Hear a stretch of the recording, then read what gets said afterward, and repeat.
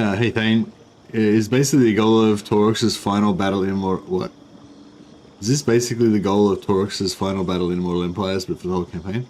No, yeah, sorry, I haven't played. I don't think I've played Taurox for a long time.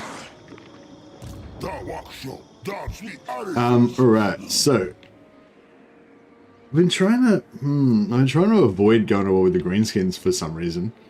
Not really sure why.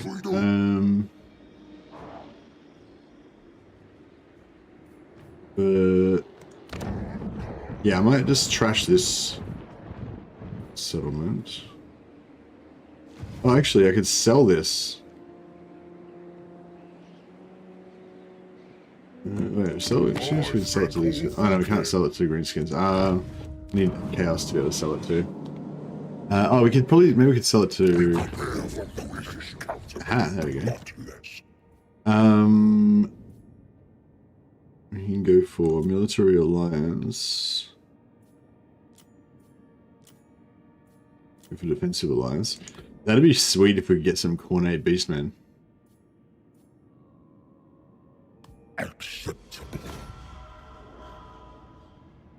Alright, cool.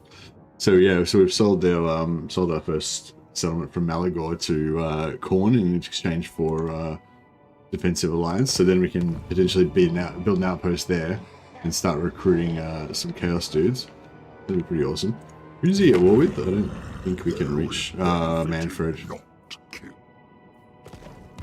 We could just kind of go back down and hang around near him and try to... I don't know, now that I'm sort of doing this, now I'm sort of thinking it might be cooler to actually just hang around here. I was going to try to meet up with our other forces with Khazrak and then, you know, do our thing. But now I'm kind of thinking, yeah, maybe if we, I haven't played Taurox and the Viper Vortex, sorry. Yeah, maybe now if we, I don't know, now I'm sort of thinking maybe I want to hang out with Taurox and be his buddy. Kind of like how Festus is our buddy up north. Malagor doesn't really suit Taurox. I mean, Malagor doesn't really suit Scarbrand that well. It'd be better if we had Taurox here. But, interesting. Right, so... we can get some Fecundites, but they're expensive.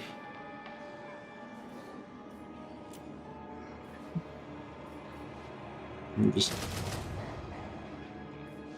get a heap of archers for now. Yeah, this will be interesting actually. Malagor, I don't know how good Malagor is at this stage. We'll give him some missile resistance. Give him more missile resistance. Yeah, that should be pretty good. Yeah, okay. Now I'm getting a bit of an idea formulating. So like we keep going with the Khazrak man farm up here, but then at the same time we'll start like 2 other campaigns with Malagor and then later on with Taurox. So then we'll have kind of like we'll have like different man farms going on in different areas.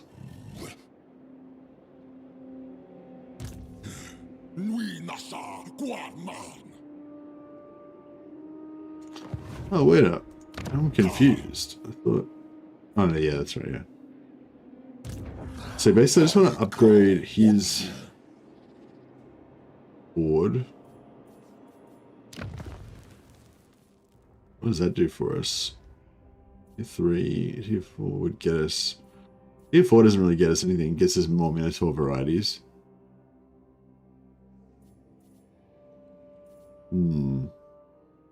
We're better off just staying at tier. Let's... wood growth plus 2. Nah, I think we'll just go for spawn. Yeah, try and get that spawn capacity, and we'll try and get everyone up to tier 3 so everyone can get spawn capacity. I think that's the way to go.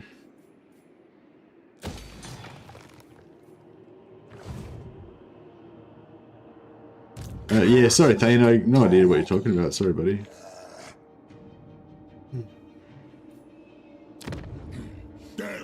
Alright, I think it's probably time we went to war with, the early time we went to war with Kemler.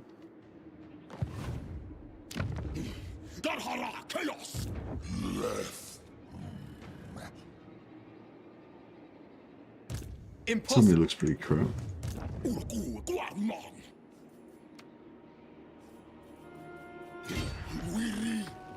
He's in force march, so we could probably get him. We're a bit weak, but I reckon we could still win it. Oh, there's another army here. I'll ignore that. We could probably pull the ritual just before they hit that. So it should be alright. Have we met the changeling? I don't think we have met the changeling. No, we haven't actually met the changeling.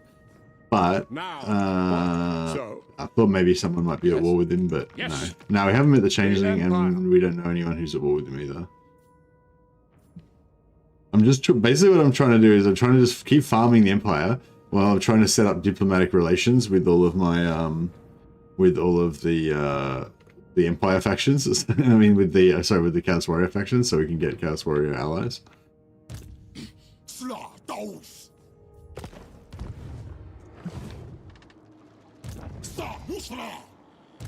I haven't managed to recruit any Chaos Warriors yet, but we'll see how we go. Alright, so this battle should be doable, shouldn't it? Well, we need some regeneration or something. Yeah, I haven't really got anything.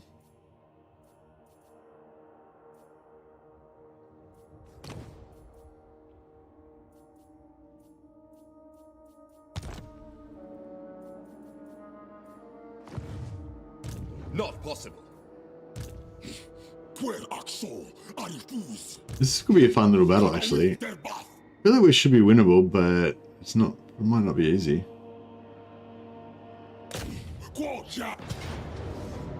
Oh, we got the ambush. The ambush will make it significantly more easy. Mercy's become the tycoon of industrial-sized man farms. Sure have.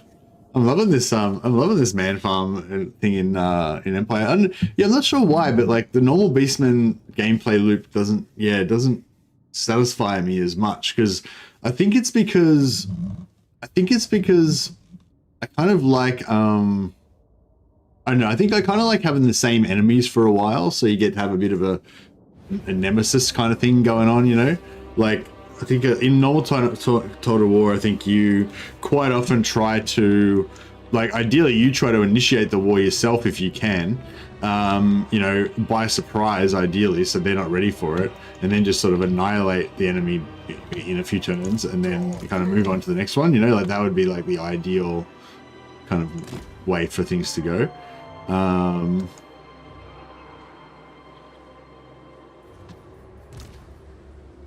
Right, I think we're going to chase...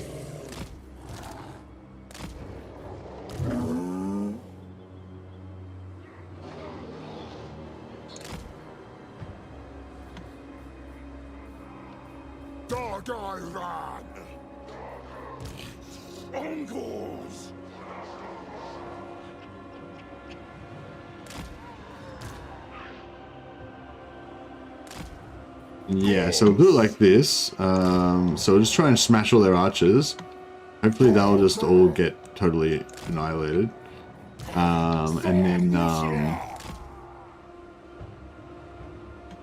then we'll... Yeah, so we'll probably just leave the archers shooting. They don't really need to...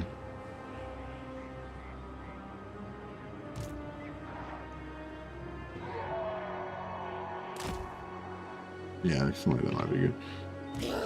Beastmen!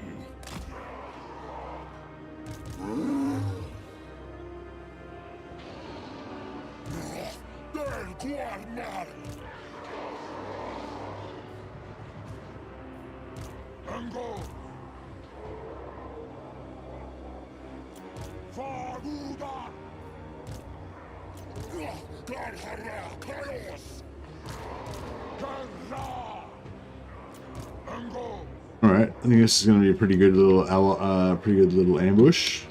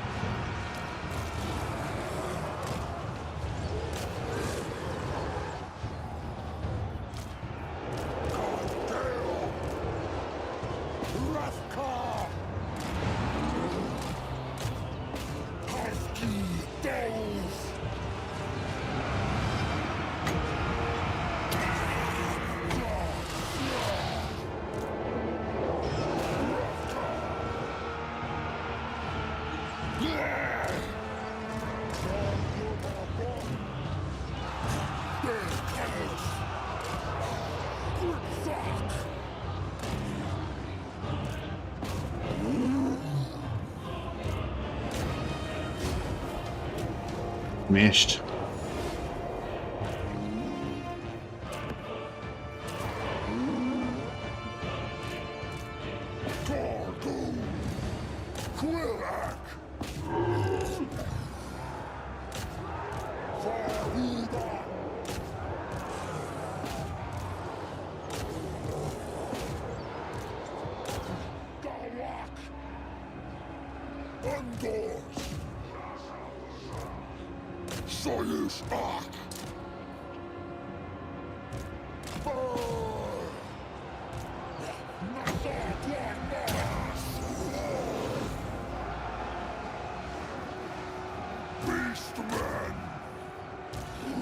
Trying to get as much slaughter as possible.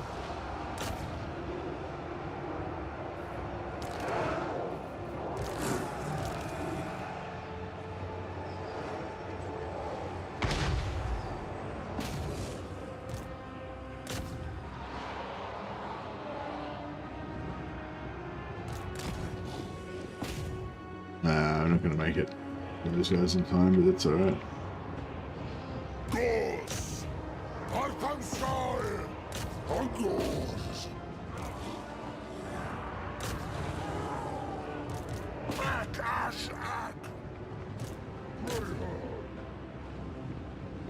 Rip 2,000 men? Yeah, I know, the men didn't have a good time at all.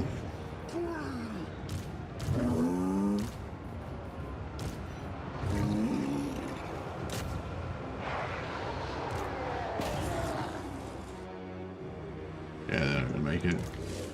They're gonna make it. That's alright.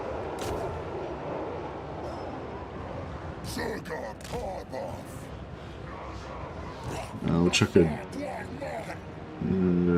it's not really going to help much, but I'll put Trader King on him. Might do a bit of damage. Yeah, that's doing noticeable damage. And we might get a little bit extra money if we murder this guy. So we'll do our best. Let's stick with humans. To Beastmen, they taste like chicken. Well, I thought vampires could taste like... They could be like dry-aged beef, you know? Like a good vampire could be like, you know, 360 days dry-aged beef. Because they wouldn't... Because vampires don't rot, right? So, yeah. So it'd just be like dry-aged. Dry-aged undead beef. More like beef jerky? Yeah, or maybe like jerk chicken. If humans taste like chicken, then maybe undead tastes like jerk chicken.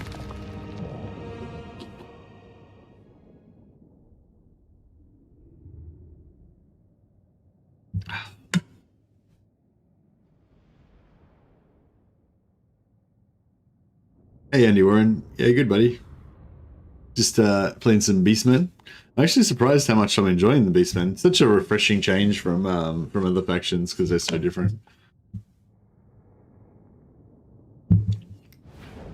But yeah, like I was saying before, like I'm really liking this different kind of style of playing where I'm well, I'm thinking about taking that replenishment actually. I mean, I would like that money, but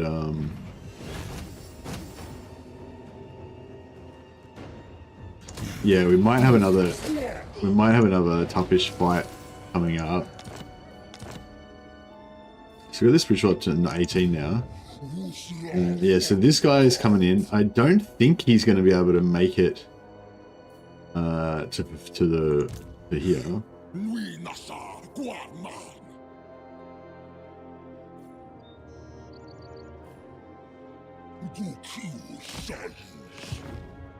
I don't know. We shall see. 100 turns into a Vlad campaign, still having a blast. Started with the Blood Dragon Bloodlines and their killer, just eliminated all the French. Nice. Yeah, there's so many different ways to go with the Bloodlines. Hey, like I tend to go with Necrarch first so I can get the research, you know, but then and then maybe a little bit of Lamian as well. Just because I like the Lamian Lords for the you know, hero boosts and stuff on the campaign map, you know. But then, you know, then I quite often like to get a Blood Dragon Lord to be an army leader, you know, especially if I want to go for especially if I want a really tanky vampire, or if I want to make an expensive army with Blood Dragons and or Graveyard Guard and or Black Knights, you know, so it's really cool having Blood Dragon leaders for those Black Knight kind of armies. But yeah, I could totally see going Black Knights, going like Blood Dragons early, going a bunch of Black Knights, maybe Black Knights and Zombies or something like that. That'd be pretty strong early, I reckon.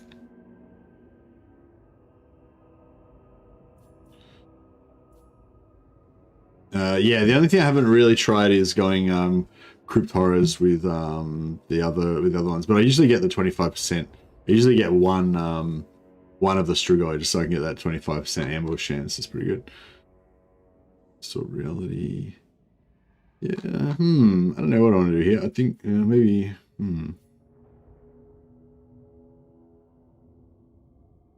Oh yeah. Maybe head towards that. How long do we get our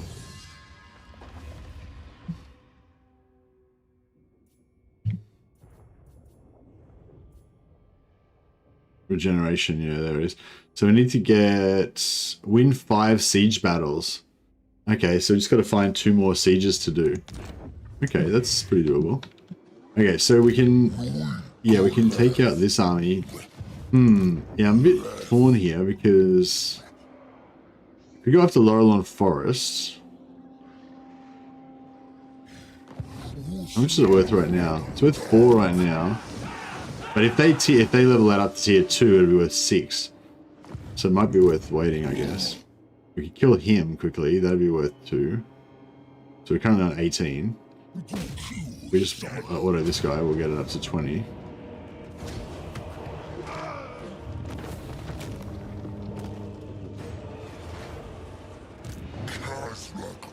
Yeah, I can't quite reach him.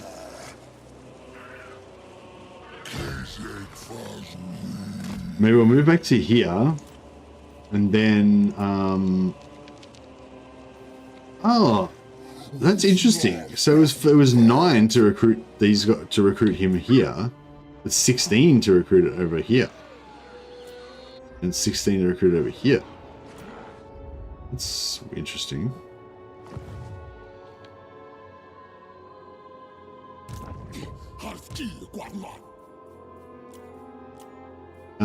All right. Well, yeah, we'll get one unit of Chaos Warriors. Just they're like a diplomatic observers kind of thing.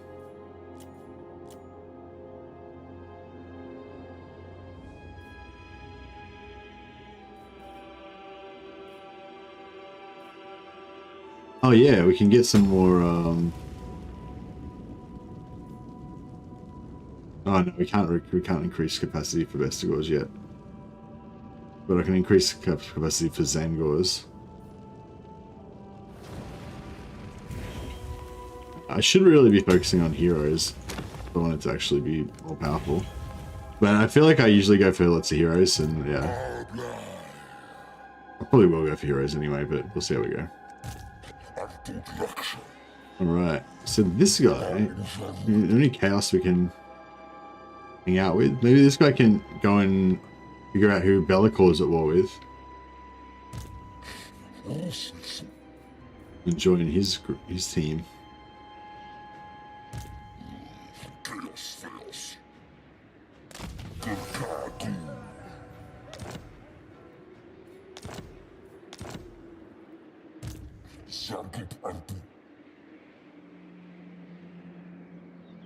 What tier is this? Helmgart's tier 3. Wow, that looks pretty hectic. I don't know if we'll be able to beat that. With this crappy army. Maybe. Is Blood Dragon Cavalry viable for vampire accounts? They look so cool on the tabletop. I haven't tried like a massive doom stack of them, but I reckon they'd be pretty good because they regenerate. And they've got really good stats. I don't think they're very high in armor piercing, but yeah, I think you can strip armor. I think you can strip armor with shadow magic. Plus you could cast Pit of Shades like on them, but well, actually no, that wouldn't be very good. You could, but it wouldn't be that great. You could probably cast Wind of Death on them. I think the Wind of Death. No, Wind of Death will do a fair bit of damage to them as well.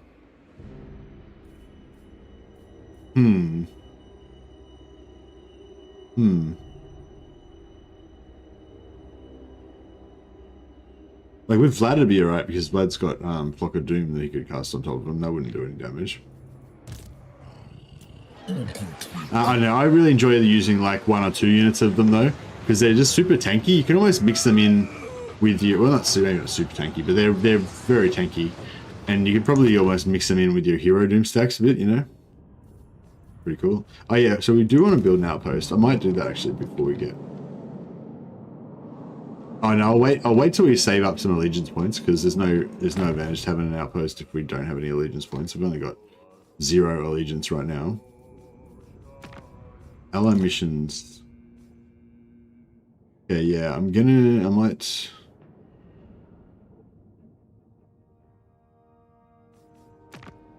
Yeah, so we've got missions for both of these guys. That's cool. So next we'll save it for now, and next turn we'll take one or the other of those. Should be good.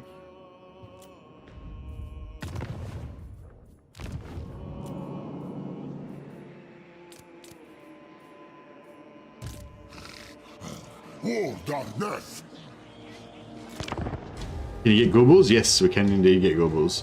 I was thinking about I could increase the capacity of Gobbles.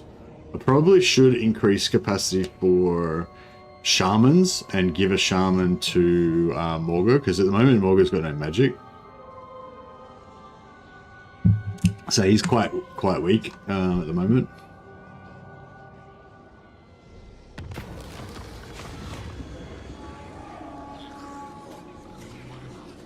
All must fight. Alright. Cost of skill. Here we go. Great cost for increasing capacity of giant cattle spawn. Goreherd and Goreherd with shield units. Oh, I don't really care about those. Campaign movement range plus 50%. That's pretty awesome. I don't know. If I was going to increase the capacity of Goreherds, then that would be good.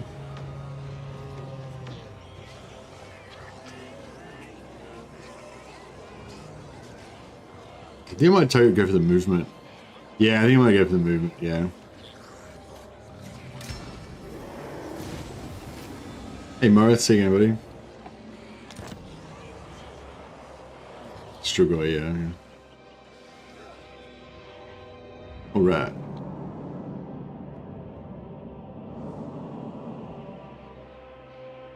Yeah, okay, so this guy's the one that wants to get killed. I refuse. His army's going to be a little bit stronger than the one we fought last time, I guess. Khazrak But Do not take me yeah, for a fool. I think we should still be able to handle it with Gua's army. So yeah, so we'll take. I'll just test. We got the movement. Yeah, we got the movement. So we'll refer to our ally quests again. And yeah, we'll take the quest to kill Helmet. And that should give us another Warrior of Chaos to join our merry band.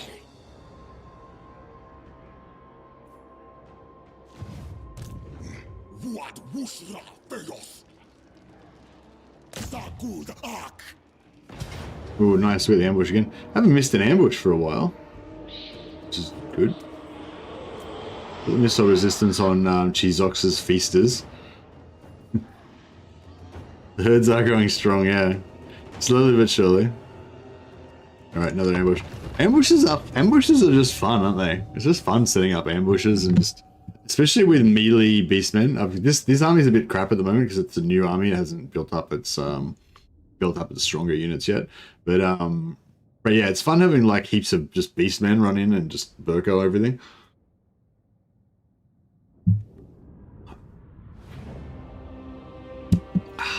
Oh, nice open flat field this time. Yeah, we'll stick with the same theme, I think, of just going for the back.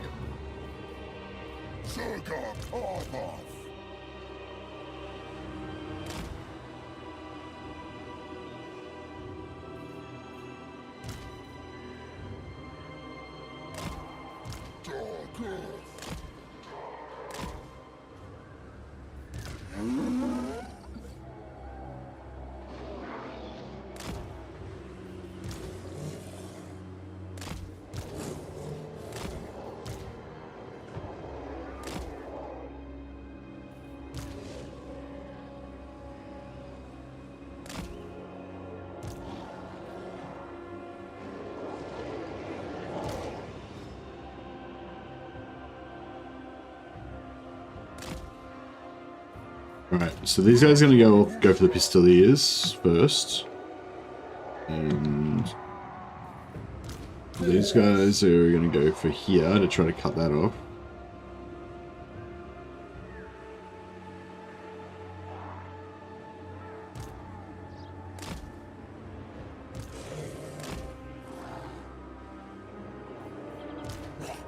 He's going to work a devolve on. And the archers will be like this.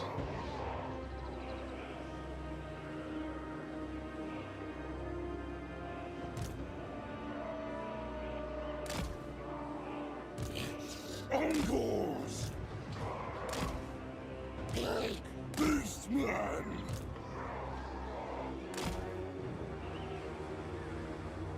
Okay, it's doing pretty good.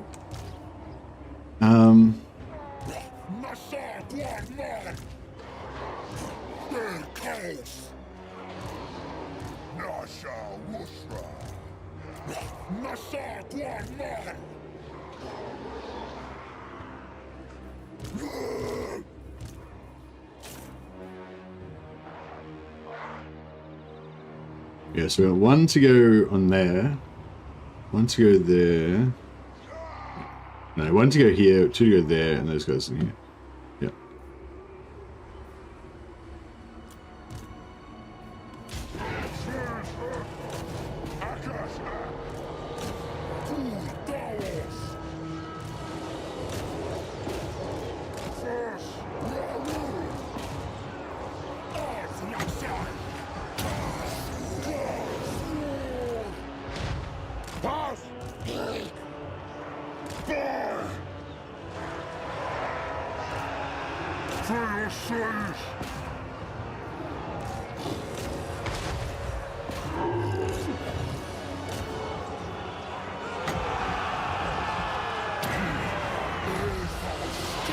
That's a good one. Good hit.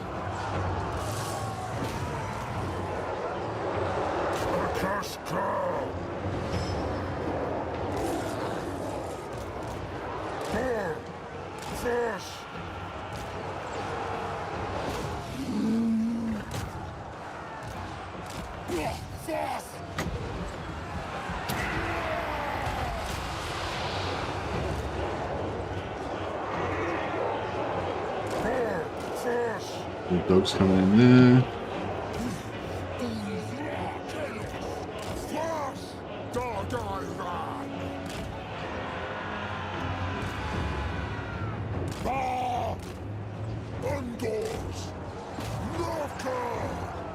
Minotaurs for him.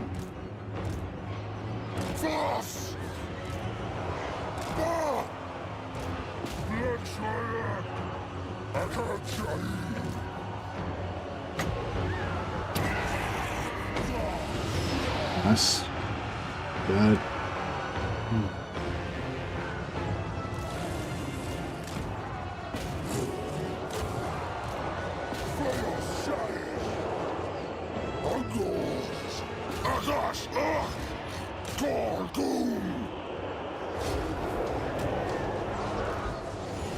Slaughter. Yeah, it's a pretty fun, like, kind of high octane gameplay. Like, even though it's not like a hard battle, it's just exciting. Like getting ready, it's kind of like American football. You know how like they have like that setup period in between the plays, and then everyone goes berserk for like 15 seconds or whatever, or like a minute, and then you reset and go again.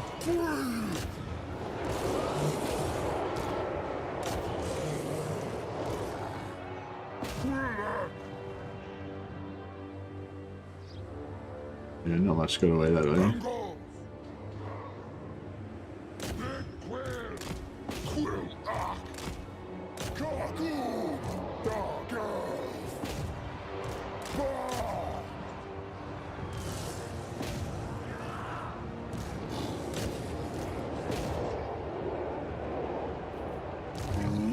Minotaurs is still trying to kill this guy.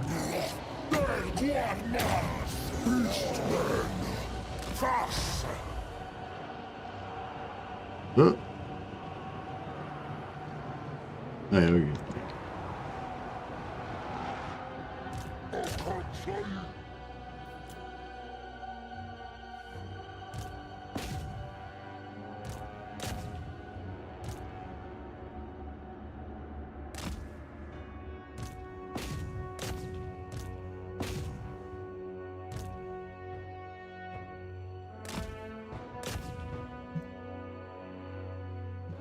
A few more man fleshes for the larder. One gore herd's hurting. The gore herd's going strong.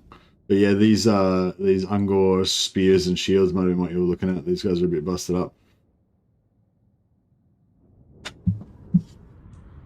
Shamans are just so powerful. Yeah, the shamans are pretty good. Pretty good.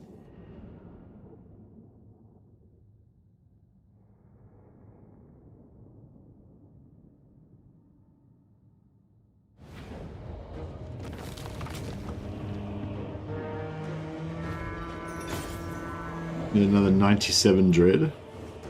Very good. We'll take the replenishment or take the favor. I think we take the favor on this one. We're trying to get that money up a little bit. Got our, yeah, nice. So we got our successful mission. Beautiful.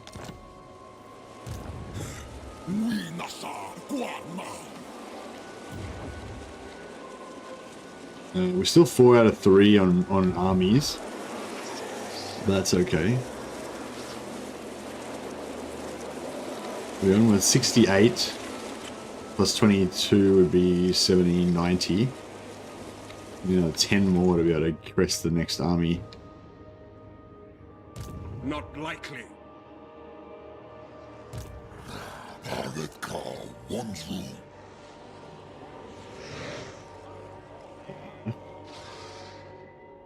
What's this army like? Never. I'm Emperor Karl Franz. Karl Franz has already had his ass kicked a couple of times, hasn't he? So I'm guessing that won't be that strong.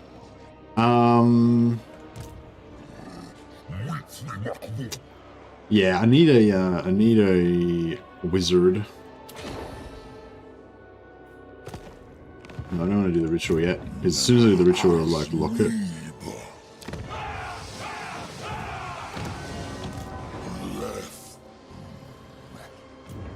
yeah, I might just do Bray Shaman,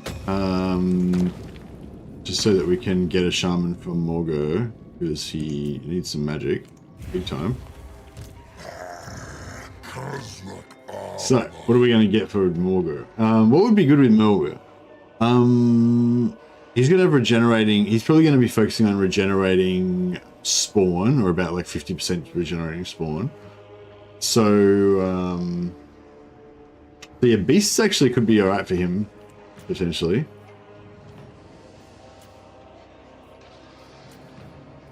All of them have got crappy traits.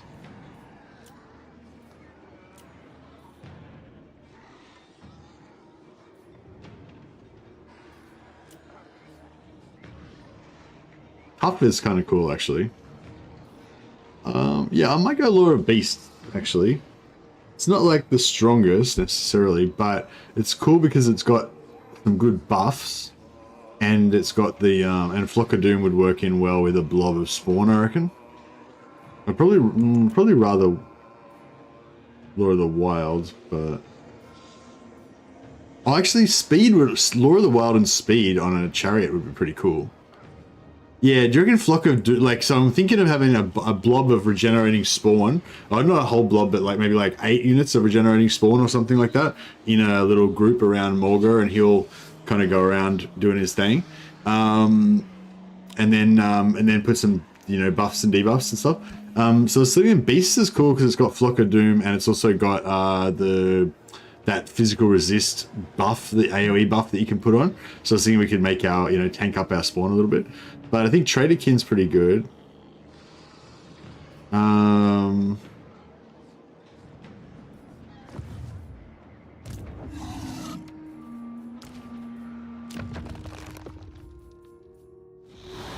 Yeah, so where am I going? Are these, why are they in alphabetical order? Like, they're always randomly in random orders. But anyway, yeah, so Flock of Doom, we can just cast that on ourselves. Pan's Impenetrable Pelt. Yeah, it's, what do you call it? When you upgrade it, it's actually an AoE, and it gives 20% physical resistance to everybody in the AoE, which is pretty cool. Plus I think you can stack you might, oh, actually, no, I don't know if you can stack the AoE version. You might be able to stack it, so you give like 40 resist or something. But yeah, but 24 melee defense and 20% physical resist, pretty good. And 31 second duration, pretty nice. They don't have armor anyway, so it's not as good as it would be on armored units, but yeah. So yeah, we got that and that, and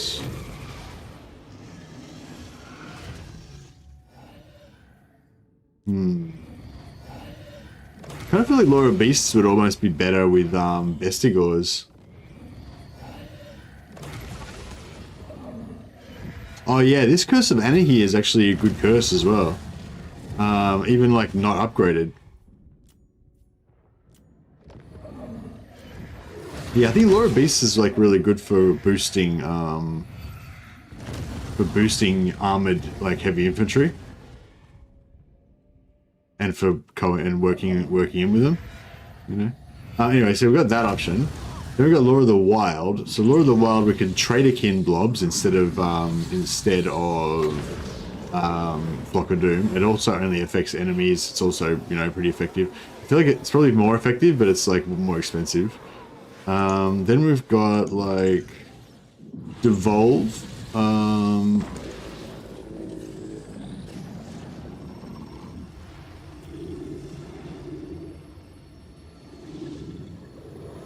Devolve says causes damage to combatants.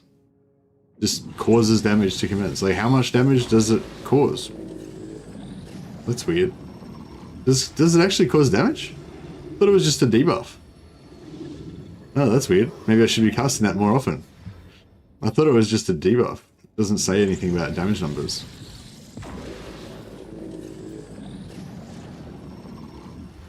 I don't know what's going on with that. Yeah, Viletide, Explosion, affects enemies. Actually, Viletide exploits enemies as well, so that's cool.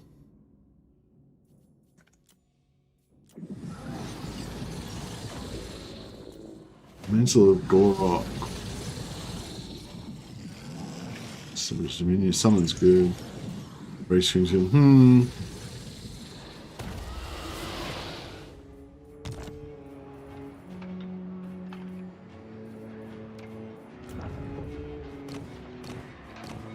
Oh, we got a Wargore as well we could get.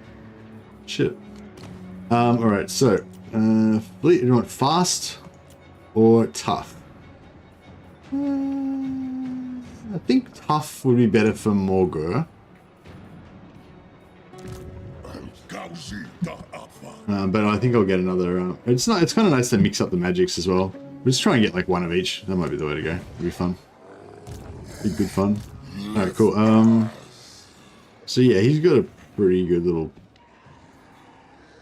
We'll see.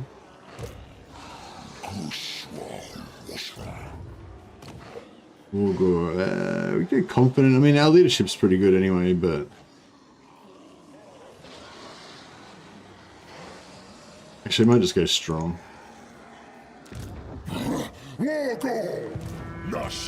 I'm not gonna farm traits too much. I'll just take what we can get. Alright, Fabdagug Heartrender. You can go and be Morgur's personal magician.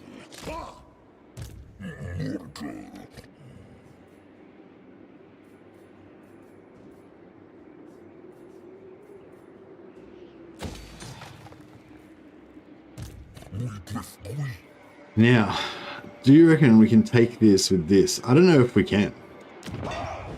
I'm thinking maybe we should just jump over. I'm a bit worried we might run into trouble. We'll jump over here. Yeah, and then we'll just go for Ubersreich. Ubersreich should be a nice soft target.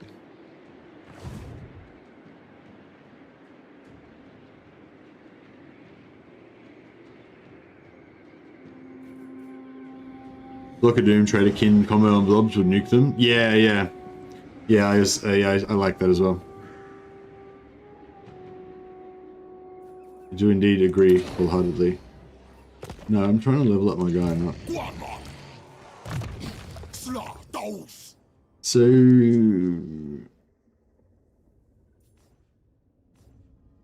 Devolve, yeah. Cause damage to combatants. What? Does it actually cause damage? I don't know.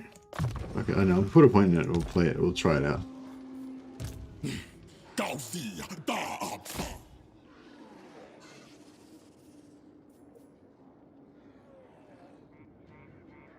By Sigma, no.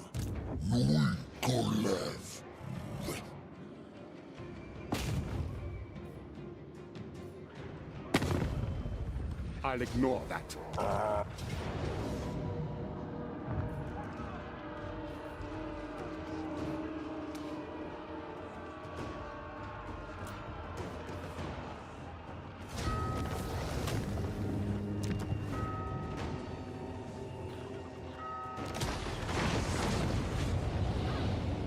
Yeah, stealth. Yeah, the Beastmen rise again, indeed. Let's got this one now. We got this on at 26. It's going pretty strong. Still haven't bothered getting our Winds of Magic up like ever. If we pop this now, we've got the moon. We'll get an extra 30% ruination.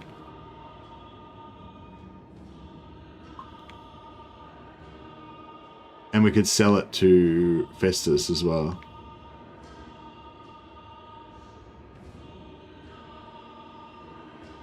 Although I'm a bit worried Festus is going to get really too strong.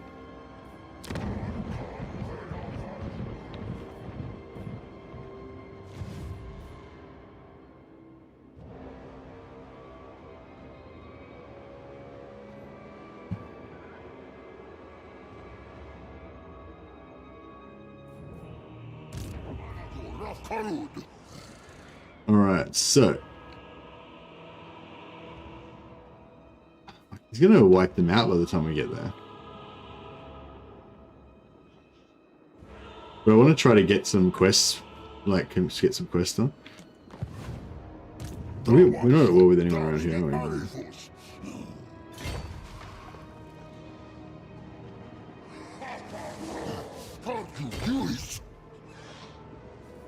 Alright, he's coming.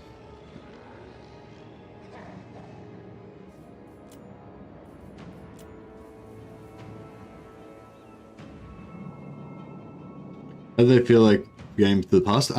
Yeah, well, the original Beastmen were pretty badly designed. I think they, you know, at the time they were fine, I guess, but compared to a modern, the level that we expect now, they're kind of pretty weak.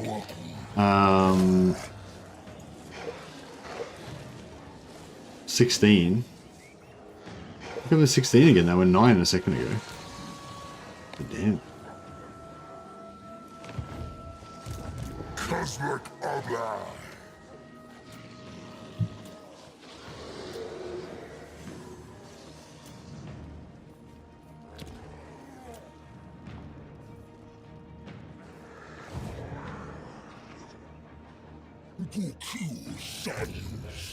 I might just pay the 16 and just that way we can get them and start leveling them up.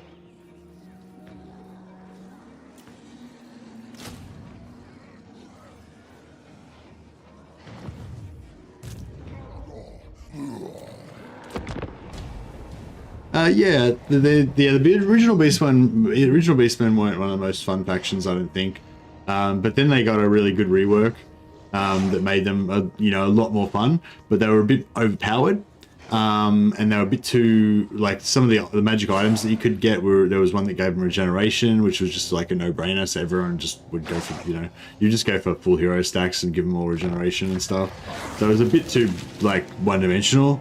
There was no encouragement to use the rest of their roster and stuff. So yeah, so then they reworked it slightly again, got rid of that regeneration item, changed around a few things, and yeah, now I think they're quite good. The only thing is, like, just for me, like, thematically or whatever, like, I just find the horde sort of style that the Beastmen have, which is like a slash and burn kind of style, where they move into an area, just annihilate absolutely everything in the area, and then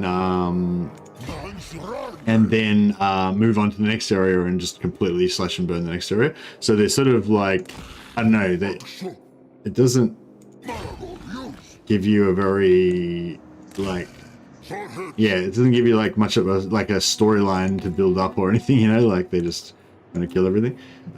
So yeah, so I kind of prefer the style of having more like of sort of staying in the same place and stuff. Like I don't really like how the herdstones make it so that no other factions can rebuild in the whole area. It kind of is, it's good if you're trying to, like, just wipe out everything and scour the whole world clean of life, which is kind of what you're supposed to do as Beastmen, and it's convenient that once you lock down a ritual, that area can't get resettled. But if you don't want to paint the whole map and you just want to kind of have a bit of a, like, rivalries going on and stuff, I don't know, like, yeah, anyway, I feel like for a more narrative campaign, what I'm doing right now, which is not actually locking down with the rituals, is actually better. Like, it's not as, I don't know, it's just more fun, basically. Yeah, that's pretty much the only way to explain it, I guess.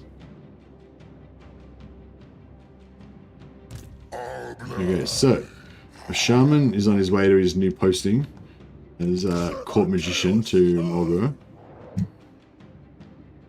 Morgur.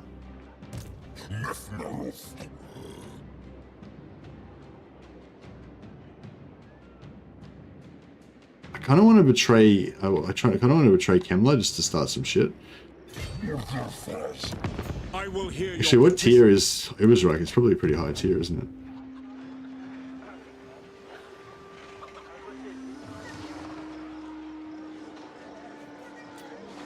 That's not too bad. Oh wait, is it?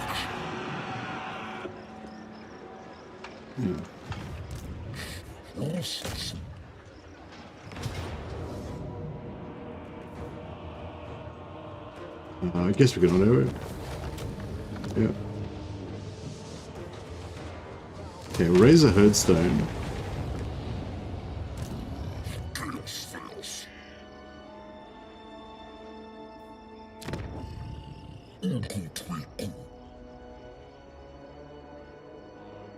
How come Ilhart's worth 0? Is it not built up? Ilhart, oh, they haven't built it up. It's still ruins. Right.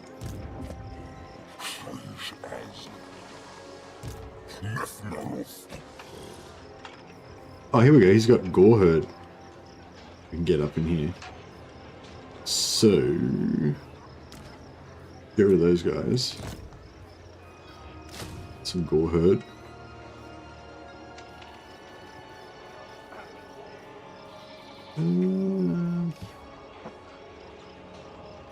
I guess we could get rid of like these guys.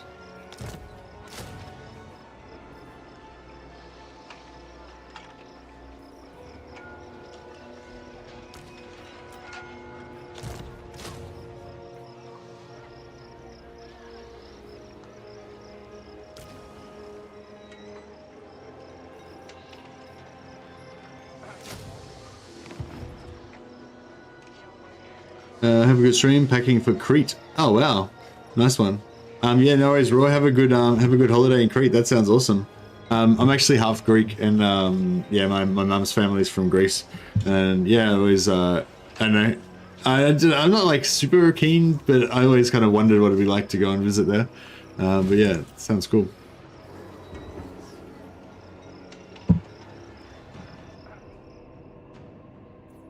They used to have, I don't know if they still have it now, they used to have like mandatory military service, so there was, my mum always used to tell me I couldn't go there because they might make me go in the army.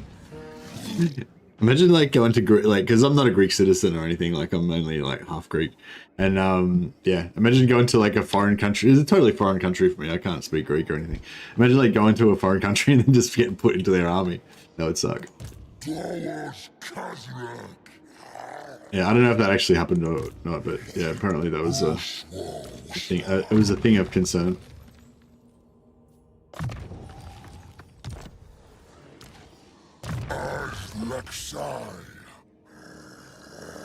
Yeah, I want this missile resistance for my team.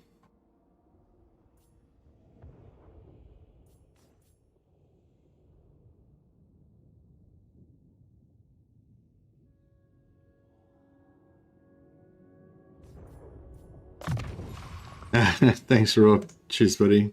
Have a good yeah, have a good holiday, buddy. Hope my pets do a good job for you. Yeah. Raw's where's Raw's Beastmen? I think they're in a different army. Oh, there they are. Raw's Vestigo herd. Yep, they're up to 3 silver chevrons now. They haven't died yet.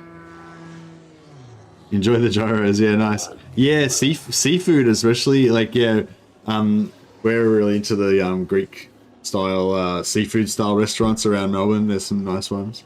You know, char grilled octopus and grilled snapper and stuff. Maybe they have a different fish over there. Slaughter all mankind, indeed.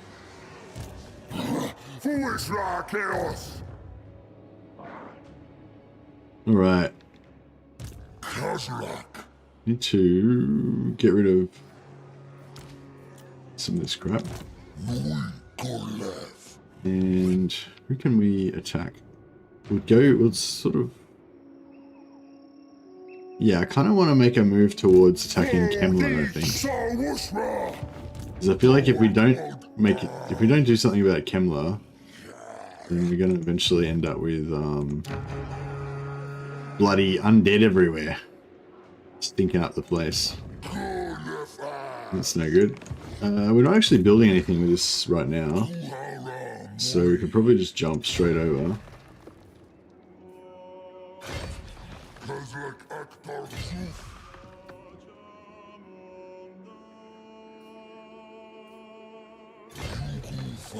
Yeah, that's one thing with the Beastmen. Their movement range is not the best, is it?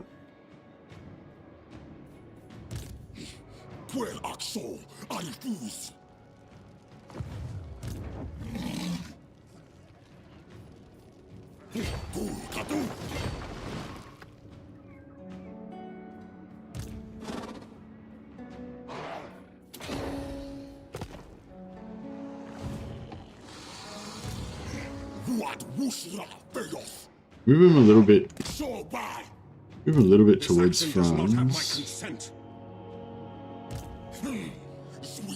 Chaos. Just so that if he gets too close, we might be able to catch him with an ambush. Like, yeah, we're not with an ambush, but yeah, like an attack ambush. Father.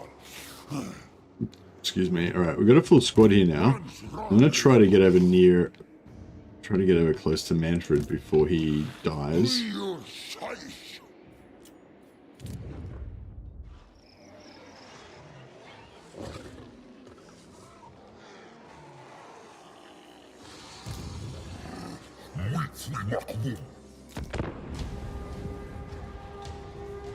Get Wi-Fi will slip in here. Get Wi-Fi will slip in here sometimes.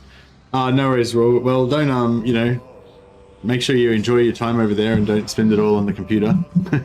Hopefully there'll be lots of going around. What's Crete? Is Crete like good for like ruins and stuff, or is it like going around the islands on boats and things? Or I don't really know. Yeah, I know there's like kind of mainland Greece and there's stuff going on there, and then there's kind of a bit of a different culture with the islands and stuff as well. So, yeah, I don't know. I mean, maybe you're more into like the party side of things. Yeah, I don't know. I think there's a bit of a like island party vibe thing going on there as well, from what I hear. Yeah, see, this is. You'd think that this Bloodgrounds would include this area over here, but no, apparently it does not.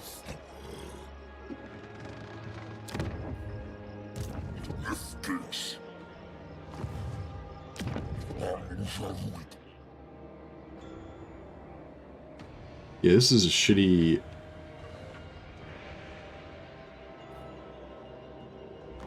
area. Maybe I would just...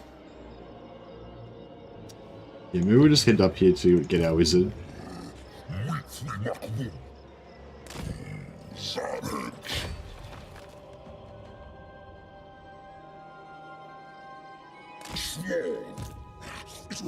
Chaos.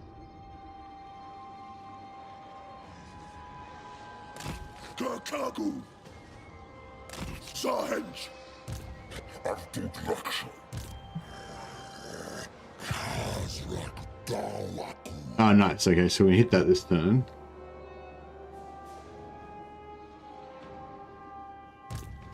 Oh, we can get him. Potentially. Carl Franz. He's gonna have a big...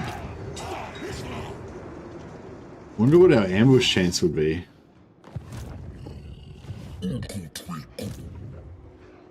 If the ambush fails... Do you reckon these guys are on cooldown, or would we be able to get them? I feel like they're going to be on cooldown.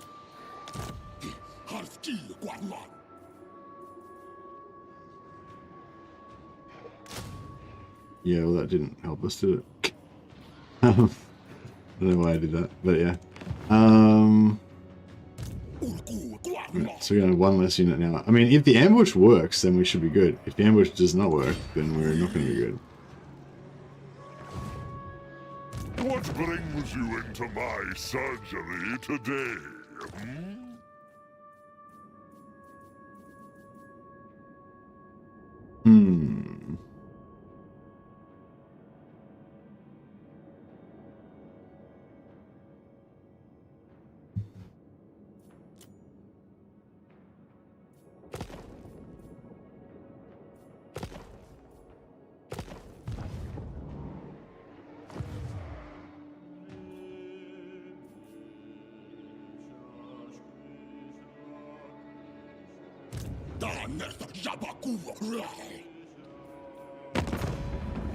Yeah, yeah, it's annoying trying to killing. I'm trying to get an ally mission trying to get ally missions, and it's annoying having to kill people that we don't have ally missions to kill.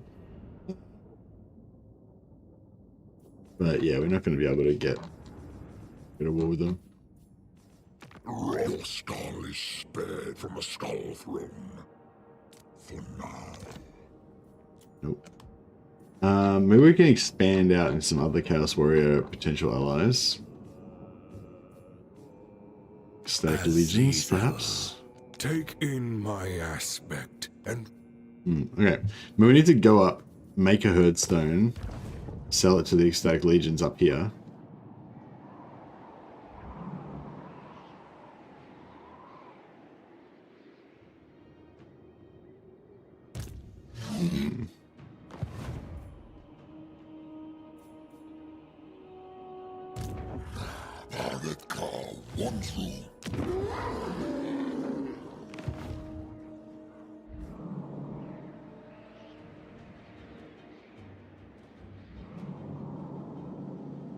Alright, fuck it, let's start the war with the vampires.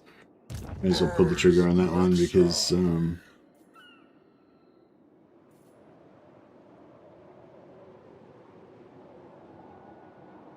that's weird. If I change...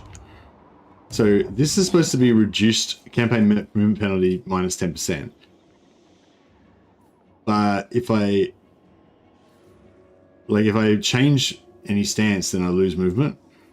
But if I just don't change stance, then I'm good. No, mortar, no. Powers.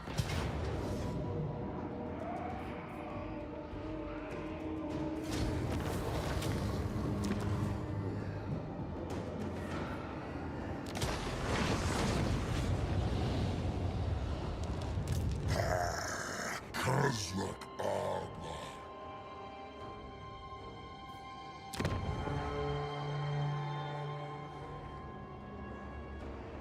Nefnaroth. Khazrak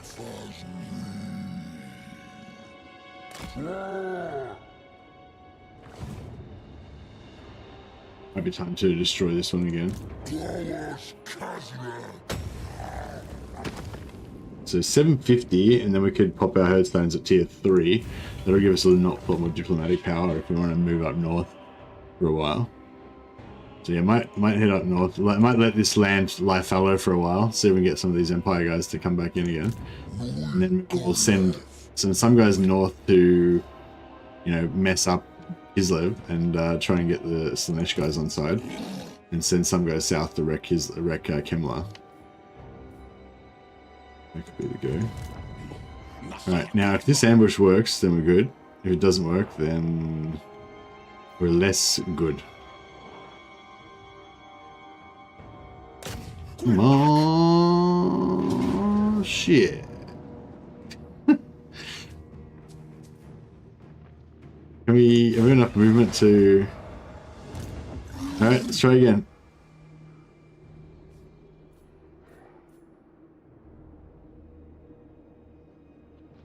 Come on, ambush.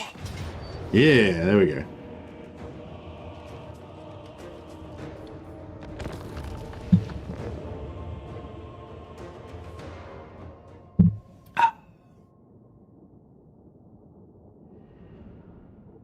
Yeah, I'm really enjoying the Beastmen this time. I think the trick for me, I don't know if everyone else is the same, but well, yeah, I don't know, like, yeah, I can't really explain what it is. I can't really explain it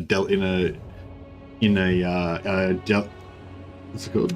Elegant way. But yeah, I guess basically I don't like painting the map. I guess that's probably the most simple way to say it. I don't like painting the map, and the way that Beastmen are set up is to basically, well, it's sort of paint the map or delete the map. I guess is what the Beastmen are sort of set up to do. And yeah, I don't really like that. But yeah, I think I've sort of found a bit of an alternate playstyle that I'm enjoying here, whereby you don't paint the map.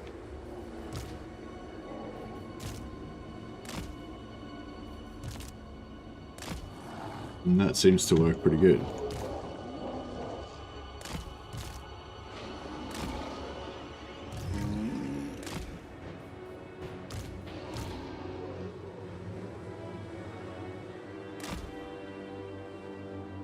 You have a very Wood Elf isolationist version of your Beastman campaign. Yeah, that's kind of what I'm going for. A bit of a kind of Wood Elf version of the Beastmen, I guess you could say. Put this heavier squad on this side so they can take most of the damage. Yeah, it's like in my mind, the Beastmen, like occasionally they go berserk and go and like they unite under a famous warlord and they just go and like annihilate everything and stuff. Like that's totally lore friendly and everything.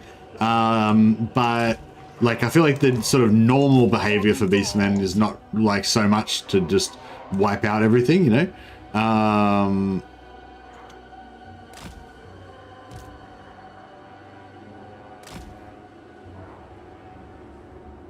Fagutat! Agutaj.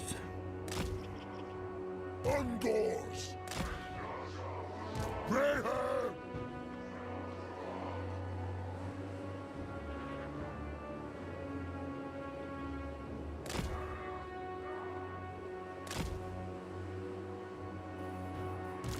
You like carefully orchestrate your ambush. That's what it's all about.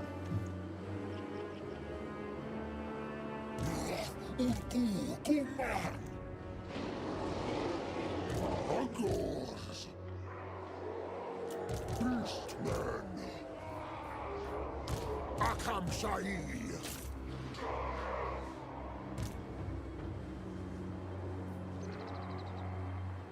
Alright, let's kick this pig. I got a grouped selections on both sides, so the units will auto select and charge.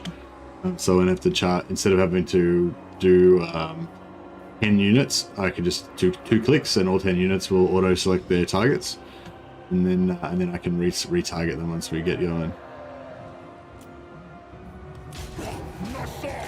So you can see them all coming in.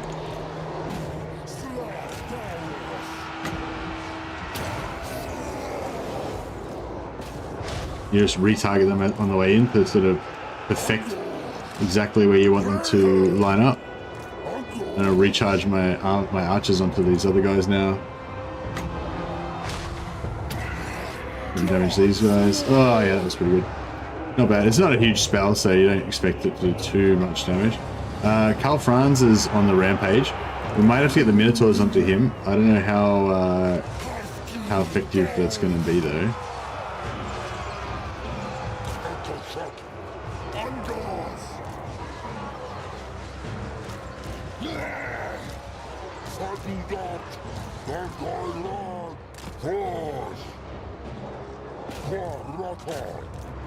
We've got this debuff, or should neuter his damage a little bit.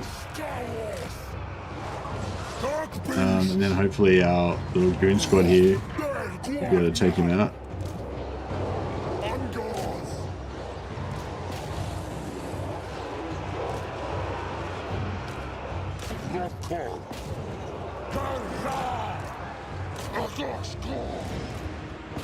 Oh, actually, this would be a great time for a Brave Scream.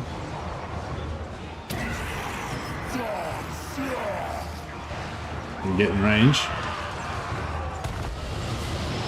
Yeah, nice. Yeah, Minotaurs are wrecking Karl Franz. Very good.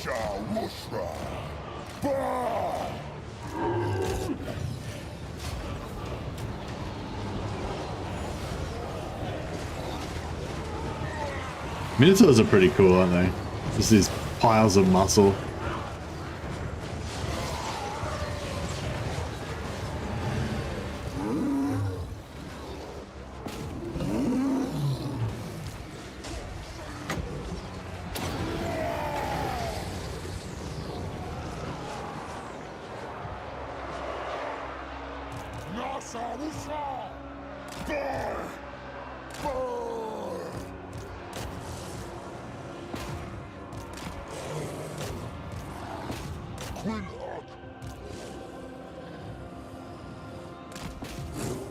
As many kills as we can. These guys are not in force march, so anything we don't kill is going to escape.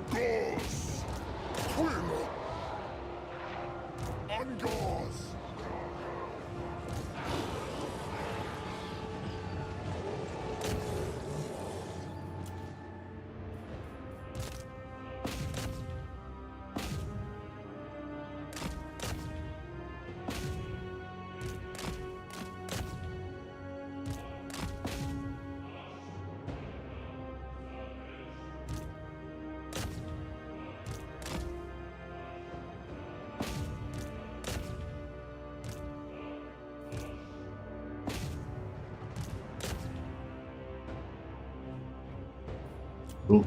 Yeah, dogs are great for vacuuming everything up. It feels that you always have something to do. I'm always having a lot of fun with the Beastie Boys. Yeah. It feels good. Feels good. Yeah.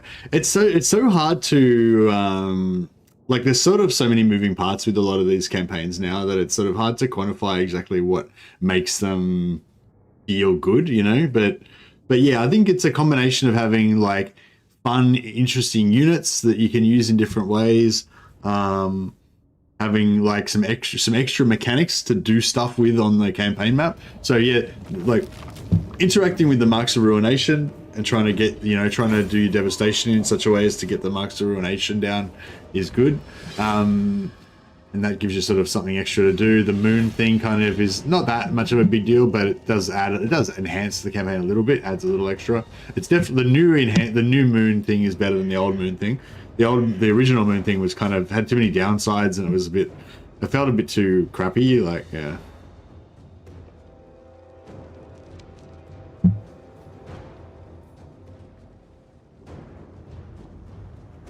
And you want to feel somewhat powerful. It's nice to have a couple of different mechanics that add sort of power level, and especially if they can combine together to feel like you're kind of stacking things. I find that feels quite satisfying.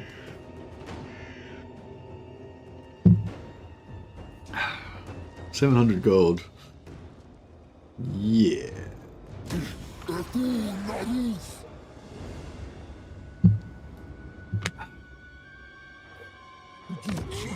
Yeah, that was within the region, so that still counts.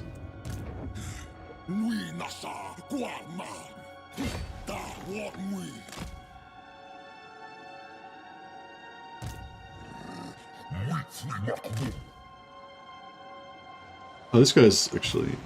No, actually could have moved him in this turn, but that's alright, we'll get him in next turn.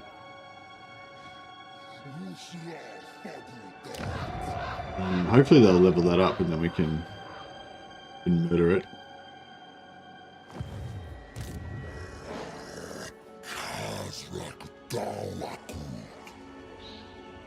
And so broke. But yeah, I think we want to get this because the faster we get that, the faster we can start leveling, start farming our ancillaries. So there's the Beastmen.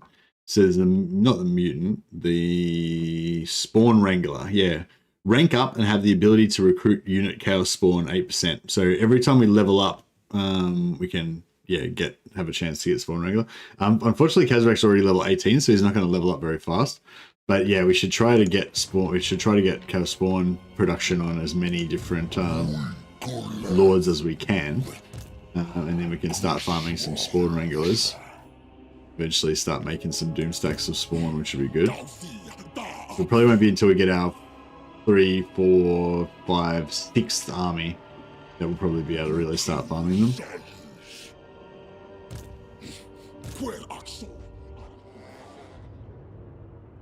Yeah, this guy, eh?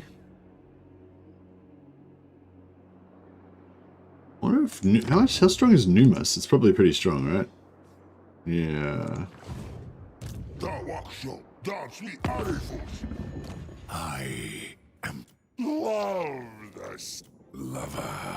Fight. Doctor on call. Darkling Prince. Father.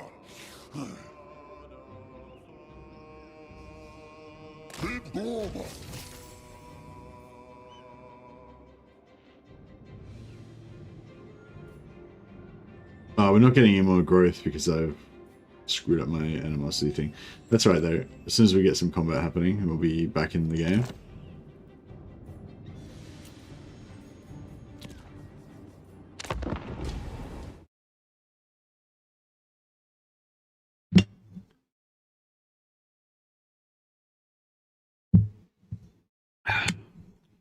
Yeah, I kind of get into the, like, I don't know, I'm not sure if roleplay is the right idea, but kind of like, I think when I was a kid, I used to make dioramas sometimes. Well, I didn't really make that many. Maybe I made like 1 or 2 dioramas. But even when I was younger than that, I remember like setting up you know, setting up bases with like toy soldiers and stuff, and kind of imagining the little like society that would go on with the soldiers doing their little patrols, and supply wagons would come in here and whatever. I don't really remember the details now, but you know, I think like I kind of like that with Total War as well, kind of imagining this little kind of micro world kind of going on there, you know. And I think with the Empire, like with their heroes, with their witch hunters and warrior priests and stuff going around the map and everything, you can kind of imagine the Empire society kind of playing out. Yeah, I kind of like that type of vibe, I guess, with the other factions as well. And yeah, I think that's the thing. Like, just sort of slashing and burning everything and moving on doesn't kind of give you that feeling of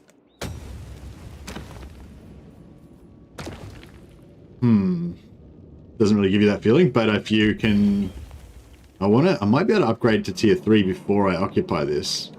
Might just save us a turn if I can find another fight. But yeah, so I'm sort of finding this more static kind of version that we're playing right now is kind of giving me that feels a little bit, which is cool. Got a garrison here? Yeah, we got a garrison. Absolutely not. Do you reckon we could take on Altdorf plus I will not obey. this crap stack? No.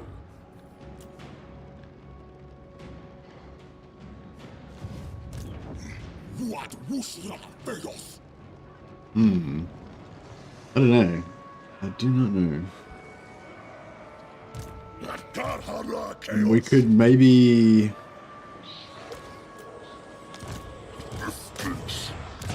You come for arm.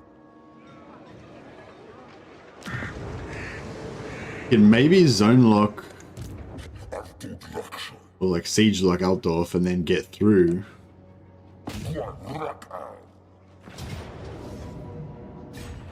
This could be dangerous if there's another army nearby. He could wipe us all out, but I suspect that he doesn't have another army nearby.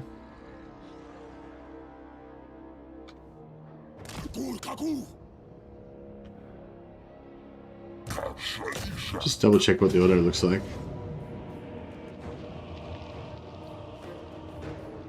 It doesn't look too bad, actually.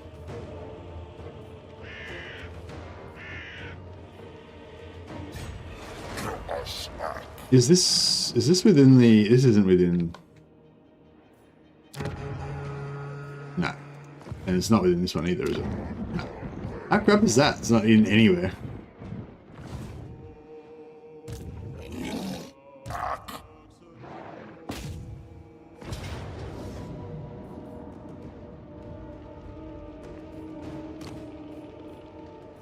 That's right. But yeah, this should give us enough dread.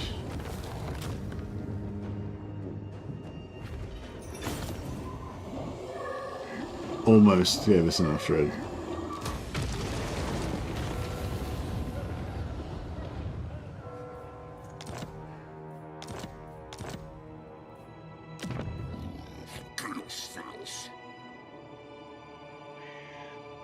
Oh, wait up. So Ubersreich's blood grounds was all fucked up over here.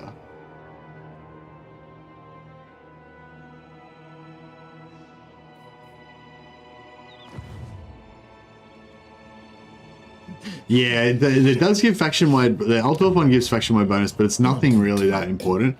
Like, herd recruitment capacity +2, yeah, it's sort of cool. Ambush success chance only in local region. Horde, Uncast Undivided Corruption, that's only in local region. Hero recruit rank +1 for Bray Shaman's faction-wide, that's kind of cool, I guess. And +1 when fighting his humans faction-wide. But I think that upgrades... the higher level that you have the settlement, somebody was saying.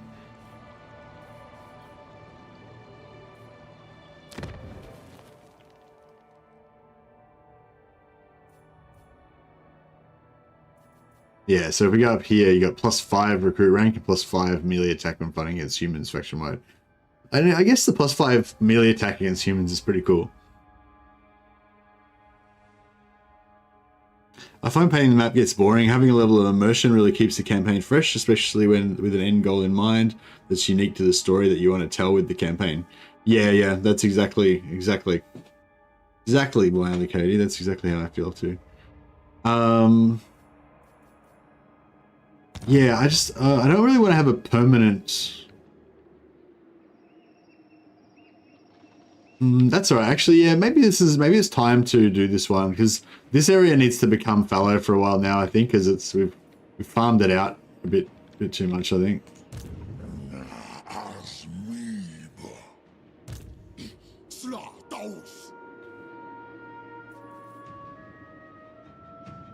Can I actually reach Wiseman? How much movement have we got? It looks like we could actually reach Wiseman.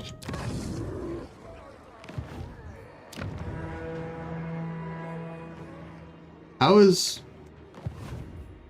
What's Wiseman? Oh, is Wiseman part of Altdorf? Oh, okay. Wiseman's part of Altdorf, apparently.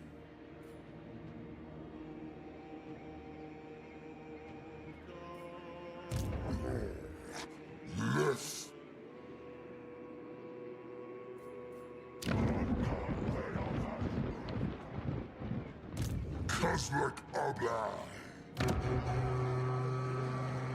All right. So we'll perform the ritual. Okay, let's do it.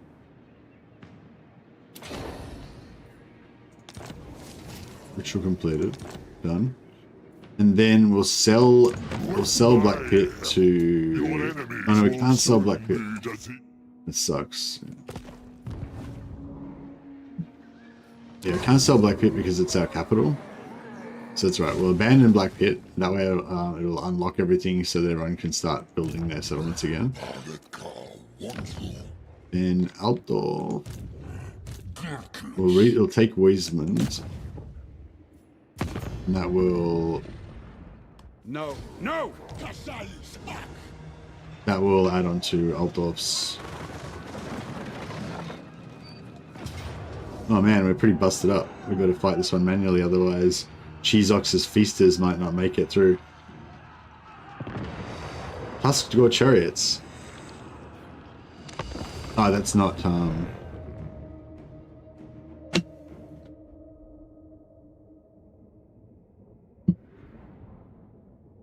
Yeah, we really badly need a healing potion or some sort of regeneration item. There's a nice blue armor that we could potentially get, but we haven't come across it yet.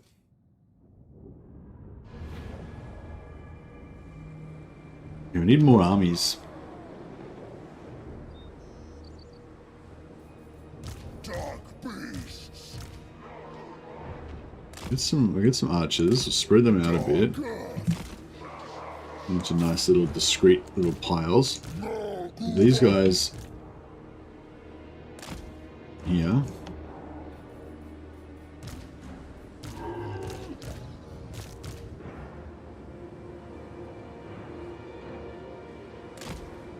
These guys sneak around the back. Excuse me.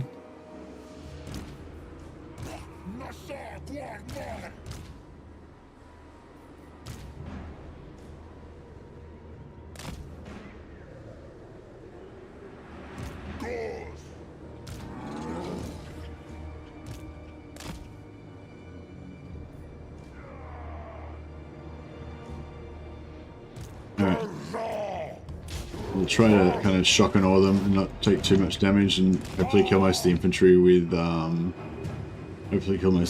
with spells. Living on the edge, exactly. High risk, high reward gameplay here. These guys are in stalking. Oh, excuse me. Hey Vaso, will you see Pharaoh? No plans to at this stage, buddy. Sorry. I think Battlesy was streaming it. I don't know when his next stream is, but if you wanted to check out a total YouTuber that's streaming it, I think Battlesy was streaming it. I think Monsters Abound was streaming it as well, maybe. Yeah. Yeah, my plan, nothing, it hasn't sort of interested me yet. Like, I'm not ruling out that I'll ever play Pharaoh, but nothing about it has really grabbed me, yet. So yeah, so my plan was that, like, I'll wait till some other creator has made a video about Pharaoh that shows something really cool that I'm really excited to try out, and then I'll try it out, you know? I think that's how it's probably going to work for me. Alright, so I think if we... Actually, if we focus this side, and these guys, these are no shield spearmen. So if we focus this side on the no shield spearmen, then they'll sort of turn around this way, and then we can kind of surprise, and come in from behind them. So that's my plan.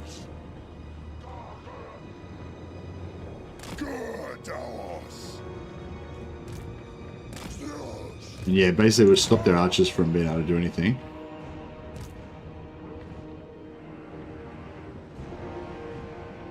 Actually, a bit more even might be good.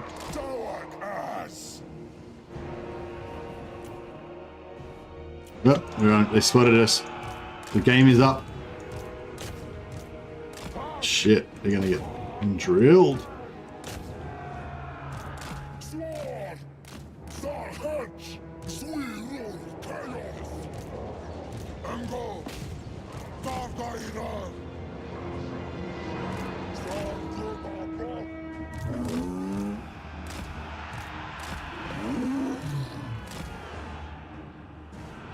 Oh, bro, these archers are not having much fun.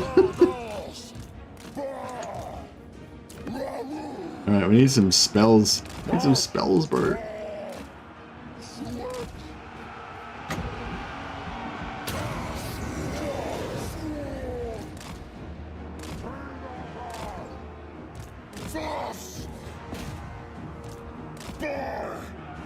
I thought those archers were going to do some damage, but I forgot they were really shit archers.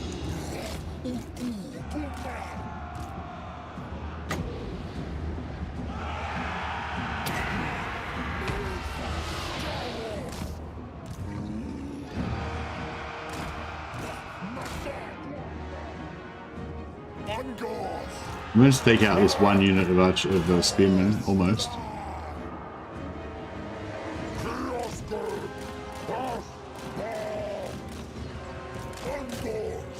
Need to shut down those.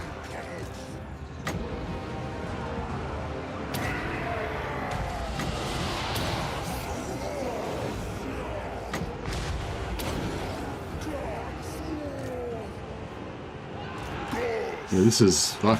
I'm getting wrecked.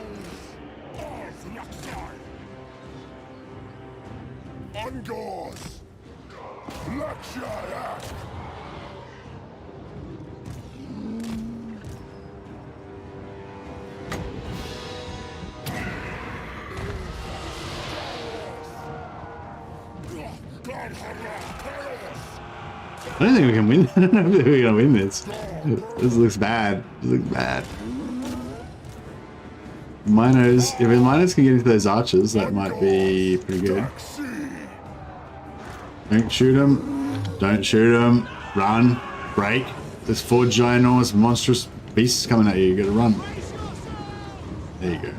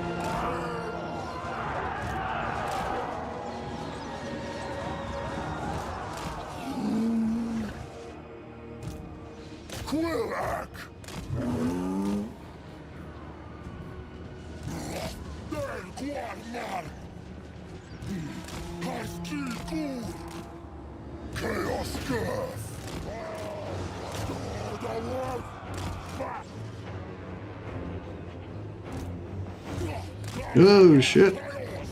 Beastmen.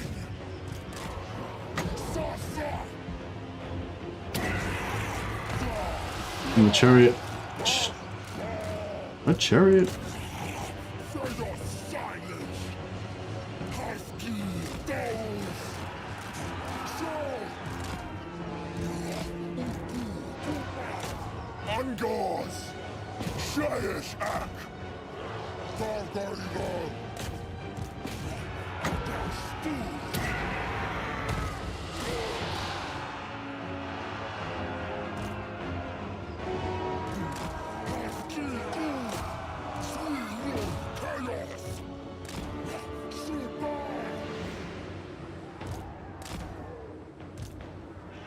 Shut it yet? No.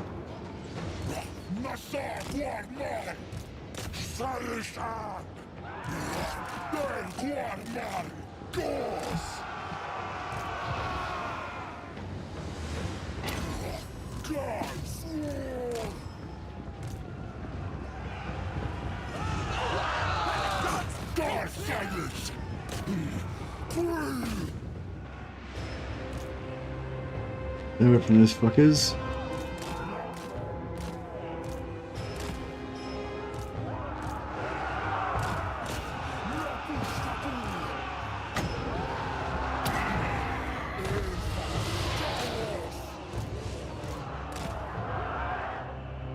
Oh, bro, get out of there, get out of there.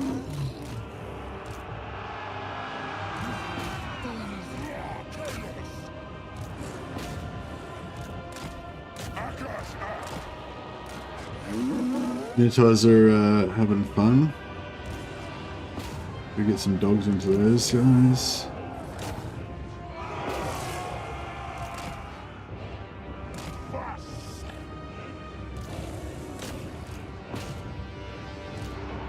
Those archers from routing.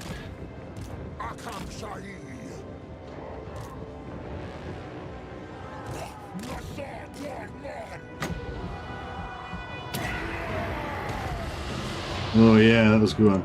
That was a good one. There we go. Nice. That took a bit of doing, but we got there in the end.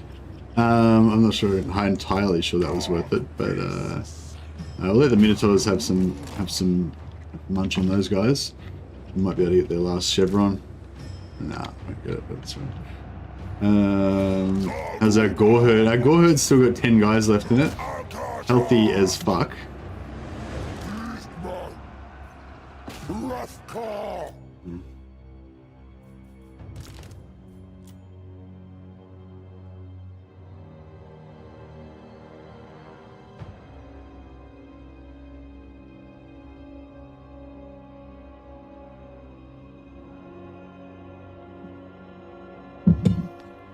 Minor vision.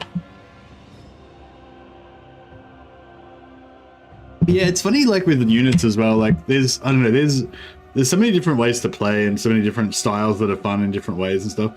Like doom stacking stuff is fun. I think, yeah, getting Minotaurs, I think Taurox can get his Minotaurs to be like regenerating. I think Scarbrand can get that as well. And you know, just having a blob of like regenerating, destroying Minotaurs, crushing everything is pretty fun.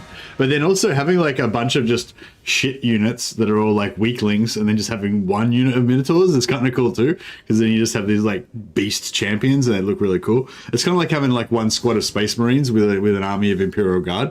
It just makes that one squad of Space Marines look, you know, look more awesome, because they've got so all these like, you know, swarm of lesser troops to compare to.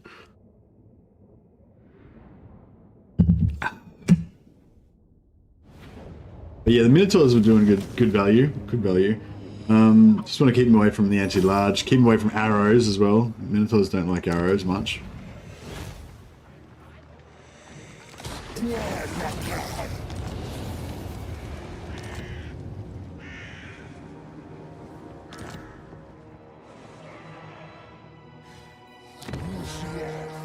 Yeah, so we're gonna abandon that.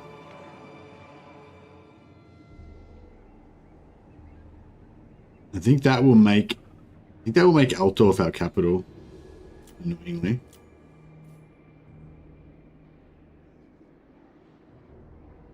Because it's the closest. Is this free? Cool.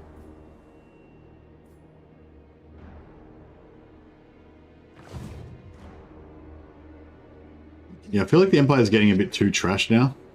So we need to like start fighting like other like non-enemies, non-empire factions. Fell to what? Althoof. Nice. I refuse. I wonder if the Beastmen have a name for Eldor, like a Beastman name for it. Alright, yeah, so we'll take the next upgrade. So we'll get our Herdstones popping up at tier 3 now. That is hero capacity we're missing out on by doing that, but that's okay. But the reason I didn't want to do that is because I wanted to get this and occupy this at tier 3. So that'll be where the Herdstone is. We get 6 straight away, and we only need 4 more. So we can take either Springs of Life or Khazrak, or just get 2 battles. Then we'll be able to, you know, we'll be able to do it. And then we can sell. We can potentially sell this to Scarbrand when he comes down for big cash. So that's what I am going for.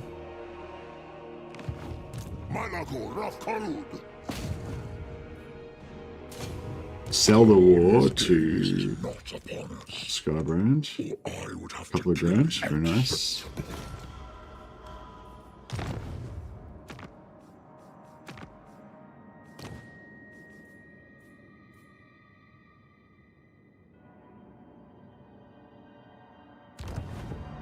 Hey Dave, how you going?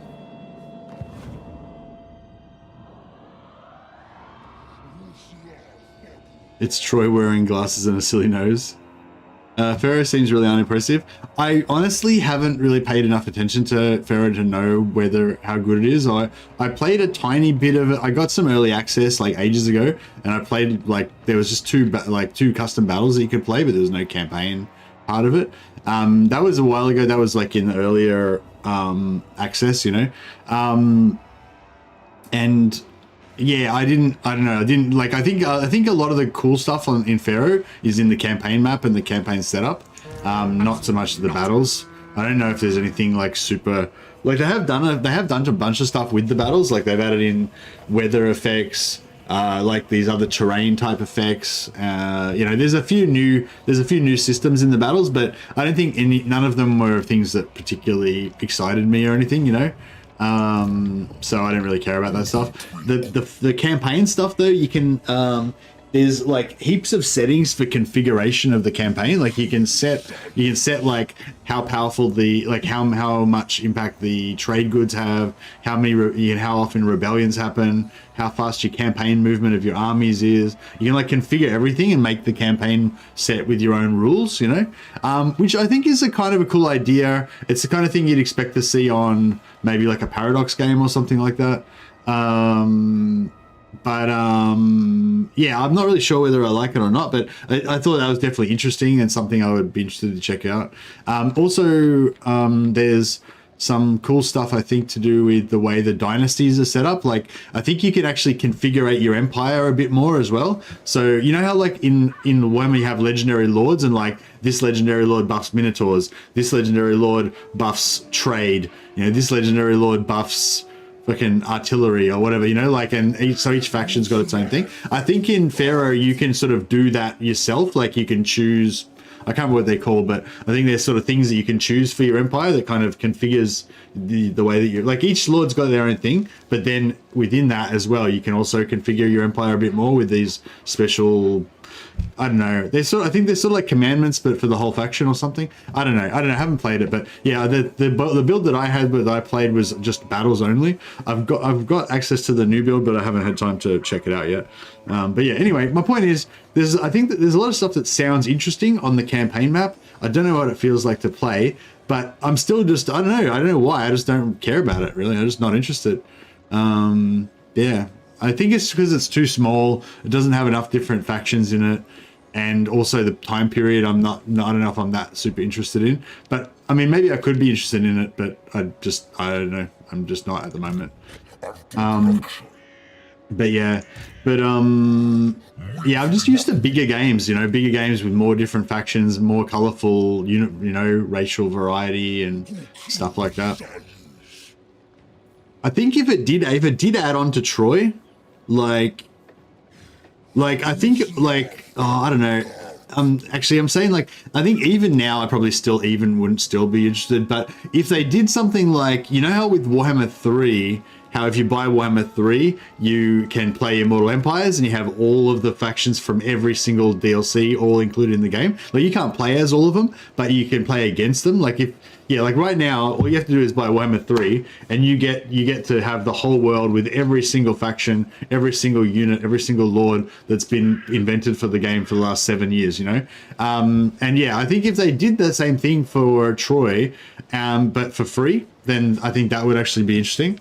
Like if they made it so Pharaoh also came with the free Immortal Empires version, which allowed you to add on the Troy map and have a big map, then I'd actually maybe slightly give a shit, because it's just like Troy, like just Egypt or just Troy, it's just too small, you know? It's like Troy is basically just Greece and Pharaoh is basically just Egypt and a couple extra bits, you know? Like neither of them feel like a whole world, you know? Whereas I think if they joined together, maybe, but even then, I don't know. I'm still like, even like, I think that would be cool, but I still wouldn't really be that interested. I don't know. I'm hoping that I might get interested later on into it, but I don't know. Have to see how we go. All right. Strength of the land. I do love me some armor. I do love me some armor. I do love me some melee attack also. I do not love me some hero actions.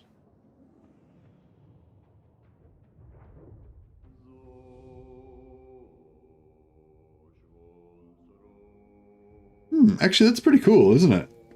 Hero action cost minus 25%. Is that new? So you get 50% hero action cost reduction here, or 40%, sorry. And then you get another 25 there, so it's 65. Do you get anything in the tick tree?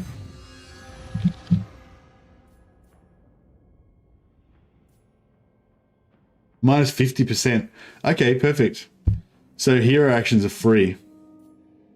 Okay. I was going to say, I don't really like hero actions with Beastmen because you've got such limited money. But if you get free hero actions, then it's like, ooh. All of a sudden then it's sort of doesn't suck. If they imagine if we all had 3 kingdoms in it as well. I don't know if 3 kingdoms would really work because there's not really any historical, you know, there's no like ancient China fighting against ancient Egypt, like history stuff, you know.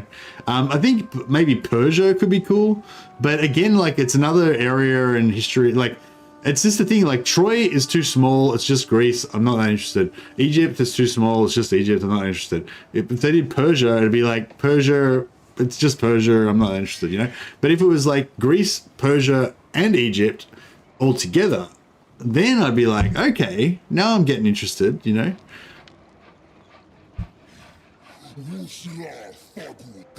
Hey, Viet Lang. Gorbal Doomstack? Cygor Doomstack? Yeah, for sure, yeah. Get some hero hammer stacks going on. Alright, so this guy's tier 3, so he's going to be the closest one to get the spawn file early. Do we already get it for... Yeah, we've already got the spawn for him, but the problem with this one is he doesn't level up very fast. So yeah, I think I'm going to send him north. Oh, actually, do we have any ability to get more?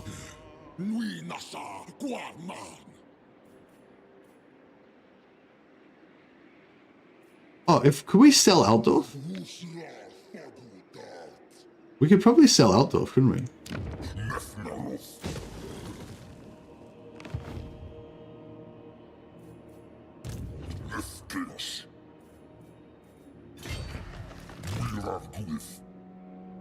Oh shit. No, that's fine. So yeah, wait, if we perform the ritual here,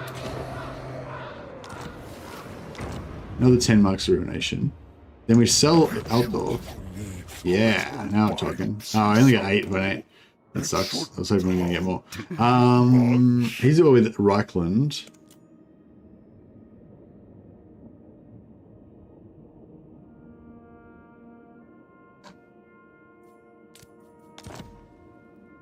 Can you go to war with Nordland as well?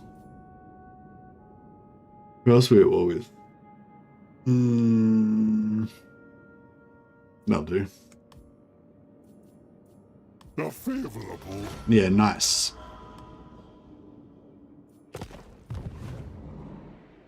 And then this one we're not really going to do anything with, unless if he attacks Ubersreich some suicidally or something. That would be pretty sweet, but I don't think he's going to do that.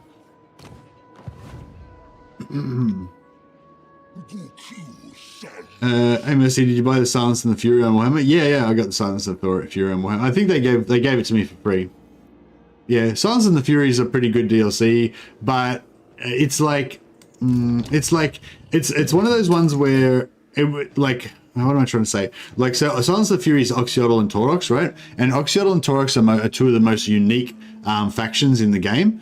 Like, Oxyotl is very different from all the other Lizardmen factions, and Taurox is very different from all the other Beastmen factions. So in terms of like, if you want something really fresh and new to like play over the weekend or whatever, then Silence and the Fury is a great one, because you're gonna be playing Oxyotl. It's gonna be like you're playing a whole new version of Beastmen that's completely different, got new units. It's gonna be really fun and totally different. And if you do Taurox, you're gonna be playing this crazy campaign that's unlike any other campaign in the game, you know, and it's gonna be really cool. But then neither of them are like really, I don't know, because they're so different, they don't really capture the unique feel of their race properly. So it's like, if I play, like I played Taurox a couple of times, but if I want to play Beastmen, I wouldn't play Taurox, because Taurox isn't like proper Beastmen. He's like a weird different version of Beastmen.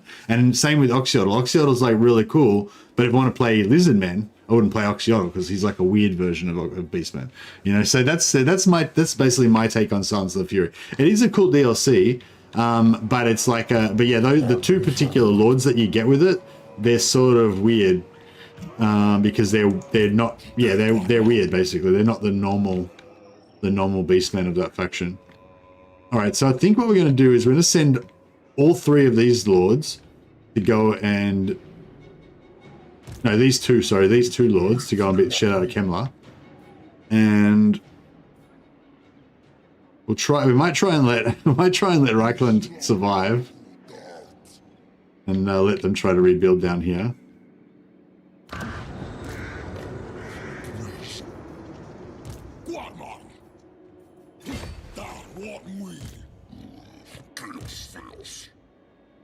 I don't think anyone can really attack them, but I'll put these guys in range, in reinforcement range anyway, just to.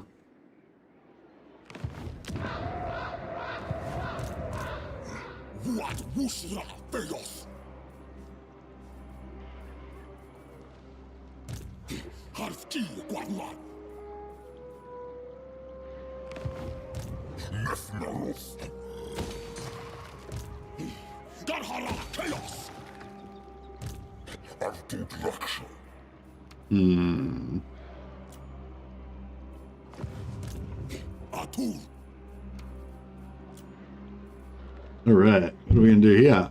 Man, these armies are pretty busted up. We got not much going on. The Kundites, yeah, we might need to get some Chaos Warrior observers in here as well.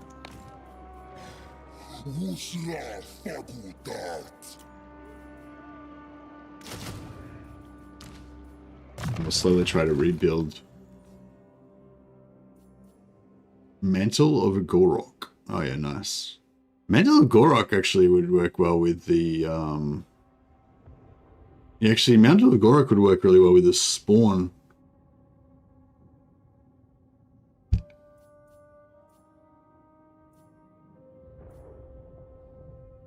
Summons, yeah, summons are kind of expensive though.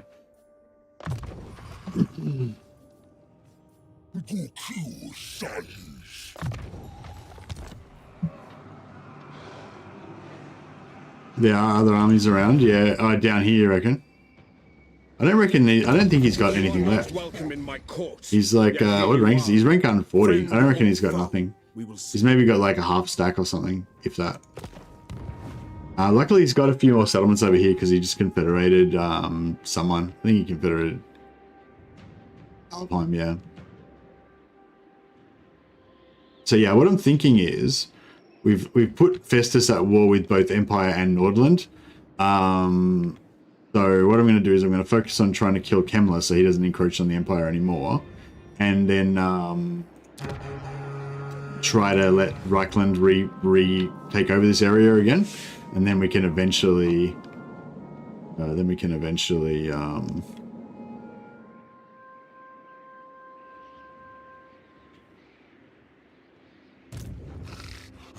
War darkness.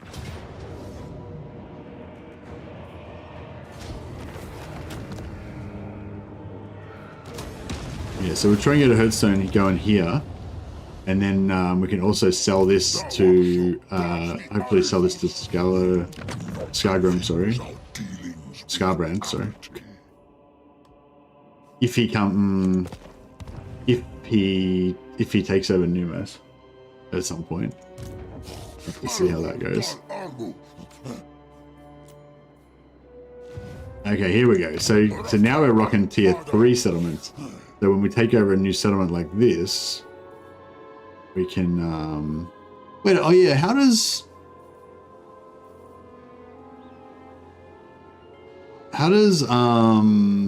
you know how many building regions you're going to get? Because like the tier 1 stones, they only give you like 1 build slot, right? Does it, like, is it each level you go up they get more and more build slots?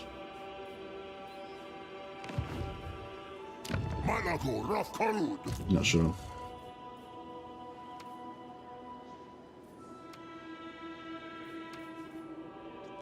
Anyway, all right, so what do we got going on here? We can get 1 more beast to gore.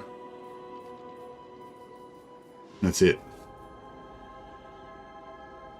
All right, that's not very inspiring.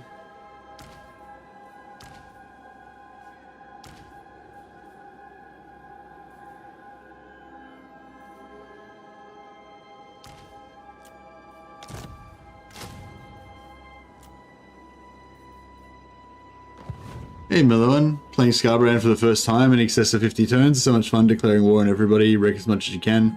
And when there is way too much opposition to fight through in 1 turn, you bail out with the cultist instant portal. Nice. Ultimate Crisis is also active, so I have tons of armies chasing me. Oh, nice. So you just go to like teleporting around and like burkoing stuff. Did you put Chaos Dwarf Ultimate Crisis on so you can pop around through their portals as well? Because the AI can't follow you through the Chaos portals or through the Seed Lane portals. So they just don't know what's going on when you go through them. So you can pop around all over the place. Okay, we've got Flock of the Doom already. We got Life Leech as well. And then we'll put more points in Flock of Doom. Oh, actually, I need the movement, don't I? Do that first. Yeah, we've got to start using Malagor more and leveling him up. Primal Fury upgraded would be good. What are we trying to get? Oh yeah, we got our 10% shadow, 10% ambush. 5% speed I wanted to get down here. Man, there's a good tech tree. There's so many nice things in the tech tree for the Beastmen.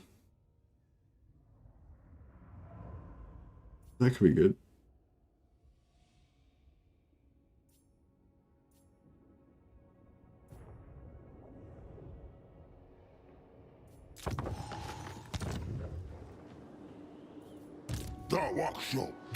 Didn't I just talk over this thing? Shouldn't I have gotten some fucking rage out of that? What's going on? These guys are whinging. Bash the Warhorde's heads together. How much damage have we taken?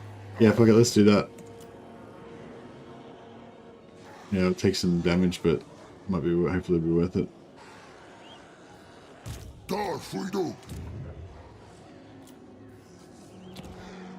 Oh yeah, Khazrak, right. So yeah, so I'm thinking Khazrak can go north and start wrecking maybe we'll go into Norska. Yeah, that was the plan actually, to go all along, to go after Norska.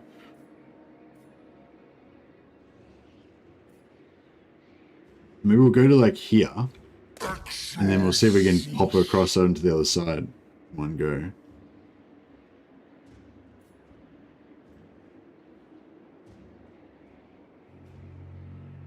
Yeah, it should be, hopefully we can jump over there in one shot. Be nice.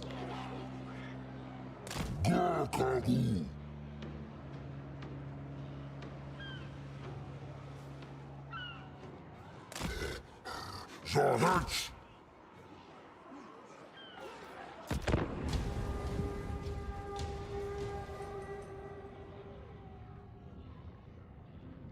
Yeah, I don't know.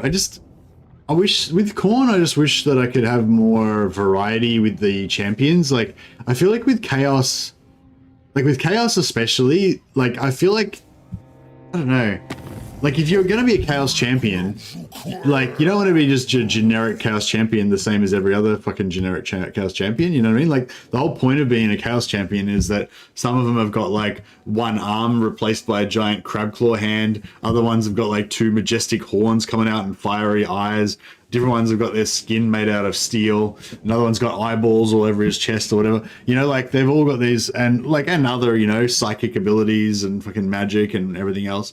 Tails that have got a face on them and, you know, like two heads and, you know, all this kind of crazy shit. But like in this game, you know, that sort of aspect is just not really represented except for unique characters like Svilich.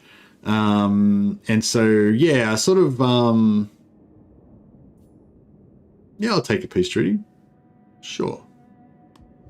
You guys just get to Ruin Dwelling. Fix this place up so I can come back and take it over. Ah, Malagor just got minus 25% campaign movement range. Got it. Alright, let's see if we can do a sweet little hop over here.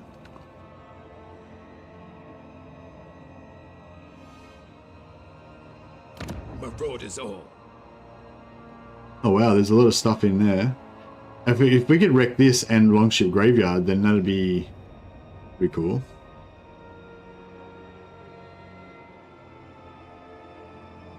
Oh wait, are these guys vassals of the guy we're trying to ally with?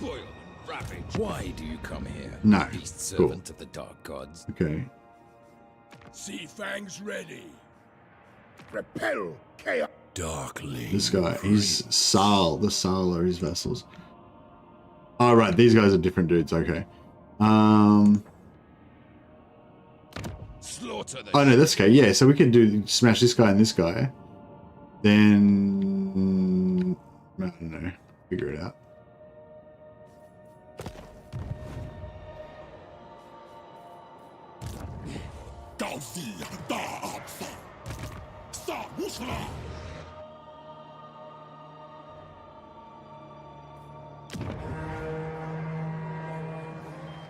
Oh, what? What? How? What's the deal with these blood grounds? I don't get what's going on with these blood grounds, because this blood ground here, this was part of it before. Like, did the blood grounds like roll randomly? No. That was part of it. Like that. Fuck. What the fuck's going on? Like, so the blood grounds change. Like, I didn't realize that blood grounds could change. You know, like dynamically, because Eilhart was part of the Ubersreich blood grounds.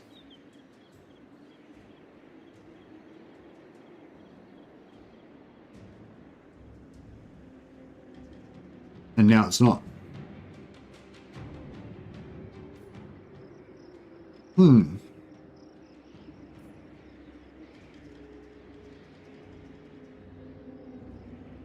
Yeah, I don't know what's going on.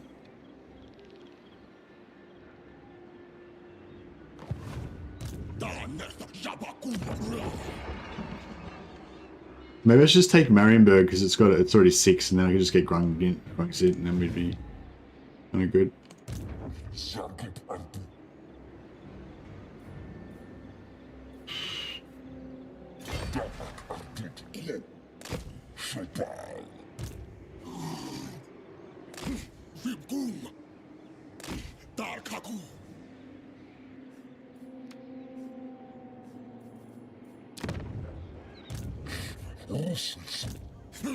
These guys are both tier 3, so we can start building spawn on either of those.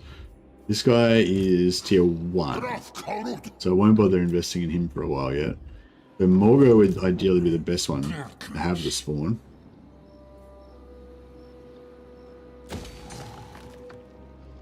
Go with that first. We've got like 9 Herdstone shards now, so we can have shards wherever we want. But yeah, I didn't realize that bloodgrounds could change shape while they're up. But yeah, apparently they can. It's weird because I had this one down and it had certain areas, like I think Altdorf. No, Altdorf wasn't part of it. Eilhart was part of it, and then I did Altdorf, and then Altdorf, like once I popped Altdorf, it sort of I think it changed the shape of the Ubersreich one somehow. I can't remember how. And then when I got rid of the Altdorf one, that seemed to change it again. So it's like, yeah, oh, maybe it's every time you create a new blood ground or you raise or you get rid of a blood ground, that sort of makes all the blood grounds around like kind of randomly regenerate or something. Maybe there's some kind of random element so it can go different, so it could, you know, can flick back and forth to different versions or something. I don't know. Anyway, if anyone actually knows how the blood grounds shapes are determined, I would be very interested to hear your thoughts on that. It's all about just, you know, figuring out how the world works, understanding everything.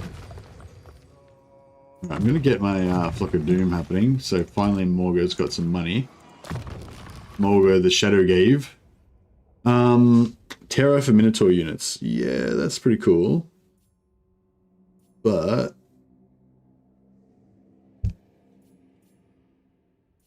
yeah, I think the armor would be pretty cool. Yeah, we'll get armor there. And then I think we get armor, more armor as well.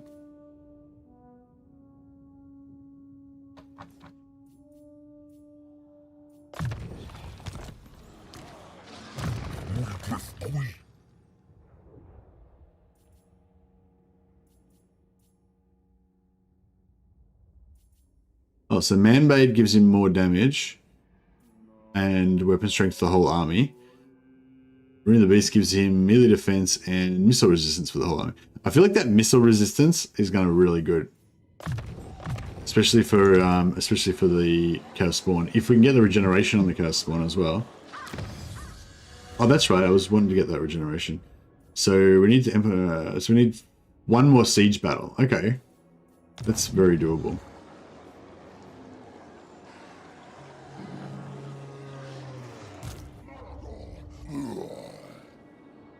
Malagor.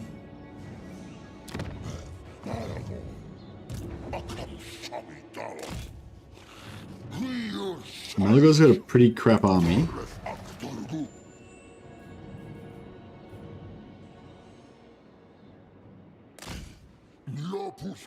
Oh shit.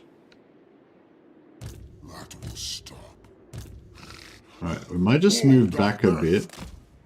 So that if we have to retreat, we might have a chance of... Might have a bit more of a chance of escaping. Probably should have moved off the road, actually. That would have helped us more.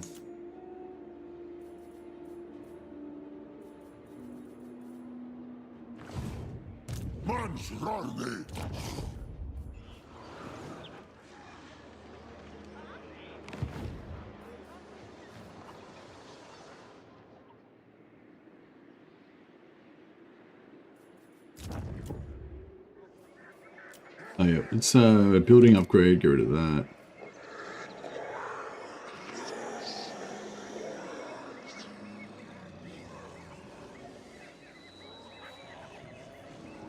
Cool.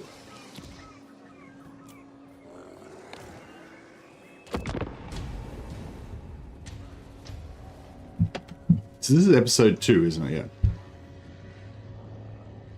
Yeah. No, I think I'm doing okay. I don't know how much, oh, here we go. Oh, we got the ambush. Oh shit, so we got the ambush and we're still gonna lose. Cool.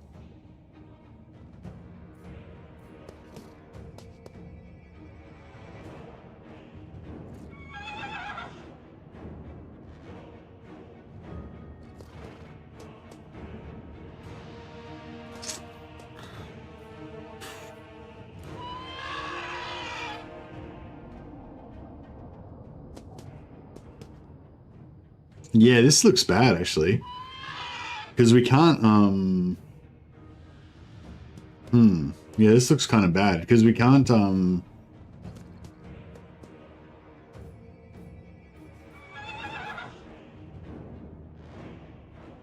Okay, he doesn't have any AoE magic, and we do. So that's one thing we've got going on.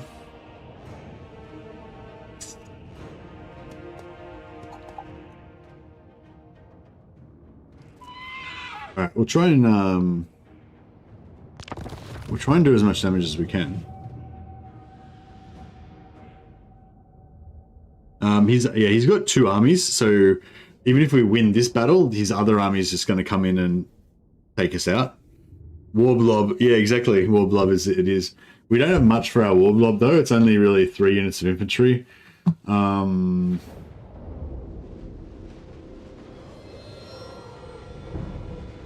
But my plan is that we get all of our archers to try and shoot their Vargeists and their fast units. And if we can get the Black Knights as well. If we can take out everything in this back row here, then suddenly it becomes a lot more doable, you know? So that's what we're going to focus on.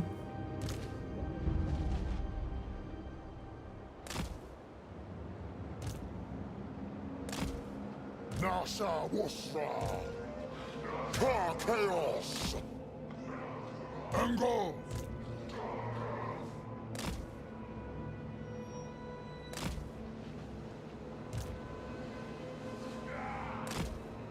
Dargaira.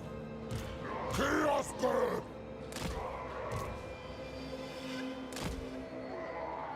Ango. Arkham Shire.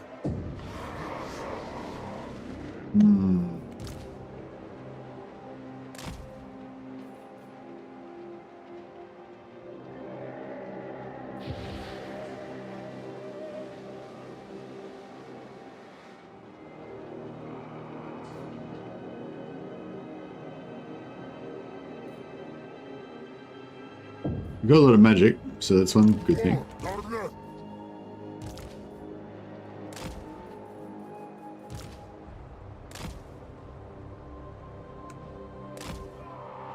Hey Benji. Whoa, blob.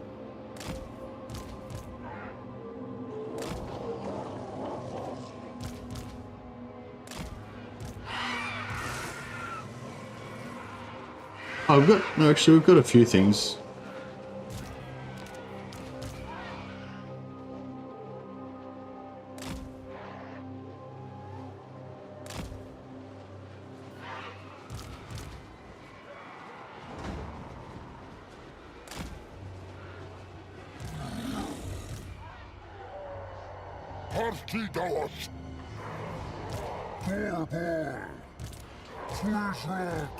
All right.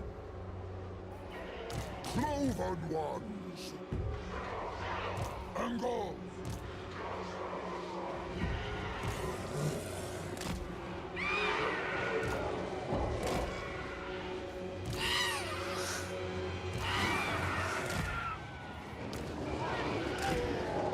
Okay, so yeah, so we're going to take out. This is going to be our war blob. Some heavy infantry, some crappy infantry, some monsters, some mix of everything. They're going to go for the dogs and the cavalry. Hopefully these guys are going to get a crap shot out of them. And then we've got, this is our fast attack squad over here. And yeah, that's pretty much the plan, is to try and shoot the air stuff, then try to blob them up, try to stop this cavalry from running freely, eventually get a blob going, and then slowly melt them down in a blob. So yeah, hopefully that works.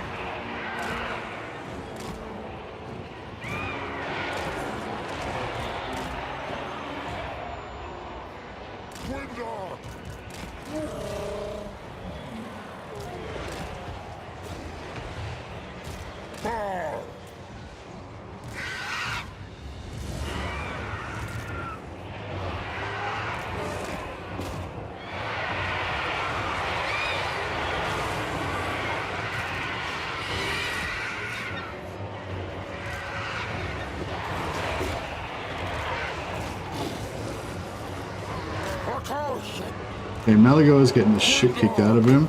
The debuff. Debuff. Fucking kill again. Debuff him. Alright. Kill him. Malagor, get out of there. Get this big pit of what do you call it? Not pit of shades.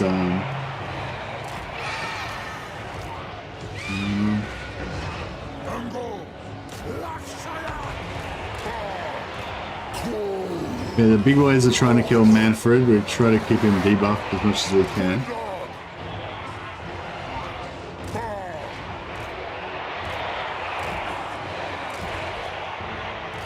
Keep these guys in reserve in case the blob breaks down.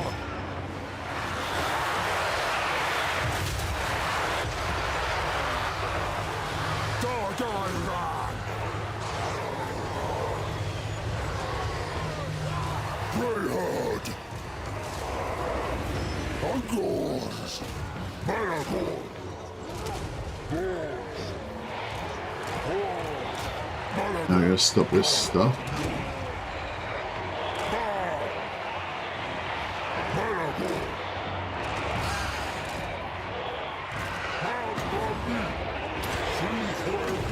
Go debuff him again. Yeah, the big boys are beating the shit out of Manfred. That's beautiful. Glorious. Yeah, these doggos are struggling a bit, but it's their job to do or die for the glory of the Beast Empire. Oh, yeah, we got Manfred. Nice. Where's that White King? Kill that fucker.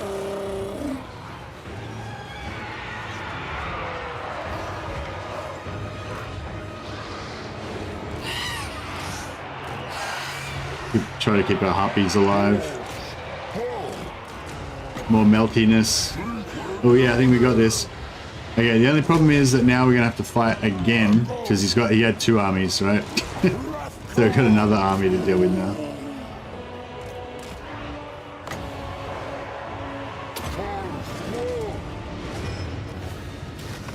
Rushed. Now, I don't know if we're going to get much to replenish off this, but I'm going to take whatever I can get. I mean, that army wasn't very strong, but I mean, hopefully that was his strong army and his other army is actually weaker. I think the other one was nearly a full stack as well, but I mean, normally the main stack would be the stronger one, but I mean, that army doesn't look too impressive.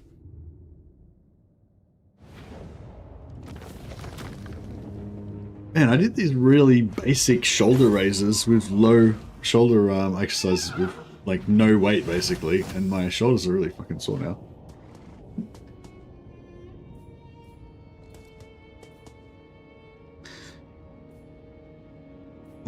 That replenishment's pretty measly. Alright. Oh, they didn't follow up. Ah, beautiful, because the follow-up would have not been an ambush, so it would have been tough.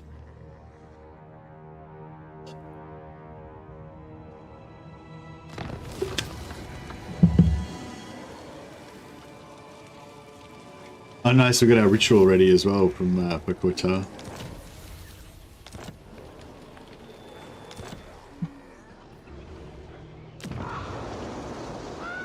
Yeah, he won't invest in Isleheart. Cheapskate.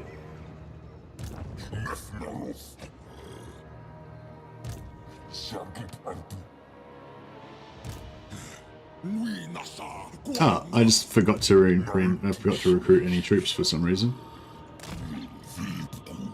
Like a balls.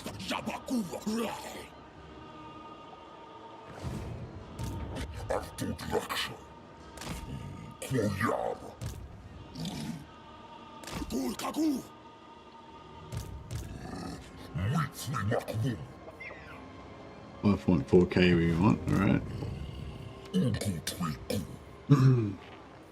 Oh. Razor Gores, eh? Maybe we'll give the Razor Gores to this other guy. Oh, actually, no. Yeah, we'll recruit it with Morgan and we'll switch him over.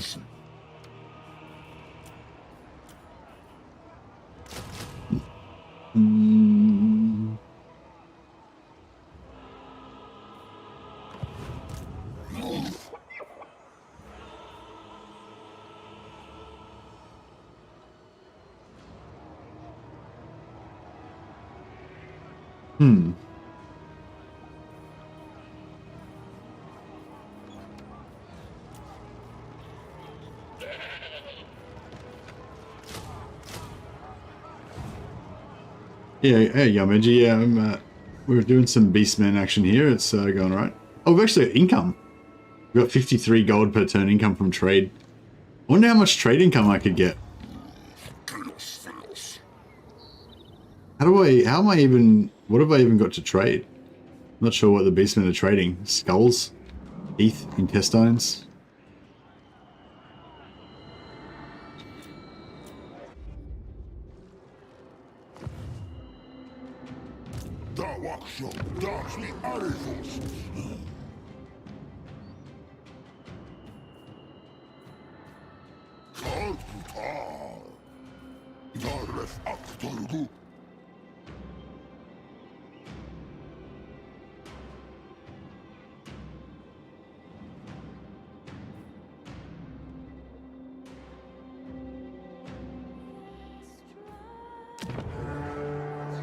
Alright, so actually, yeah, we could.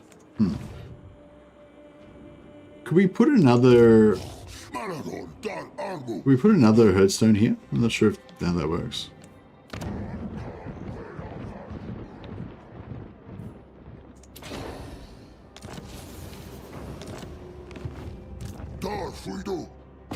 Oh shit! But I thought I was in vision range of them, but clearly it was not. Shit. That's not good at all. I think I might have just written for Malagor's death warrant. Oh yeah, I don't think we're going to walk away from this one. Crap.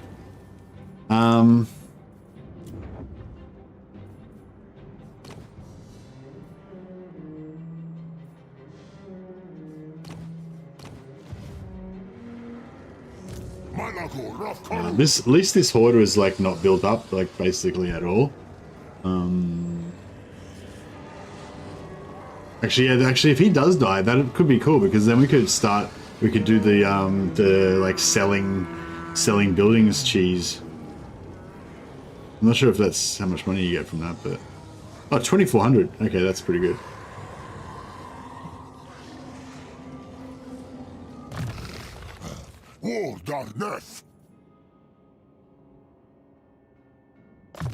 The Hiddenson, maybe they have a chance? Yeah, maybe. I reckon these guys are highly likely to go after them though.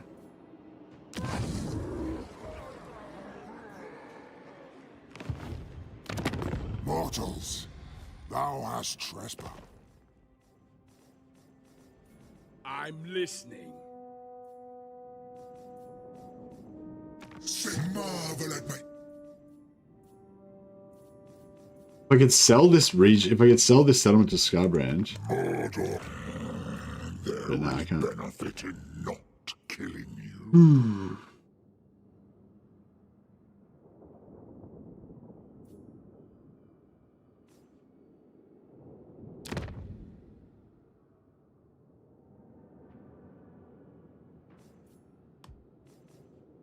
Yeah, I think they're dead. Maybe I should just pull out of this whole situation after all. I could just,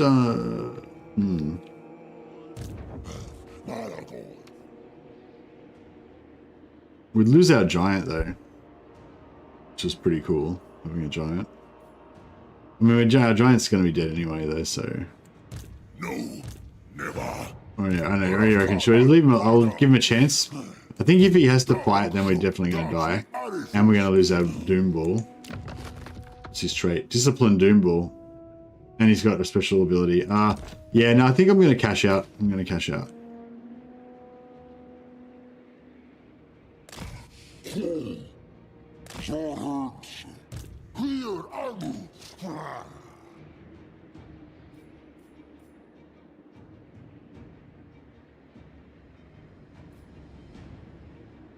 I can't actually replace the Lord or disband him. So yeah, so we're just gonna have to take the time. We're just gonna have to take the L.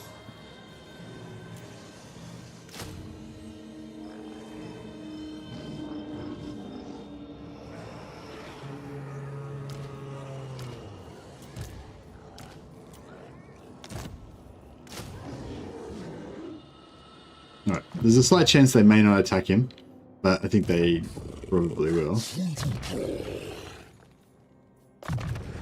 But yeah, I just didn't want to lose Khazrak because he's a special, unique Doom Bull. It's got a special trait.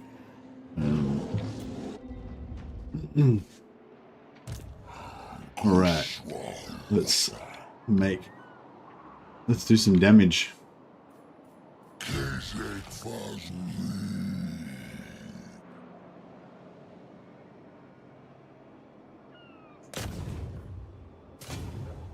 Join us for plunder, Beastman, or oppose us and die. You know nothing.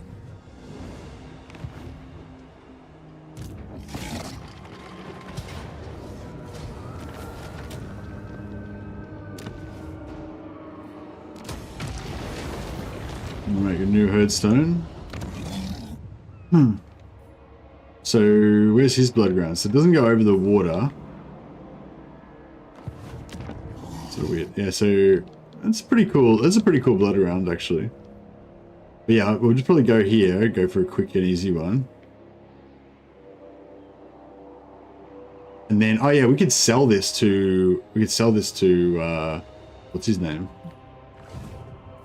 Khazrak. 524. Can we get up to next tier? 1500 for level 3, that's pretty high. Or for level 4, sorry.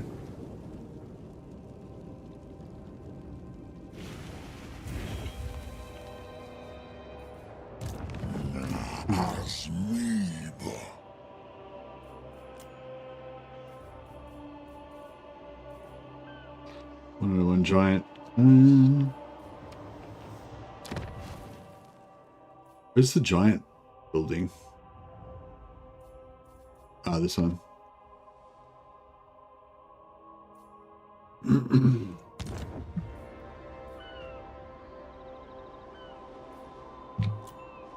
Alright, yeah, so we'll get this guy up to tier 3 with spawn. So that means every time he levels up now, he's going to have an 8% chance to get the spawn follower. And as soon as possible, we'll do the same thing to this guy.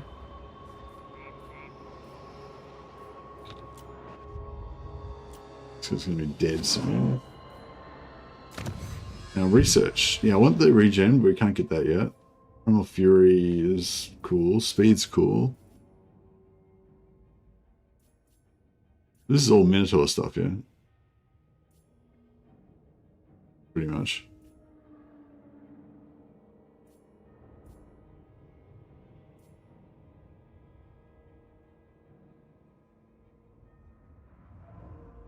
I'll just get all these like quick and easy ones.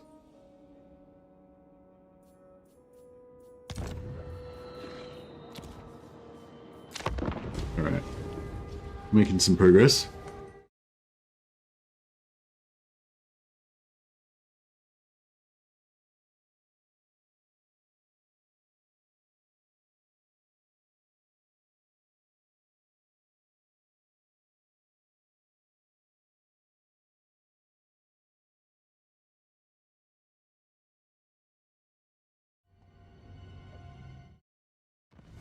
Oh, we lived. Oh, we lived. Now I feel a bit embarrassed that I gave away my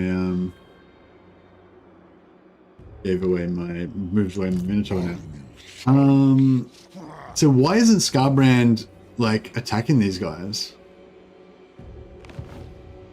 Your skull is spared from us. Ally missions.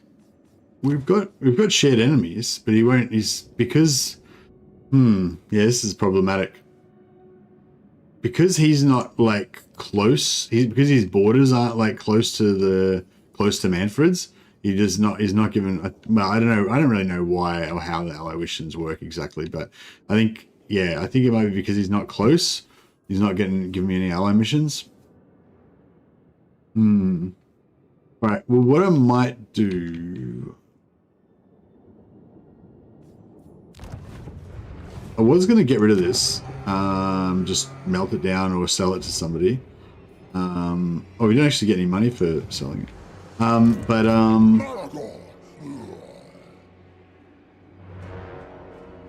But yeah, instead of doing that, might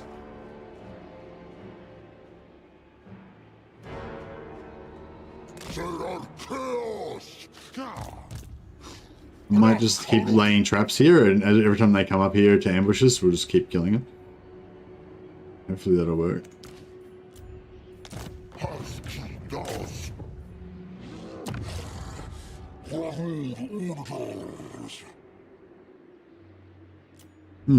Alright.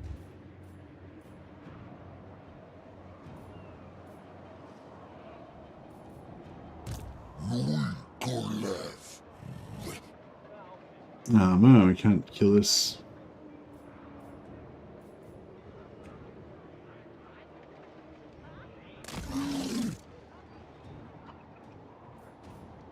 Yeah, I was hoping we were going to be able to get that.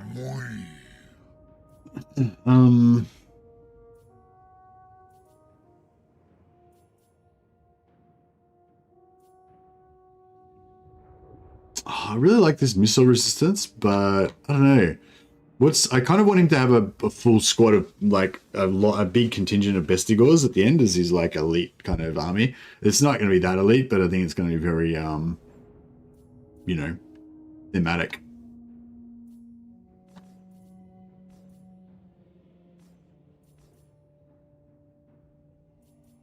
Trying to think whether, yeah, plus 10% melee strength, so we can just rip through the enemy faster. Or melee defense and missile resistance for the whole army. Yeah, so for the whole army, do you reckon missile resistance or weapon strength? I don't know. It's both kind of good.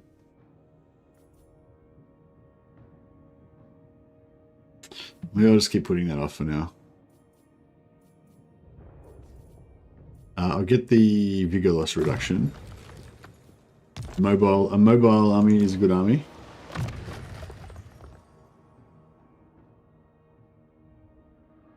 Actually, that's a good call. Like, weapon strength doesn't go down when you get tired, does it? I think maybe melee attack does, but I'm not sure about weapon strength. Melee attack goes down. I think rate of fire goes down for ranged units.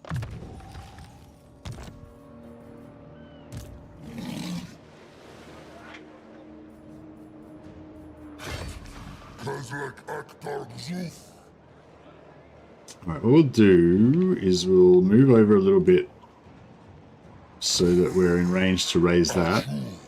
But then if this guy comes ashore, assuming he doesn't get the kill straight away,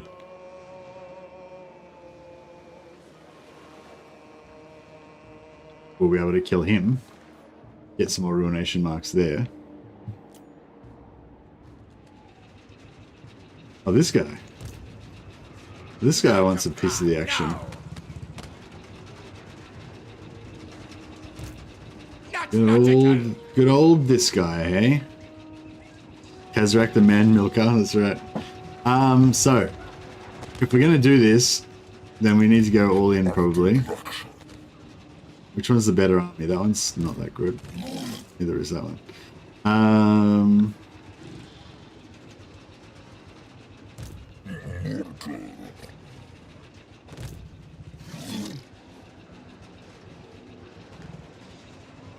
I don't know which one's the better one out of these two. Morga's? This guy's on a chariot, so I guess he'll get in there faster. So yeah, so if I put the Minotaurs, the Chariots, the Chaos Warriors. Those guys.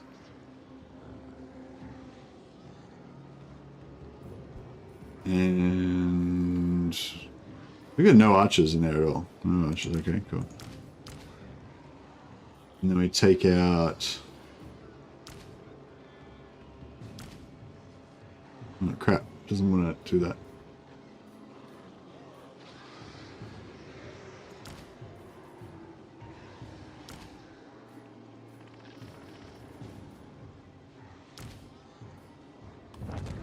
Okay. Now, this guy is going to siege lock that. Oh, I can't. Oh, this is tricky. I just realized this is tricky because we can't siege lock that because as soon as we come on the battlefield, it will intercept. It'll intercept us. Oh man.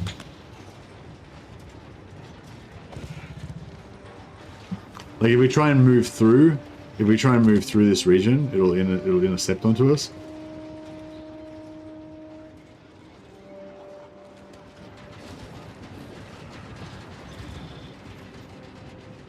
Yeah, I nearly fucked myself there because these this is not actually a settlement, like a garrison settlement.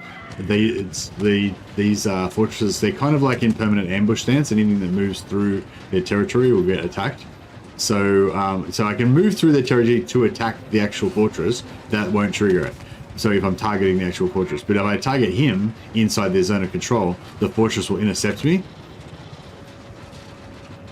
So I could get one. I can get one to like attack the fortress, and that would sort of siege lock it. But then when I take the second army and go to attack Eager Claw, the fortress will still intercept me, even though it's sort of siege locked. The siege lock won't work on it because it's a fortress. So instead of doing that, I think what we're going to do is set up a new herdstone on Marienburg. So we'll take the weaker army.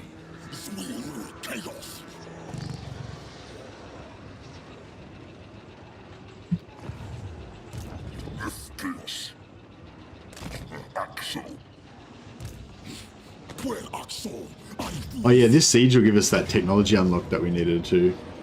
Oh, no siege attacker. Alright, we'll have to switch the... minos back in.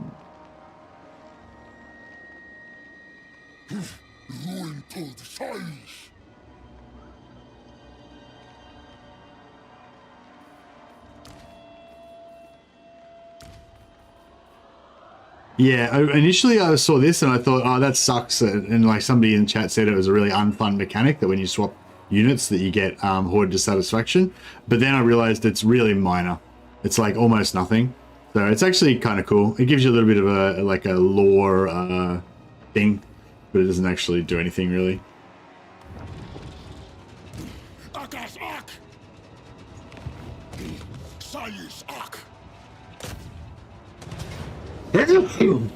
Excuse me. Is Marienburg the easy siege? No, it is not.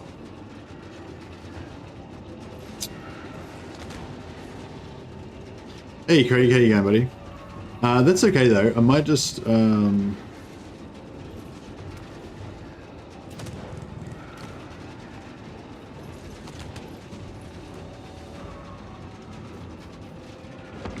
figure it out. Yeah, how you going, Craig? Oh.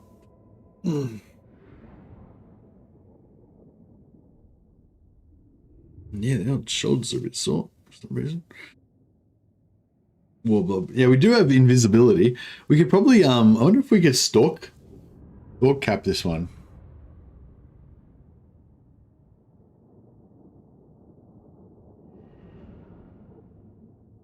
I don't know, their army might be small enough that we could actually sneak around behind.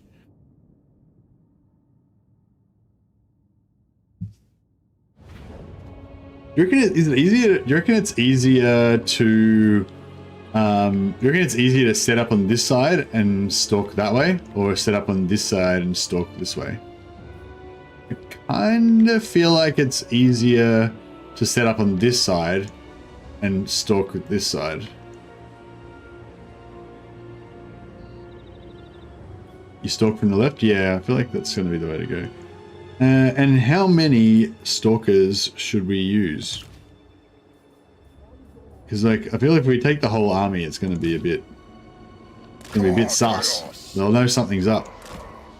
Dude, that's enough. That's enough stalking dudes.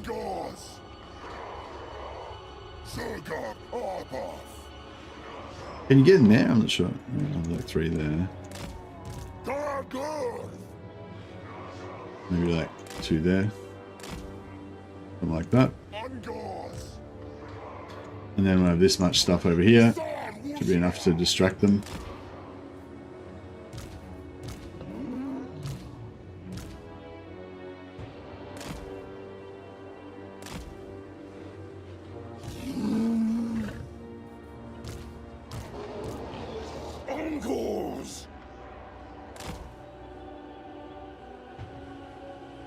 Something like that, I guess. Yeah, I don't know if we've actually got enough visible stuff to actually aggro them or not, but I guess we'll find out.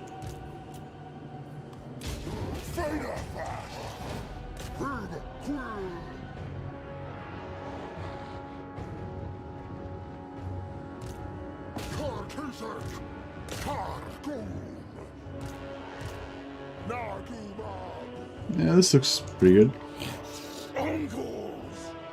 What if we go over here and start taking over the walls here? That might freak them out efficiently. So yeah, we're gonna stay away. Oh, this red. Oh, we might be able to get around this way. Oh yeah, this looks like it might not be good. If we start capping it, does that immediately alert them, or is it only after you? It's only after you fully cap it that they get alerted, right?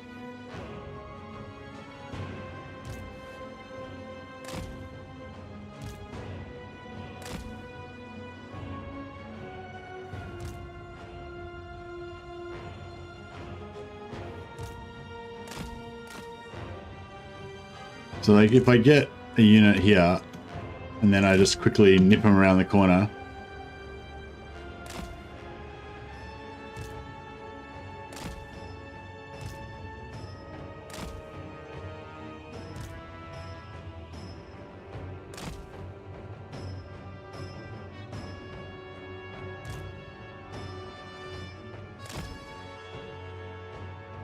Oh yeah, beautiful.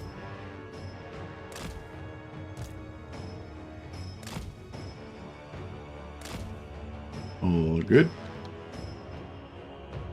Now, yeah, I was thinking if we cap the walls here, that might freak them out more and get more stuff over that direction.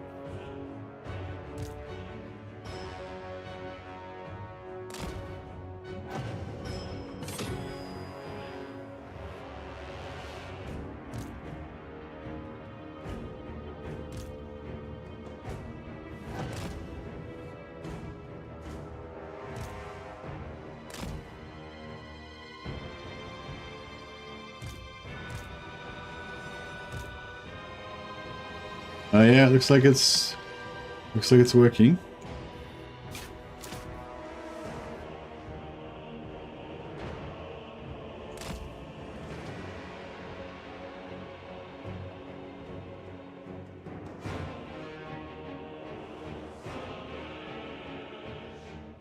One unit over there still, but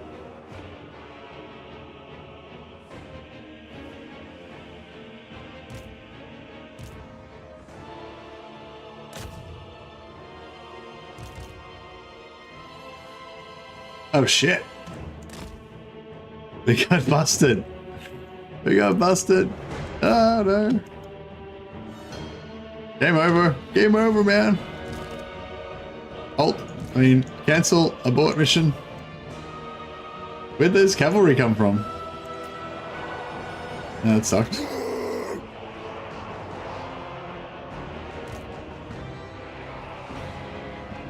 Yeah, it's not looking too good now. Look out! Ungors!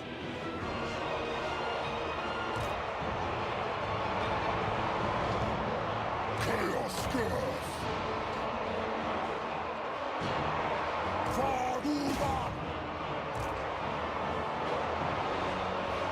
Burn! Ungors!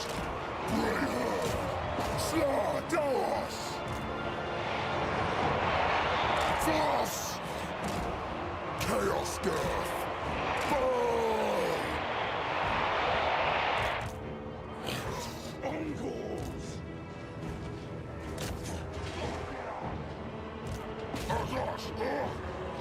Is this gate? Do we have the gate? Can't tell. No, we do not have the gate.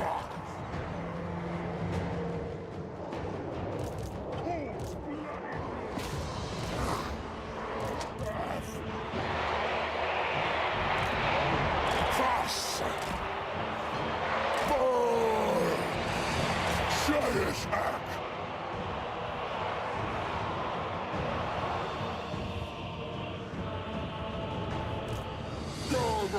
I told you stalk from the right. Yeah, no. I think stalking from the left was the right decision. Just yeah, just didn't work in this particular instance. Frost! Burn! Who's locked? As usual, getting through the gates is going to be a total schmozzle. Serious act! Where'd they get so many units from? I thought they only had like 8 units.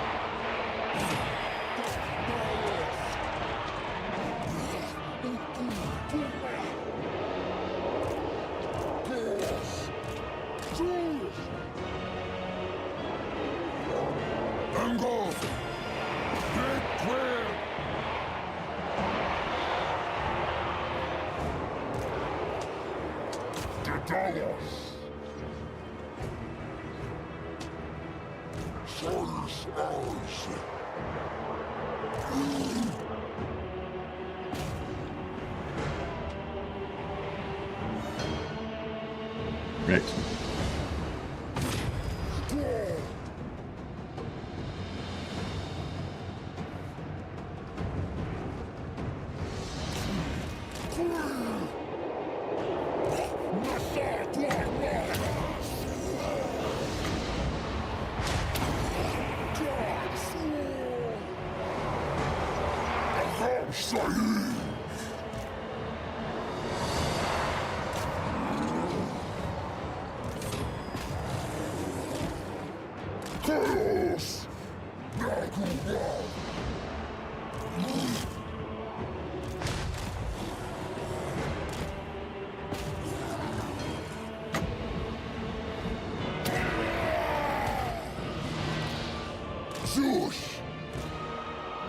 Oh, we're still in the game.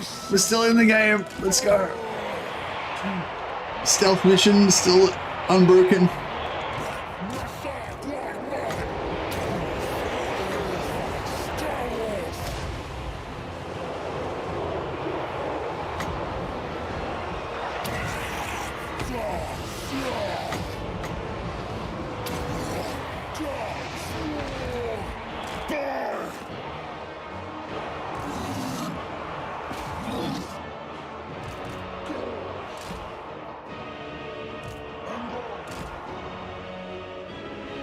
Alright. Stealth mission. Let's do it. These guys gonna cap it. I think cap it before we can wipe out the rest of these troops. I'll win a moral victory.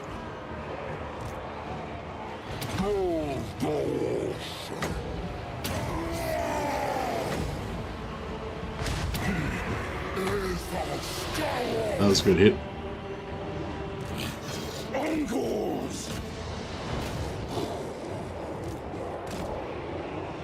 Done deal. Well, I don't know. Maybe I should have just taken the auto resolve. Might have been better. That's okay. I don't think the army we have to deal with is too strong.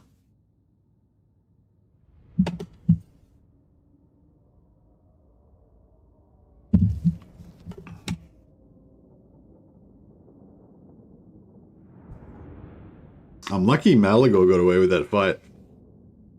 Got away with not having to fight that 2.5 stacks. I mean, we might not have lost, I guess, but yeah, I feel like we probably would have.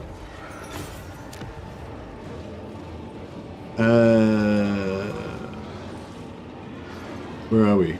Got where I even am. Malagor over there. Oh yeah, Hearthstone, right.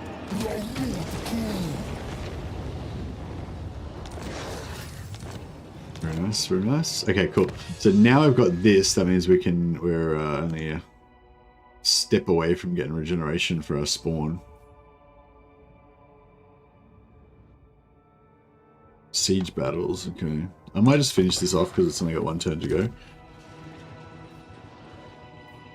Yeah. So my plan was this guy's kind of like the weaker army, so we can use him as sort of bait. And hopefully Ikat Claw thinks that he's a bit of a badass. And he's going to come down here and... I wonder if... Nah. Yeah, I would have raised that as well, but that's right. We'll come here, we'll try and get the ambush from Ikat Claw, hopefully. If we don't get the ambush for Ikat Claw, then we can go after Agath.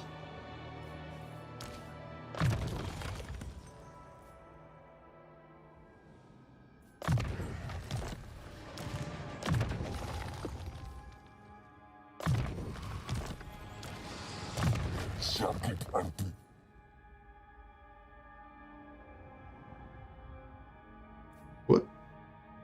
Primal Fury, Lord's Army. Doesn't the Lord's Army already have Primal Fury?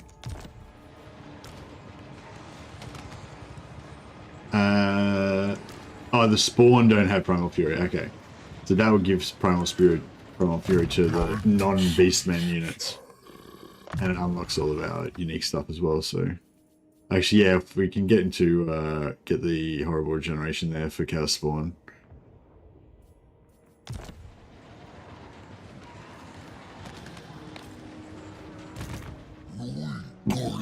Okay, we've got our ambush set there. These guys are doing their thing. Malagor is doing his thing. Alright, I think everybody's pretty happy. And we can't sell anything.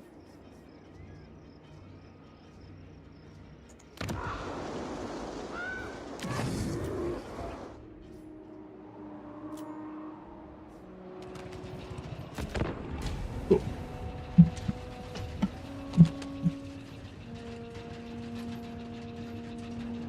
Oh yeah, I started a new Baldur's Gate 3 campaign. I've got a new I'm like, I don't know, it's sort of like with the oh shit. I'm tempted to auto-resolve, but we really just need some regeneration or some healing potions or something. That's kind of the thing we're missing now that we've got some tough lords. Kind of the same thing as last time, but hopefully a bit easier. But now we're a bit more busted as well. Oh, we've got the ambush, so I guess we'll try to... Yeah, we can't take the Pyrrhic Victory. Alright, try and do it.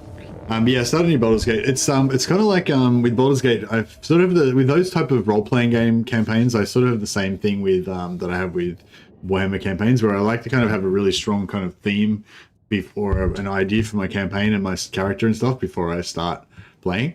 And I think it makes it heaps better. Like if you go play Baldur's Gate or something like that, and you just kind of go into it with like, oh yeah, I'll just be like a generic, I'll just be a paladin because he's tough and he's got good talking or whatever. And I'll just play and explore the game or whatever. Like you won't enjoy it as much as you would if you have like a full-on kind of like character idea for your character and stuff. That's in my experience anyway. And so yeah, so I keep kind of coming up with these ideas, but the only thing, but there's sort of like another side to it as well. Like with Warhammer, like, I mean, restart artist definitely is a thing, but it's not as bad as it is in Baldur's Gate. Like, yeah, like in Baldur's Gate, I find it really easy to, in role-playing games in general, I find it really easy to just constantly keep reloading all the time because there's so much to discover in the game or whatever that you kind of like, I don't know, I find I'm really prone to thinking, but if I do this I might miss out on something, so I'll restart again or whatever. So yeah, so I basically keep like making up a character idea but then like kind of restart, and yeah, so I'm trying to work on that.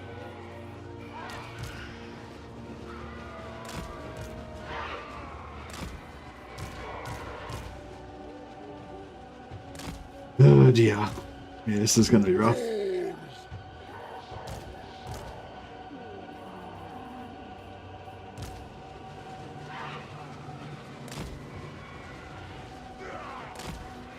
But yeah, so far I had, so my original campaign was like a generic kind of paladin character. He was like my roleplay idea was he's like an inquisitor, an imperial inquisitor, and he's kind of like leading a group of imperial style adventurers from the Warhammer world, but sort of doesn't really make sense because it's in Forgotten Realms. But yeah, I don't care. And then I've had a few other ones, but I won't go into every single one. But yeah, then I had one where it was like the Dark Urge. I had a Dark Urge character and two other characters that were all like Empire greatswords, but they're all deserters and they'd been corrupted by chaos. And one of them was like a psycho and the Dark Urge and stuff. And I thought that was pretty cool, but that was just kind of like a prototype. So my latest version is that we're basically, my guys are like an imperial, like a 40k style imperial assassination kill team, and they've been sent to a feudal world to basically just purge the world. And so yeah, so I've got 3 assassins that are basically they're all like multi-class barbarians. So they're kind of like barbarian thieves. So they're kind of like combat monsters kind of, and murderers. And the other guy's kind of like an inquisitor. He's like an inquisitor interrogator, but he's basically just a murderer. And yeah, they're like inquisition murderers sent to the world of Baldur's Gate to kill everyone. So that's my current playthrough. But yeah, so I think that kind of sums up my my level of role-playing skill.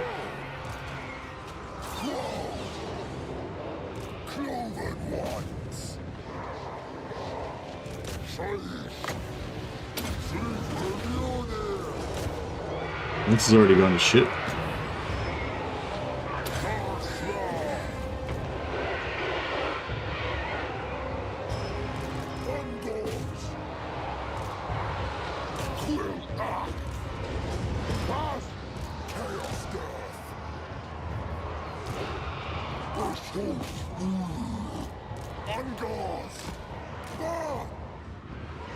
Beastmen!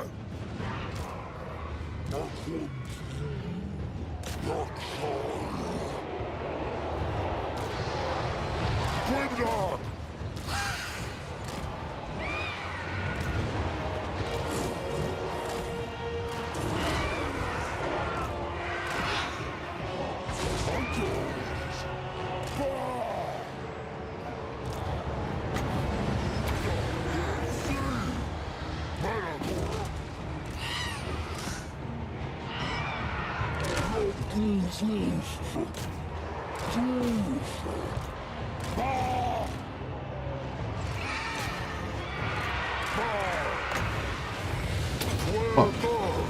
Getting drilled. Grimdark!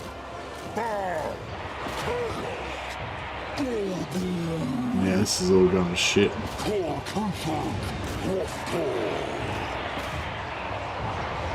Angle! Pass! Fast! Boy! I need to get Malagor the fuck out of there. Yeah, absolutely drilled.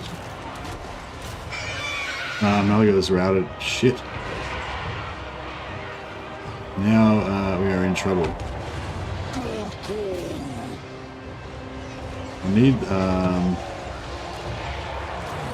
I need the big boys to go after this lord.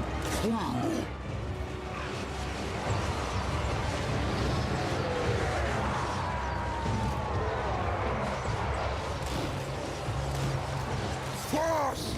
Taxi! Ba! Pass! Ba! Ba! Facultat! Quill!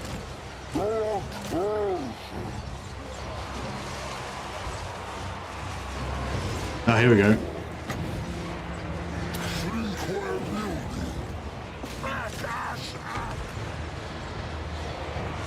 Angars! Feos Shires! Balls! Ark! Bah! Alright, that's pretty good. That's good enough. Angars! Agaska! Dark Fast! Sois ours! Khazrak! Dark City! I think you're doing okay-ish. Angles! Luxoi Ark! Sois Ark! Fast! Fast! Malagor! Khazrak! Minotaur's getting fucked up.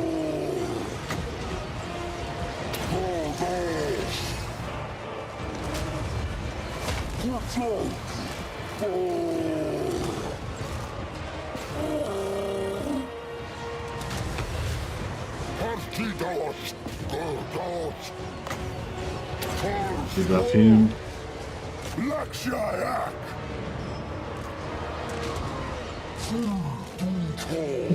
Ooh. Alright, well we lived.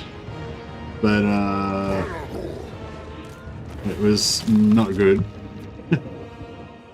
A destroy indeed.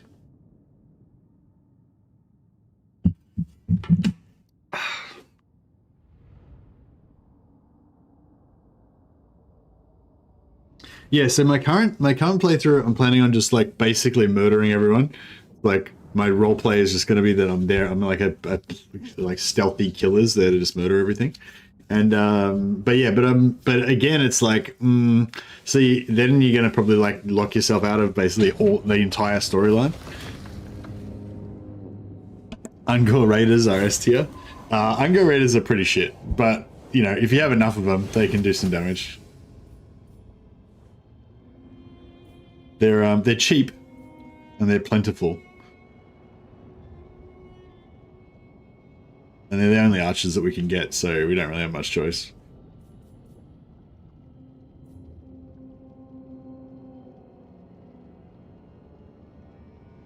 But they're pretty good against unarmored enemies.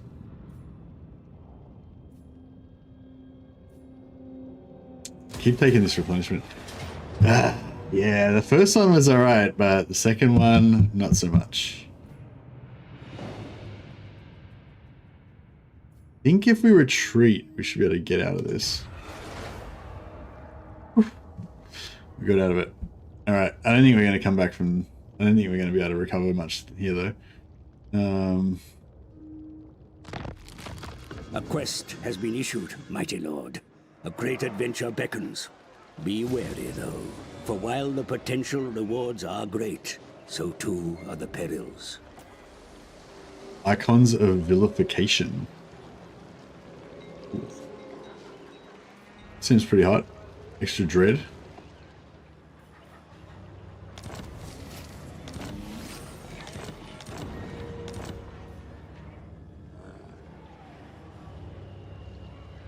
Thirst for blood. Who got that? Malagor. Because is that from getting defeated? Oh, high vampiric corruption, right. Oh, that's actually not bad. Extra replenishment. We don't care about local growth. Oh yeah, we need to go and try and get the Sword of Cain on somebody. Maybe Malagor. Oh, Ikit Claw didn't fall for the ambush. Or is he in ambush maybe? Fuck, where is Ikit Claw? I don't know what happened to him. So Malagor's been struggling.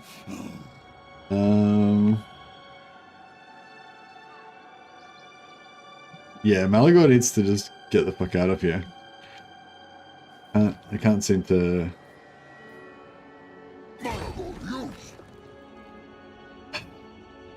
Okay. Yeah, maybe we like sneak around the back and just kind of sneak around over here and do some. See how we go. I assume they won't. Like, I assume they won't come after us. Replenishment's pretty crappy over here, but well, it is what it is, I guess. War darkness.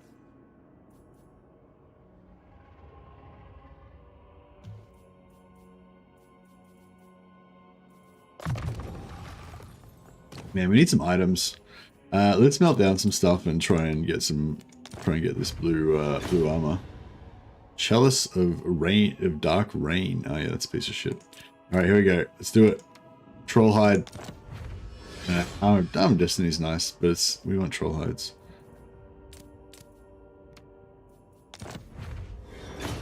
Steel claws. Oh yeah, that's pretty cool.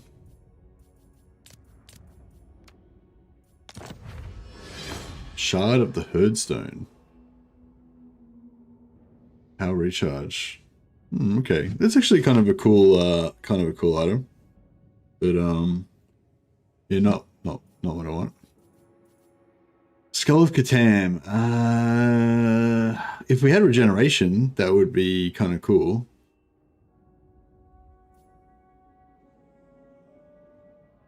Jewel dagger gives power recharge. It's both kind of cool items. I know the Skull of Catan especially would be cool, but if we had regeneration, but we don't, so it's kind of useless at the moment.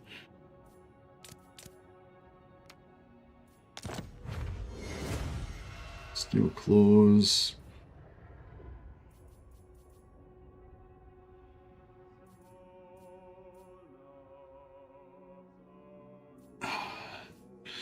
I feel like it's yeah, I feel like it's bad karma to melt down these good blue armors. You can melt down these green ones, but they're both also pretty good as well. Okay. Damn it. All right. All right. Well, that's all right. Haven't been very lucky with our fusing today. Husky dolls.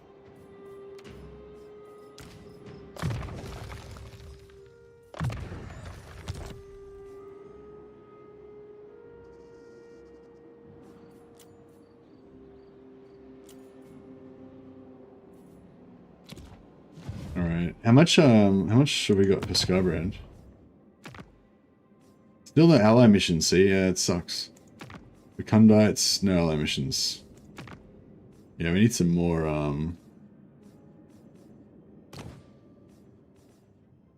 need some new stuff. Alright, so, where's the best place to put... Is Death Gorge... I think Death Gorge is kind of Skybrand's capital, isn't it? Alright, well, we've constructed an outpost there. If we can get some allied marauders or, Cornate Chaos Warriors, that'd be pretty hot.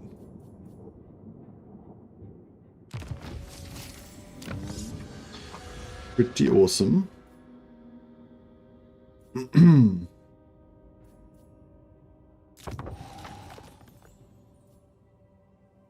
Oh, dread gain from battle 20%. Actually, let's hit that first. Get as much dread as we can.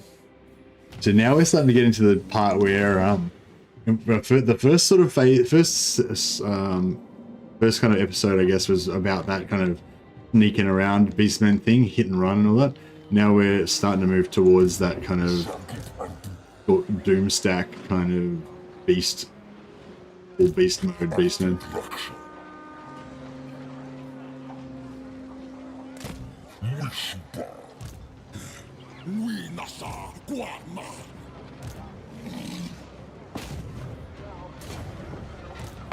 Not one step further, stranger.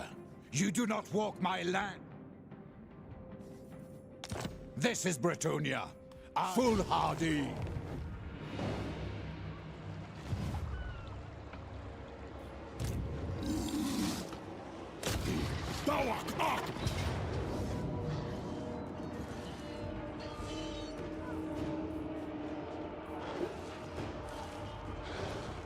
I might just fight this one manually, just so we can minimize our casualties.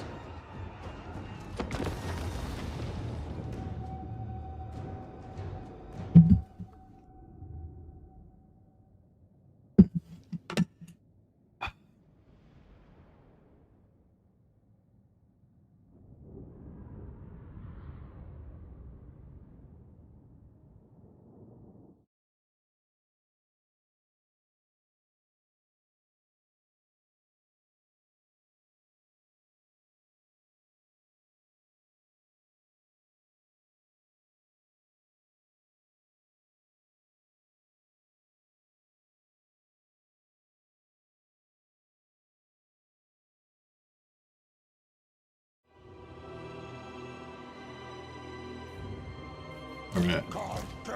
Get our S tier. Like, look at their missile strength. They're 1 armor piercing damage, 12 base missile damage. Like, yeah, it's funny, like, Ungol Raiders are probably like one of the worst archers in the entire game. I think they're even worse than Bretonian. Yeah, they're even worse than Bretonian peasant archers. But they get the job done. They're still pretty good. They're still pretty good.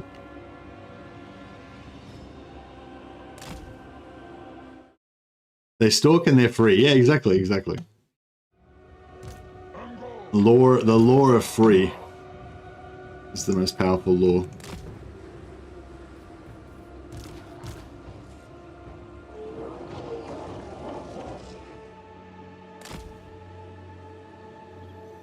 $120 of them. How many is in a Bretonian squad? 90. Oh, yeah, actually, yeah, 120. Actually, that's a good call. Yeah, the 120 units. Well, I mean,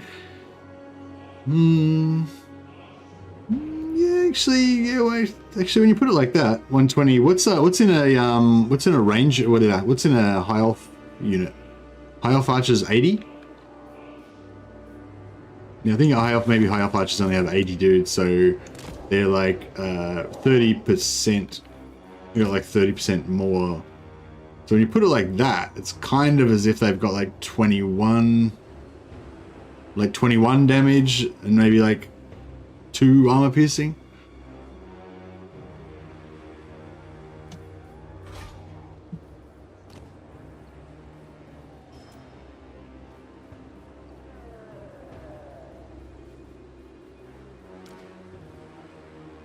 Oh, actually, missile strength only 17 for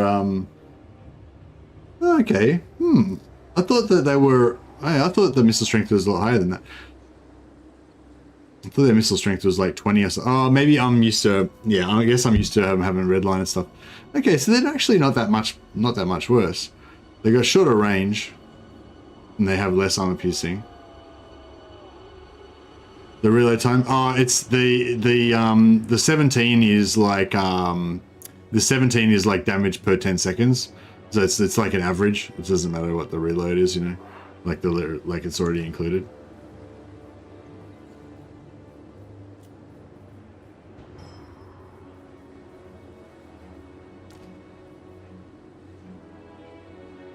Reload time 8 seconds. Okay, so they got pretty fast reload as well. Yeah, I don't know. I guess they are kind of cool. But yeah, they still have like no armor piercing, which is kind of like the problem for late game. They don't like, I don't know. They just don't feel like they do a lot of damage, I guess.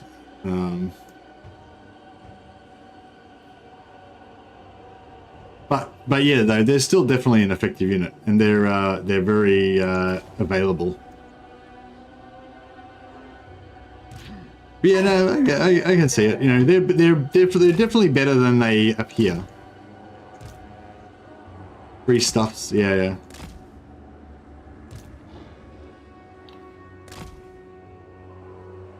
They're not the top-notch choice for anything that has armor. Yeah, for sure.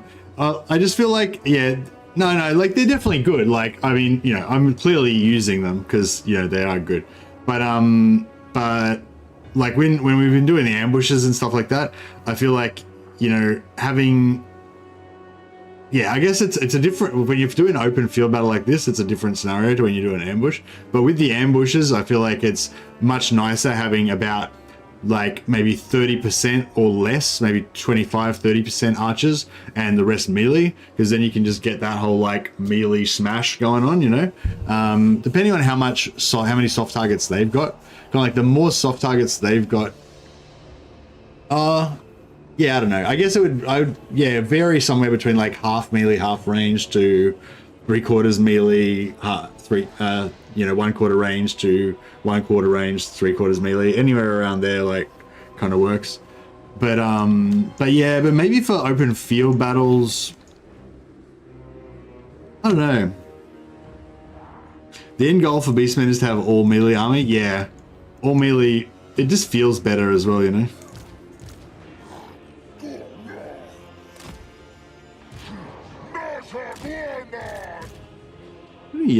Is that like forest or anything? Is there we can no.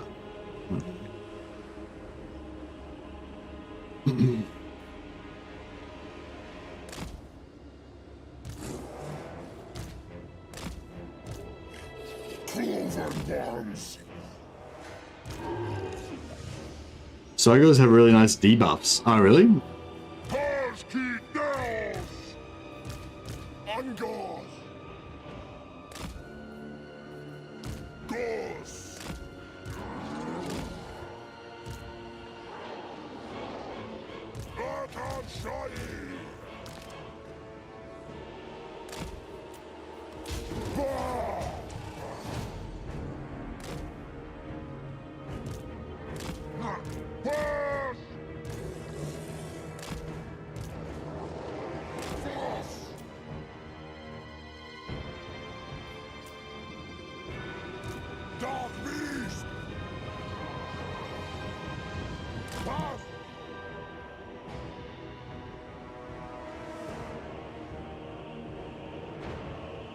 Crop rotation, yeah, that's what we're doing at the moment. We're trying to leave we're leaving Midland fallow for a while now to try to.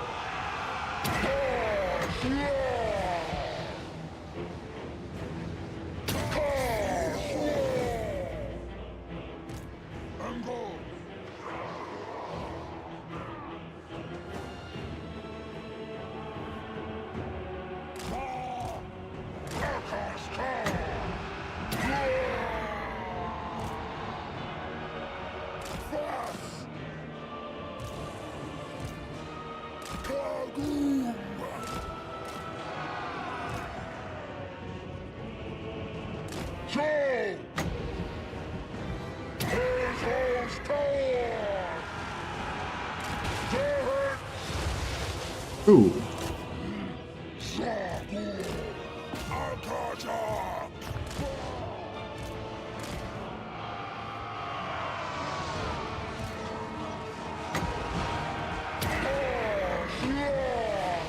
It did a bit of damage. I mean, not much, but yeah. It's kind of expecting much.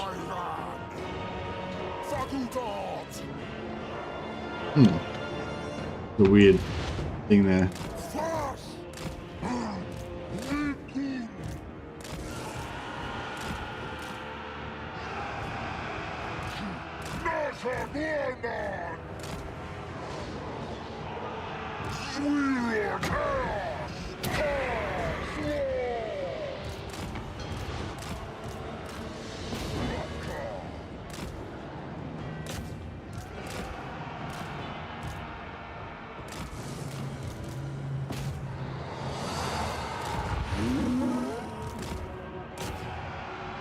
Mounted Yeoman.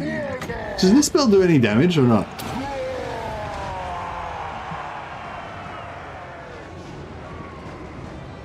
No. No, it doesn't. Yeah, it's just doing damage. It's just, yeah, that's what cool. I don't know why it says it does damage, but it doesn't. Weird. Like, why is it saying that? Really not doing any damage.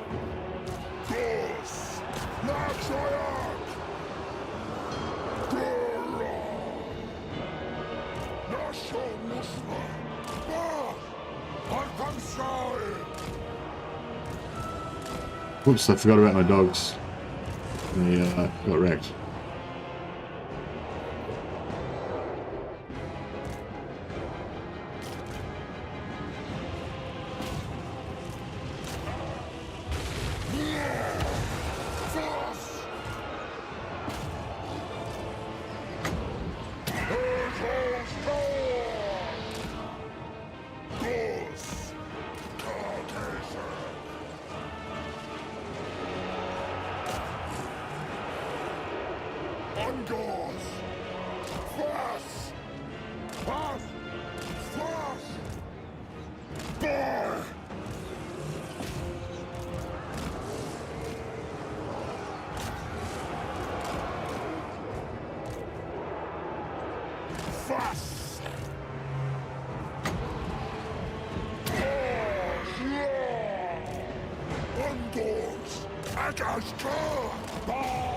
This is a pretty chaotic fight. Kind of fun though.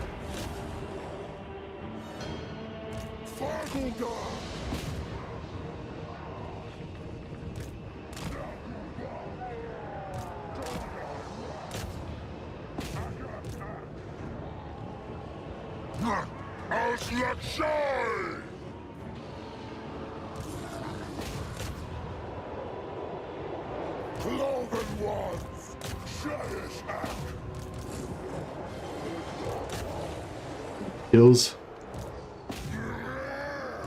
Harvest some more meat.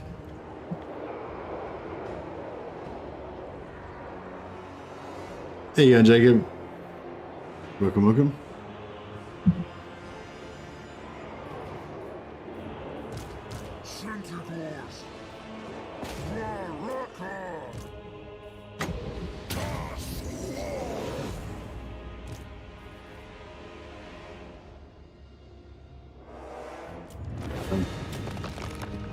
Yeah, I've been unlucky, I reckon, that I haven't got any heals yet, but that's all right.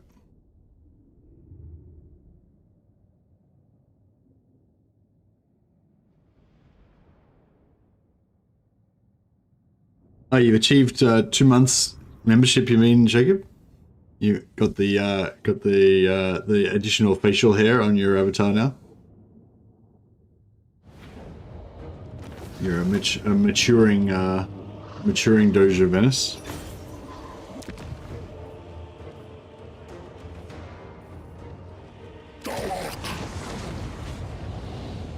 Alright.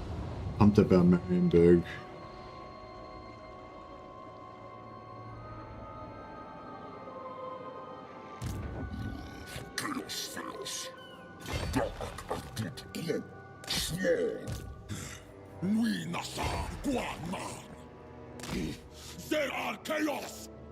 Nice.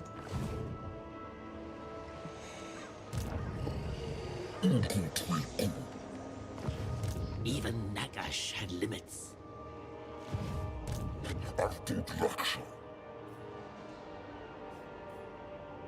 Okay. Start working on getting spawn for this guy as well.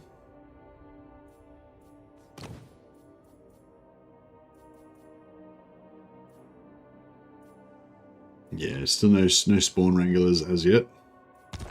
That's okay.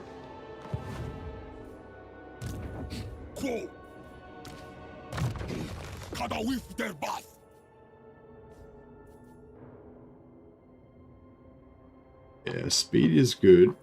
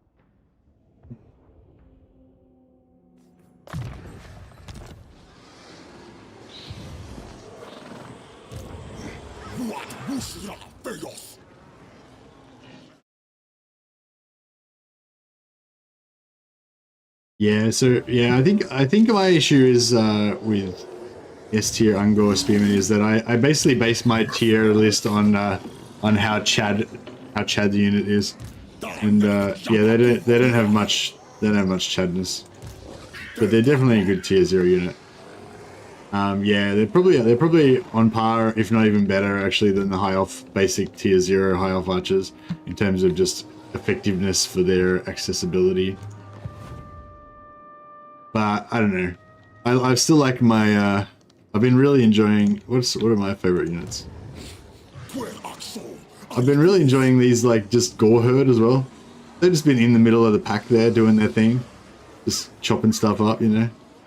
Your basic Gore Herd. I think it's like just the roleplay reasons as well, though. I like the idea of them. Nothing beats Minor Charge. Yeah, Minor Charge is cool, but I feel like I'm really enjoying my Cheezox's Feasters, just having that one unit of Minotaurs in there. But yeah, like, I don't know, I like my just regular beast. I don't know, I love infantry, you know. Monsters have their place. Monster stuff has their place for sure. But yeah, no, Minotaurs are definitely more Chad than Ungol Raiders. But I feel like just your basic Gore Herd, you know, they're just, you know, they're like the epitome of what it is to be a Beastman. Be a Beastman, you know? They're one of the herd. I'm kind of digging these stalking Ungol Spearmen with shields and the stalking non-shielded Ungols as well.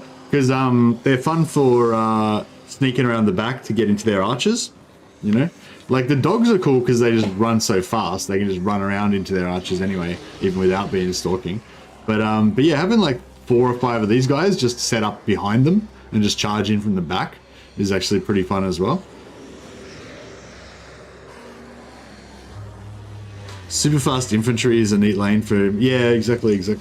But yeah, but I'm kind of enjoying the Ungol melee as well. Ungol melee. Yeah, no, I've been kind of enjoying everything really. Just having the mixture of units, like just like this army as well. It's a pretty shit army because it's got too many Ungol archers, but like, yeah, like it's a bit, it's, I don't know, it's like, it's okay.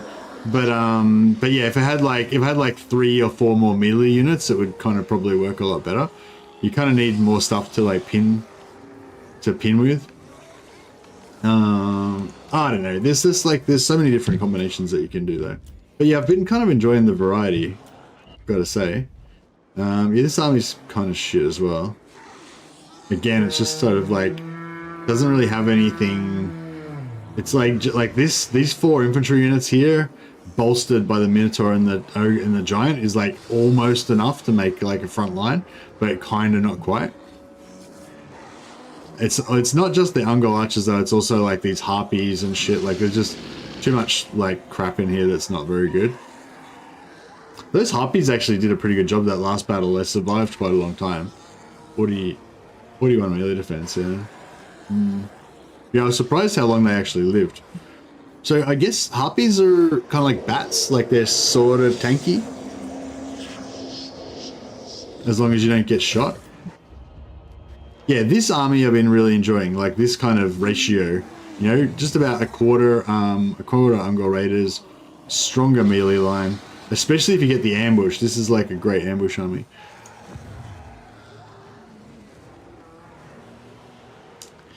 You tend to a stronger stack is front charge and a second stack supporting with just Ungols. Yeah, well, I feel like that's how you do anyway, just because of the economy, because you don't have it, like, your first stack will have all your good units in it, and your second stack you won't have anything else left to have except for Ungol, except for archers.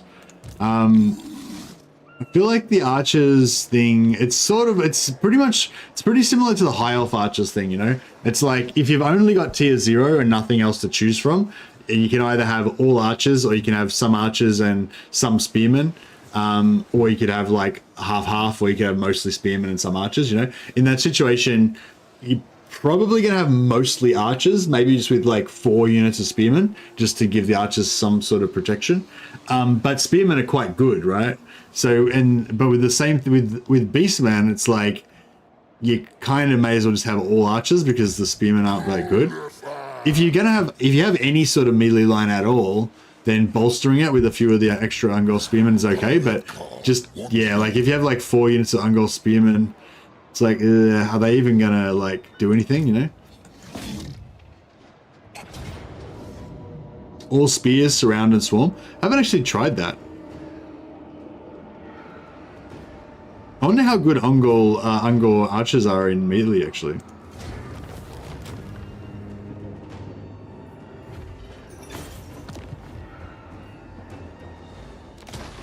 Yeah, I was trying to like, I was trying to stop that.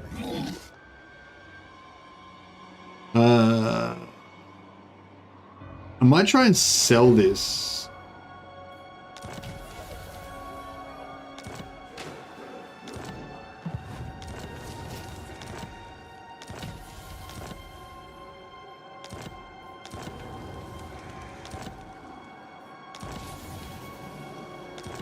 More ruination marks, very nice, very nice. So now if we can sell... To pillage as I take your misshapen skulls. Crap. Why can't I sell it? That sucks. Alright, well, what about... What are these guys? Join us for plunder. Norsk, the ruinous ones, favor us over you. Your annihilation. Can't sell it to anyone.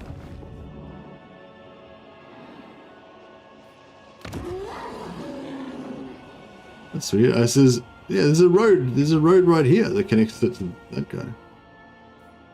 I don't really get why I can't sell this to anyone.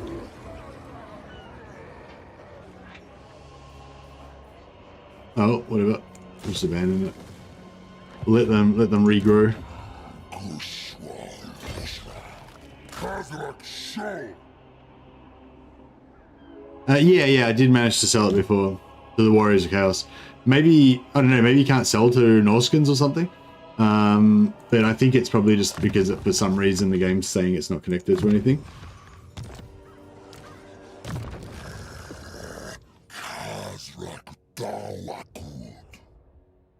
Yeah, I don't know. I am enjoying the Ungol Raiders as part of my combined force, but yeah, I think the melee glory is way too important. Not in terms of strategic advantage, but in terms of enjoying the faction to like focus on ranged.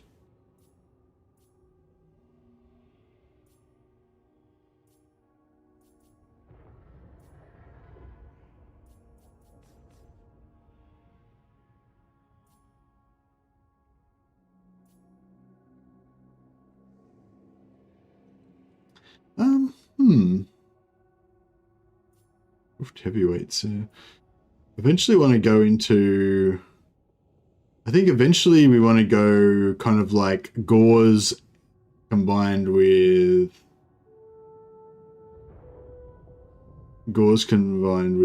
Spawn, maybe. I don't know how tanky the Spawn are actually going to be though, but I think that could be pretty good, like just to mix the blob. Spawns are pretty fast as well, aren't they?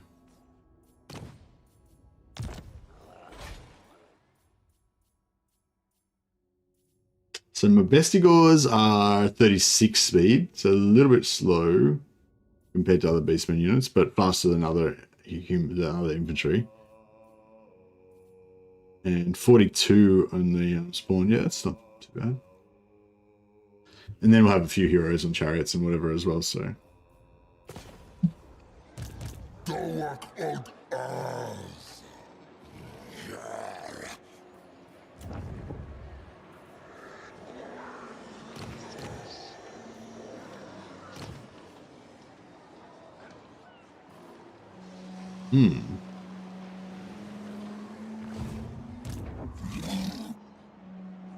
We get another Gorbel.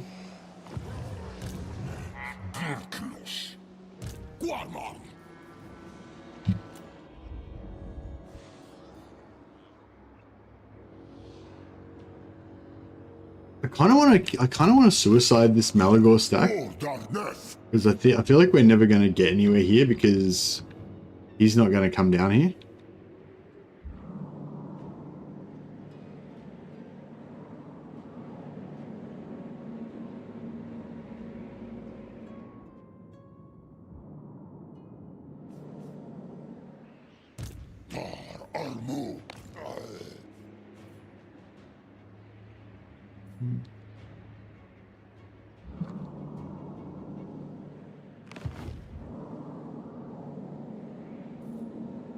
We could get some more heroes in here. I sort of don't want to get rid of these Ungors because we're over capped with them, so we won't be able to get them back here.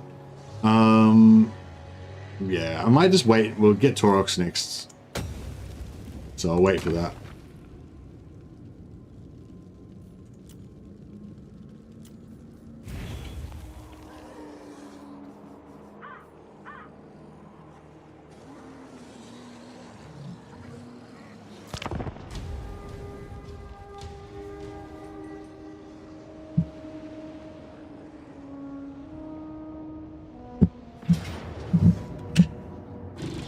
Doom soundtrack. Uber's Wreck. Oh, okay, cool. No, that's okay. I don't care about Uber's Wreck. But at least we know where he is.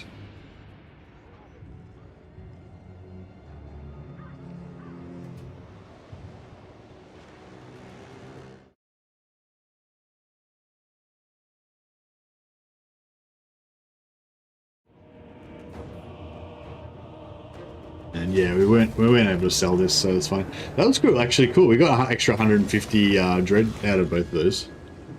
The brass bull is so fun. I don't know. I really enjoyed the brass bull, and I played him twice now, I think. But I don't really feel the need to play him again now, though. I feel like I used it all up. But yeah, I'm glad you're enjoying him.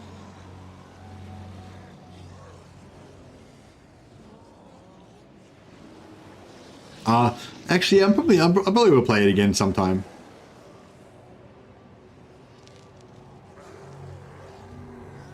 Yeah, I probably could do another Taurox stream. I'd probably go for like a Taurox. Yeah, I was thinking maybe I would try and do a Taurox Scarbrand like allied thing and have like Chaos Warriors and stuff. That'd be pretty cool.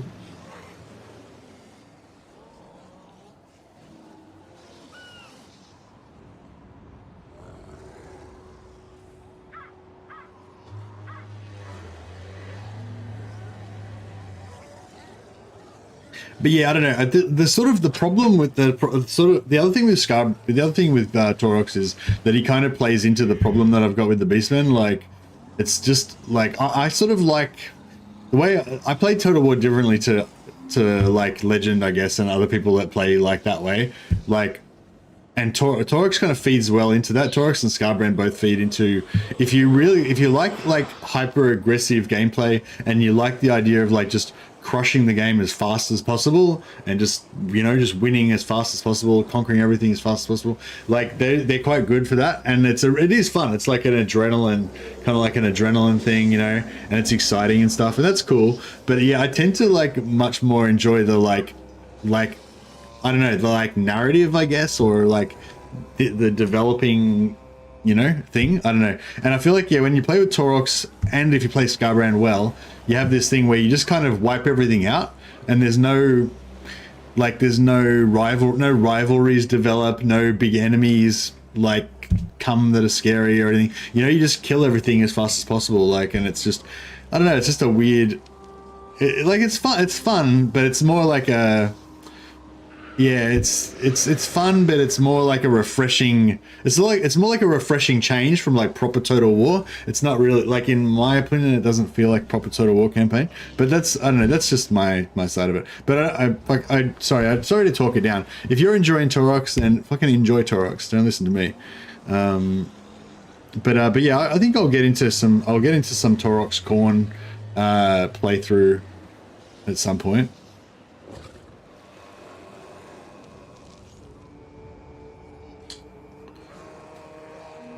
What do we want to get here? Extra loot would be good. Oh yeah, loot doesn't matter. All must fight. Recruitment, no, I don't want that. No, I don't want that. Don't want that. Don't want that. Okay, these are all totally shit. Actually, that 100% replenishment would be good for Malagor. Yeah, I'll just take that.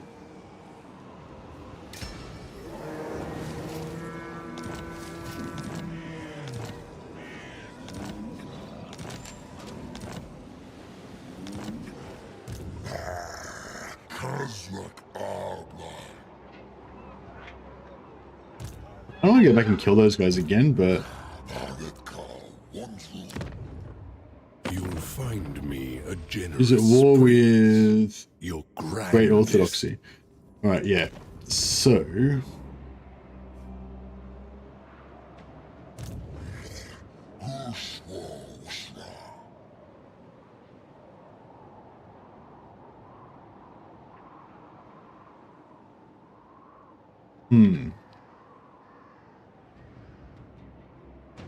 how are we going down here? Oh, they've taken over Black Pit. That's good.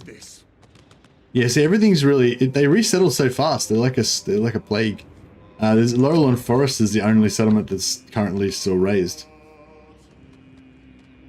That's pretty good. All right, how about I'll just jump back over here, and we're fully visible, so we'll just let Nordland have a crack if they think they're hard enough.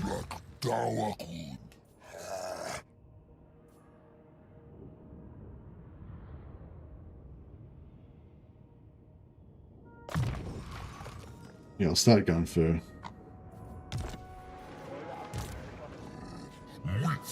This up. Fort Burbers is part of it. Alright, cool. Let's go for Fort Burbers. Oh, wait, we can do, boom. Alright, Taurox. Let's do it.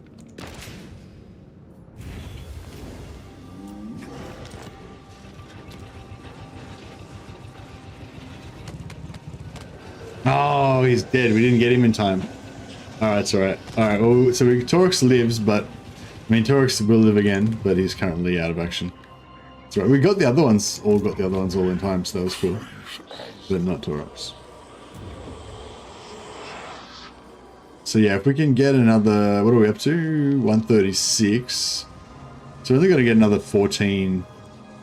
I'm getting another 14 to give Taurox an army when he comes back. Get 12 here. Yeah, so if we get this now, that'll be enough. We'll start a new army. Give it to Taurox when he comes. Surely this isn't... Doesn't look that strong.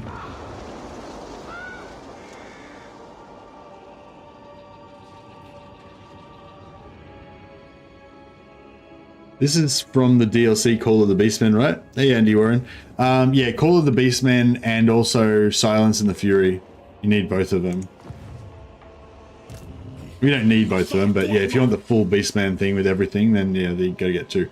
But yeah, Call of the Beastmen is Khazrak, the Lord I'm playing, is in Call of the Beastmen, yeah.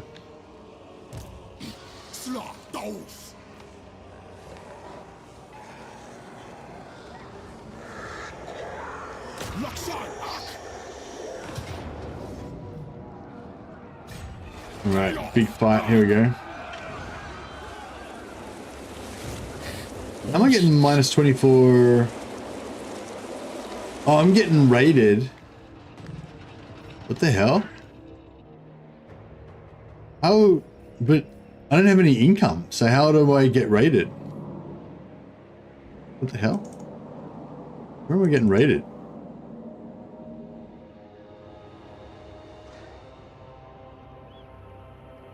Confused. Oh, cool. They Tomb Kings took that off him. Fuck, I feel like Scarbrand's gonna get his ass kicked if I don't go and help him.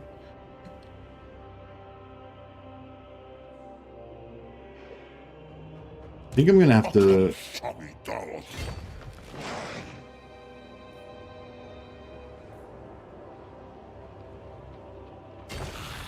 Yeah, I think I'm gonna have to go back up to where Scarbrand is and try and help him. Otherwise, he's just gonna get killed. Because he's terror bad.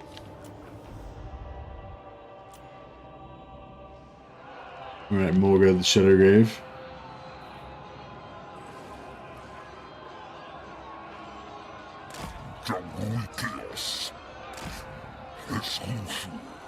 Oh, what's going on here? That's weird. So does the fortress not count as a fortress when... That's weird. After all that, what I was just saying before, the fortress is not intercepting. Or maybe it's because I'm in... It's just not... It's not intercepting. That's really weird.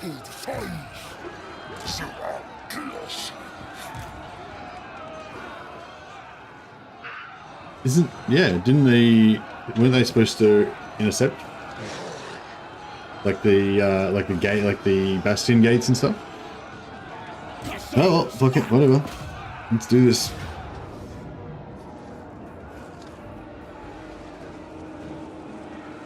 So, most of their melee power is on the ground, so we should be able to bum rush the walls, hopefully. We've got Balefire, Corpse Cart, Balefire. Balefire is the one that just gives them, yeah, just gives them buffs. That won't bother us. And their caster's got nothing. Yeah, cool. Alright.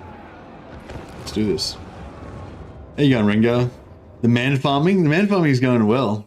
Our beastmen all have full bellies. Haven't lost a horde yet. I thought I was nearly about to lose one once. I've had a couple of my Hearthstone sacked, but none of my made, just, you know, my throwaway ones that I wasn't defending anyway. But yeah, I don't know how. I mean, I wouldn't compare it to a Torix campaign, but I wonder how I'm doing as far as like the average Khazrak campaign. Balefire gives magic weapon property. Nice. Yeah, magic weapon and also fire. I think fire damage. They're bad for regeneration, which we do. Actually, yeah, Morgo does have regeneration. I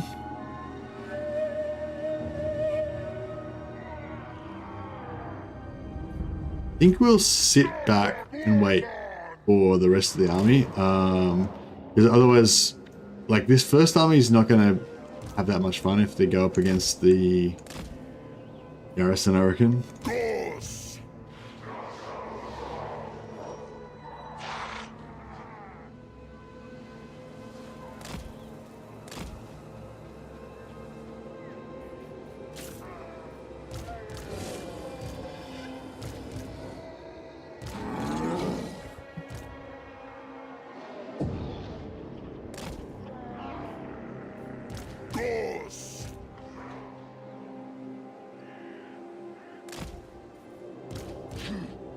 Warhammer!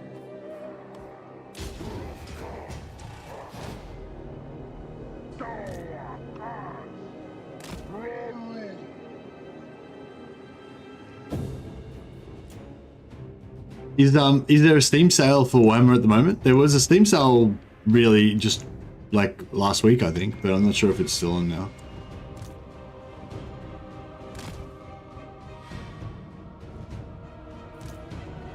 But yeah, it's yeah, Call the Beastmen's a Warhammer 1 DLC, so should be pretty cheap. The Sega sale's over. Ah, okay. Yeah, there was a Sega sale on. But yeah, you can get there tends to be pretty much always sales on really regularly, so if you're looking for it cheap, you can just wait for a sale. But I mean, even if it's not on sale, it's not that expensive anyway.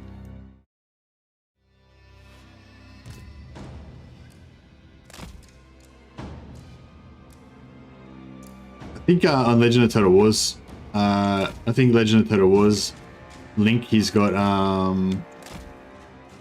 like on his videos, he has a link for like Epic, not Epic. Is it Epic Game Store? No, not Epic.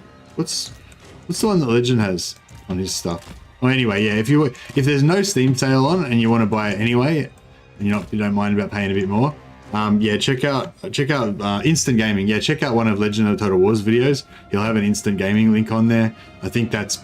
It might not be like the cheapest possible place you can get it, but it's really, but it's, you know, it's somewhat discounted. Yeah.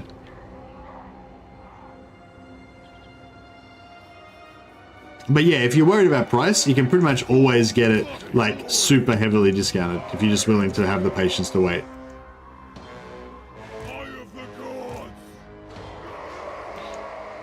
Okay, we don't actually have that much infantry.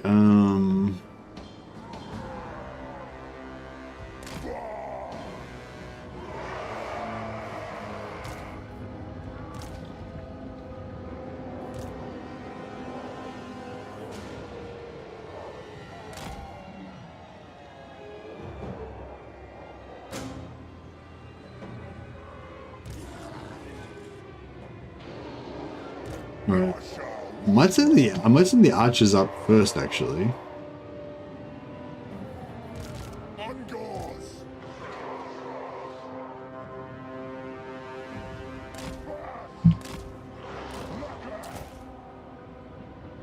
Because they can take a few shots from the towers. Fuck them, they're not even honest. They're not even proper honest beastmen melee.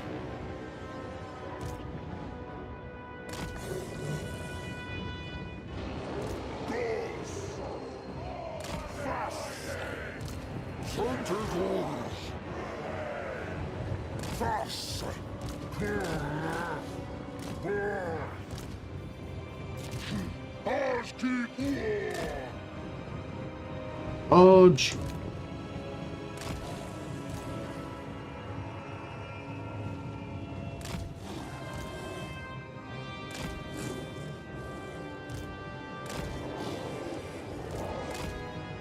Make sure to start munging those doors.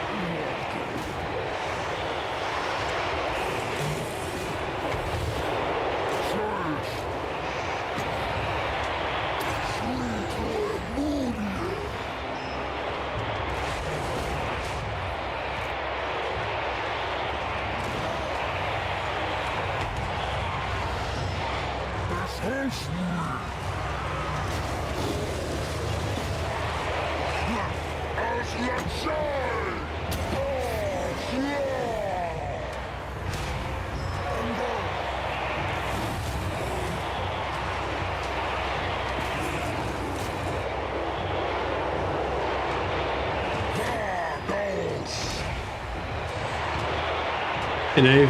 Nah, I probably won't. I mean, I do like Stellaris, but no, no plans to do any Stellaris streams anytime soon. There's too many.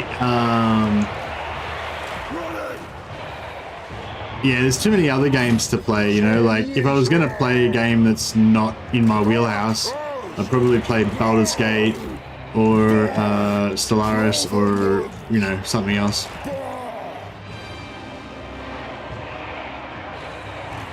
Like, so Stellaris is like in my wheelhouse for something I would play for leisure, but I mean it's not really in my wheelhouse for my channel. I mean.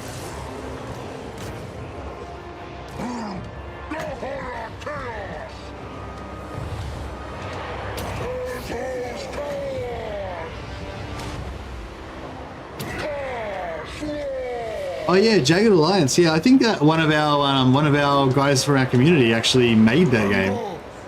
I can't remember who was it that was the one that was working on. Who was it the one that was working on Jagged Alliance? Oh, I can't remember now. It was like someone who's like pretty regular, like on the streams.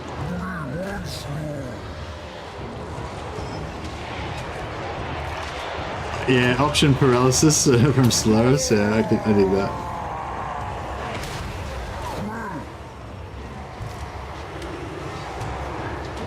Oh, we created a spawn. You know, with those created spawn, you don't get to keep them, do you?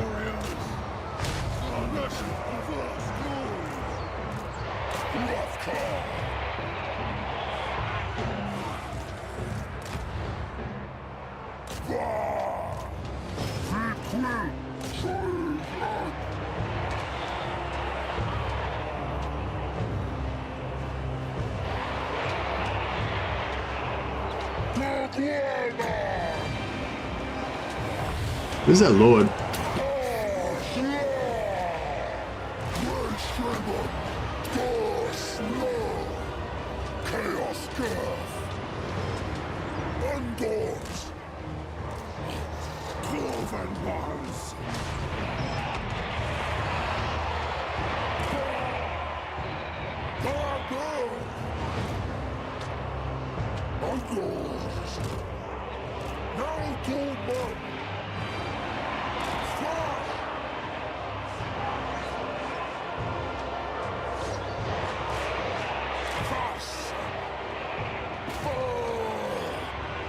What unit lets you blow up units? Sounds handy. Hey, did we kill that Lord? I think we killed him.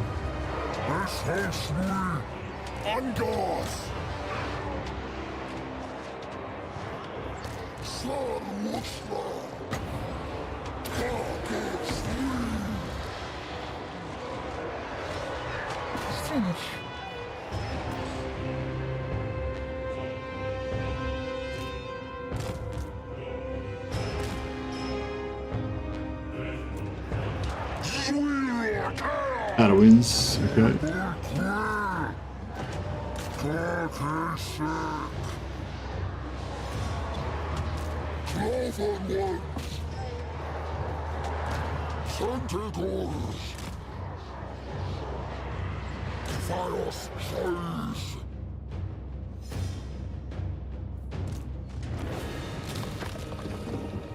Still play Darktide? Nah, no.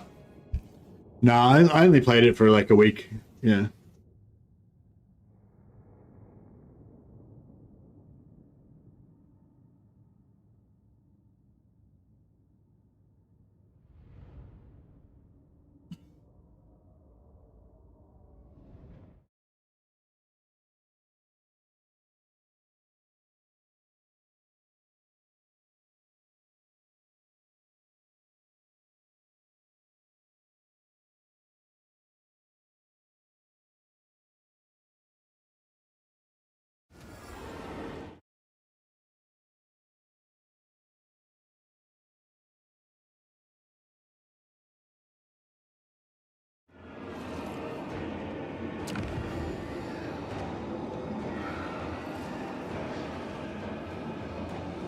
Okay, so we're gonna raise in advance.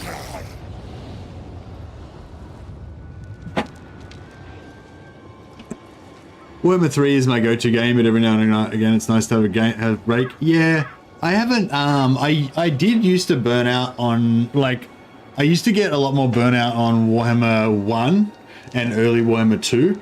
Once Warhammer 2 got to the point where it was really, really fucking good, I just never burn out on it again. And Warhammer 3, when it first came out, was kind of shit, and I was starting to get burnt out from it until about, what is it, 3.2? 3.3 or whenever it was, when it kind of got good. Yeah, like when they changed the sieges and when after Immortal Empires came out and stuff. And yeah, then I just never got burnt out really again on Warhammer 3 after that again. But I still like playing other games just because they're fun. But I don't really get like, yeah, I don't know.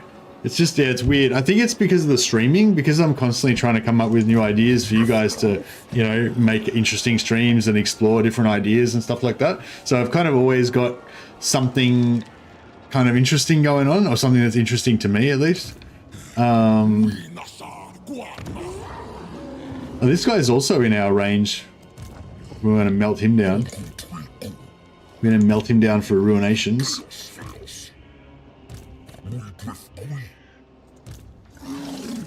But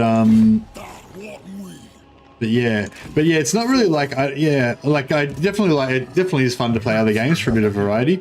But yeah, I've noticed it's weird. Like I don't really get burnt out anymore. Like I want to play other games just because I want to play them, but it's not like I want to play something else, not Warhammer. It's just like I want to play them as well, kind of thing.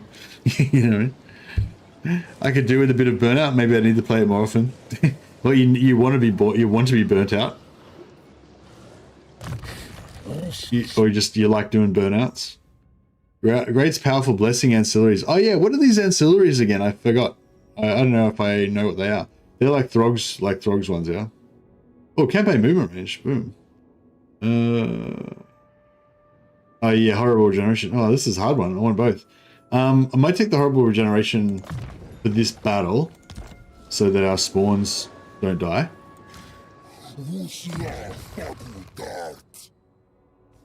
Fragutards.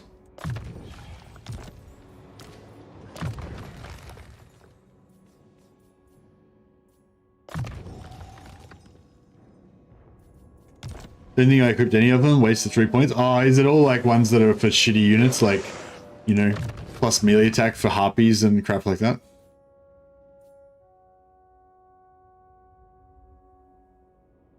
Yeah, so I was thinking Panny's Impenetrable Pelt, Curse of Anahir. Yeah, Pan's Impenetrable Pelt and Curse of Anahir. I thought both of those could be good for protecting our spawn blobs. Is this non-overcast version? Yeah, non-overcast version is good. It's expensive though, isn't it? 9. It's not that bad. Plus it'll be 7 when we get it maxed out. Yeah, that's pretty good. You can cast that for if you want to keep them buffed. Oh, they're generic. They are generic, but I just felt like they're useless. Okay.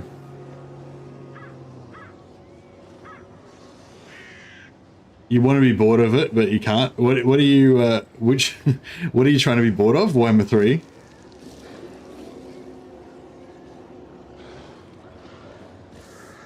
Hey, Mr. Mad, I actually watched Legend stream because of Krokka.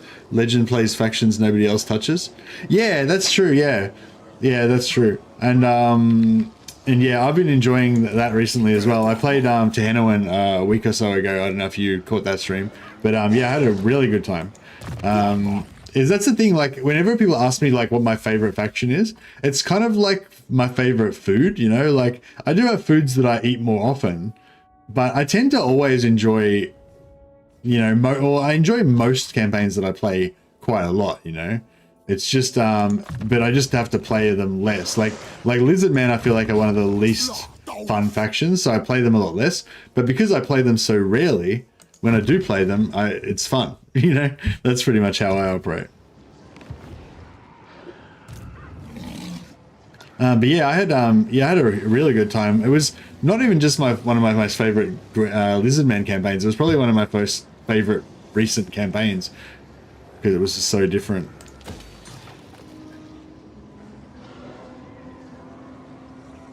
All right, cool. Then we get that. Then we get spawn.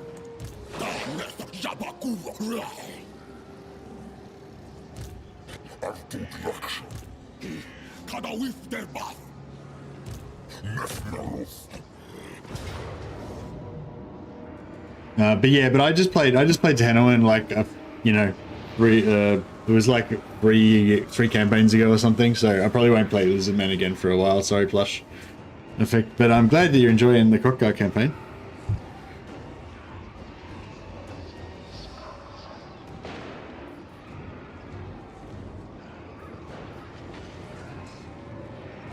I basically play any faction that I can think of a fun reason to play, basically. Pyrrhic again.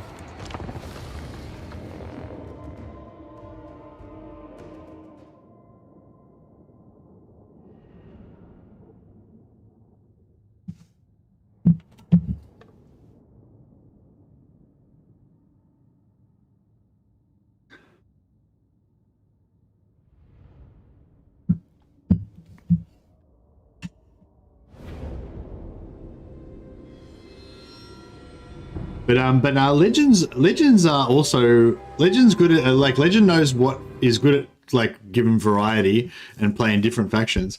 But he's also just a better streamer than me. He's just a good streamer. Like whenever I watch Legend, I just like I kind of pick up little things, you know, like just about how the way that he does it and stuff, and like he's been doing it a long time. He's good at it.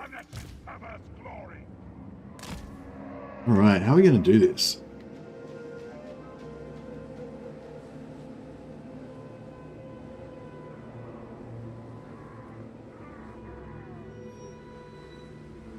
What sort of spells are we up against? I didn't actually check his spells before we started. I'll get there. Oh, thanks a lot. This has been pretty fun. Giant big dinosaurs. Yeah, well, the big dinosaurs thing is fun, but you don't get that until later in the campaign. Takes a long time to get there. It's sort of it's the slowness of the Lizardmen that's kind of the bad thing about them. But when I played them recently, that was actually kind of what I liked about them. Like, the slowness is okay as long as you're confident that you will get there, kind of thing. It's not so bad. So I think we're going to do like a blob on this side, with a super blob behind it, with regenerating spawn with our heroes. So that should be like a tough little blob. If Kemmler gets anywhere near there, we'll kill him. If Krell comes in there, hopefully we can debuff and kill him.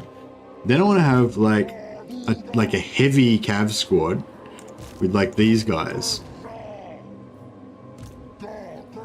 Can these no, these guys? No. I thought one of these was like a missile. No. Alright, cool. Yeah, so these guys are like a heavy cavalry kind of unit. I'm going to try and find some stuff for them to smash. Chaos Warhounds aren't as good when you haven't got... Yeah, Chaos Warhounds aren't as good against One Dead because you don't have anything to, like, route with them. These guys can just add some aerial damage. That's okay, bro. I really enjoy your campaigns, even if it's Empire, Belagar, or Chaos. Well, Chaos Boys for a gazillion of times. Yeah.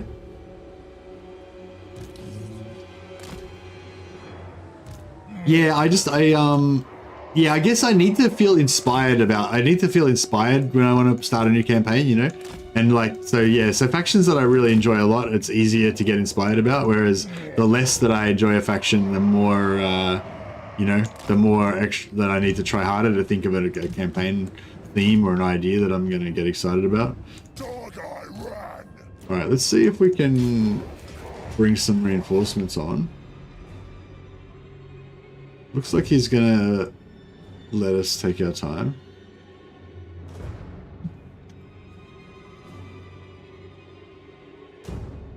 Yeah, no, I think I slowly kind of get better over time. But yeah, there's a lot of different aspects to streaming that you can focus on that are like to be good in different ways, I guess.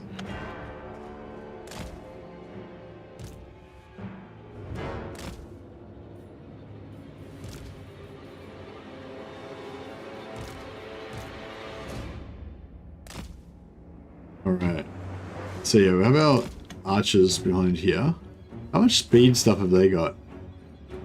They've got not that much fast stuff.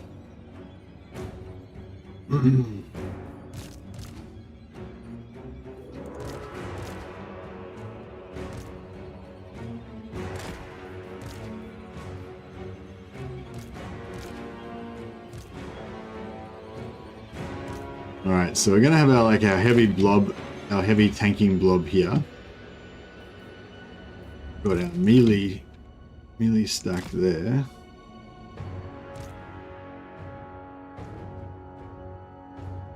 And then we've got our heavy mobility and our fast mobility. Alright, this is a bit of we got a bit of variety going on.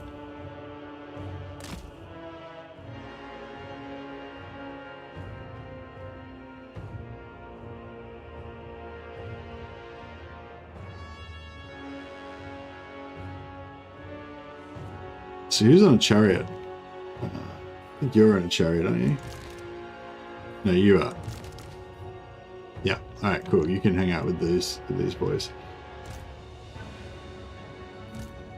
Let's see if we can antagonize some shit. Actually, maybe you guys go over there.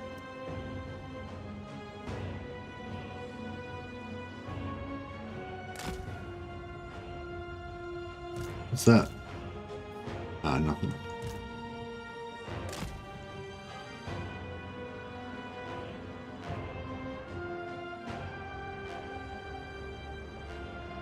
Actually, we could just take out these dogs. Yeah, if we kill these dogs, we try and kill the other flank as well. And then they're really far away, so they shouldn't be able to get to our...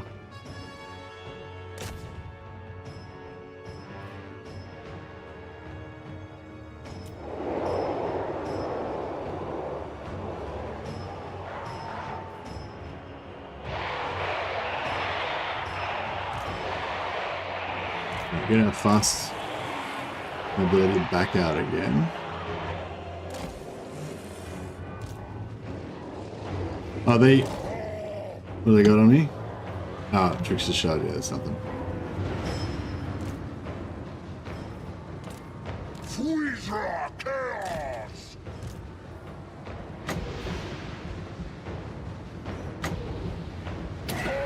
Was that zombies? Oh crap, it's a bit of a waste. Didn't bother.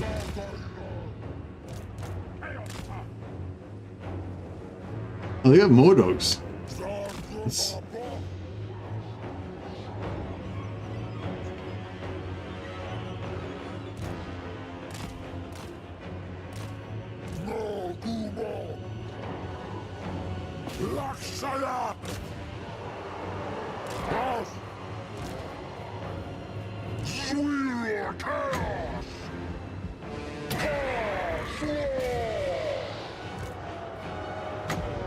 I'll just debuff their melee attack, and then even though they're spears, they shouldn't be able to hit us.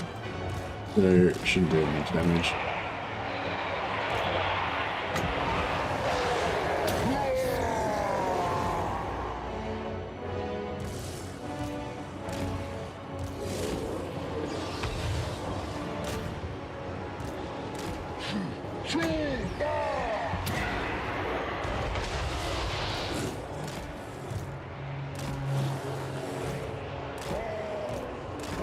Oh shit, we got... this might have gotten a bit messy.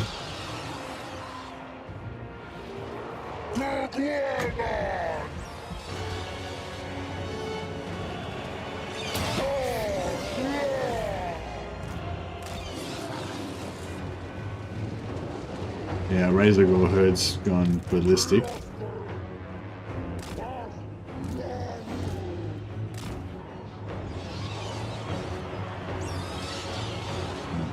Yeah, Razor Gore herds are gone Burko. That's alright.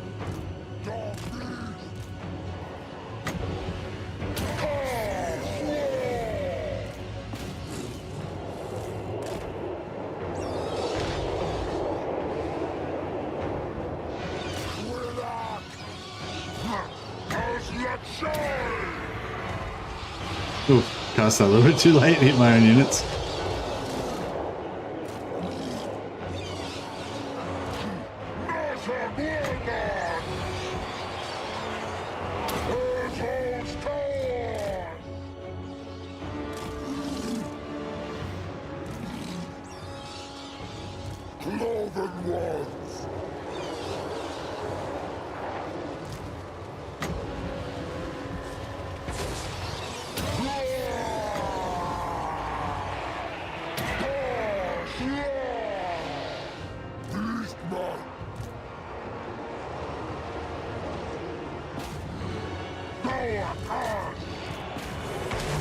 I don't want to extricate myself of this, but these guys are not really letting us get out.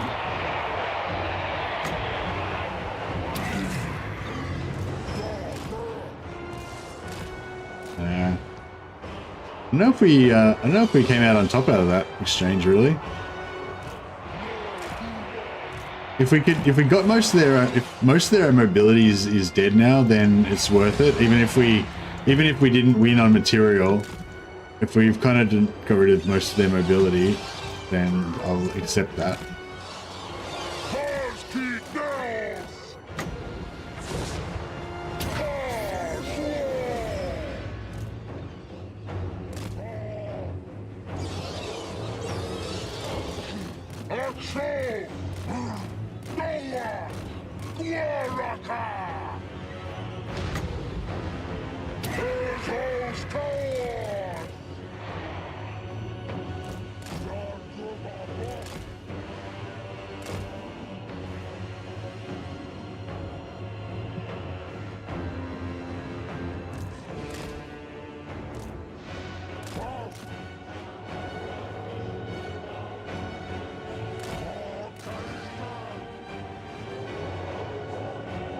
Yeah, so sorry, the thing that I really enjoyed about the Tannoan campaign was that it was the slow, methodic build-up of an empire. Like, I just kept, like, kind of methodically expanding and conquering, and I was able to build, like, a political kind of temporary alliance with Alberic for a while, and then eventually backstab him, and, you know, it just, like, it's exactly what I kind of... I don't know, I mean, there's a lot of ways to play, and I enjoy a lot of different ways to play, but probably like the way to play that I kind of enjoy the most, or most often, is that, yeah, that sort of way where you have a bit of a chance for stuff to sort of develop, I guess. Check this guy out. They're shattering because of faster and stronger, because I've got too many faster and stronger enemies nearby, minus 24. Because I've got so many troops, they're just melting from the proximity.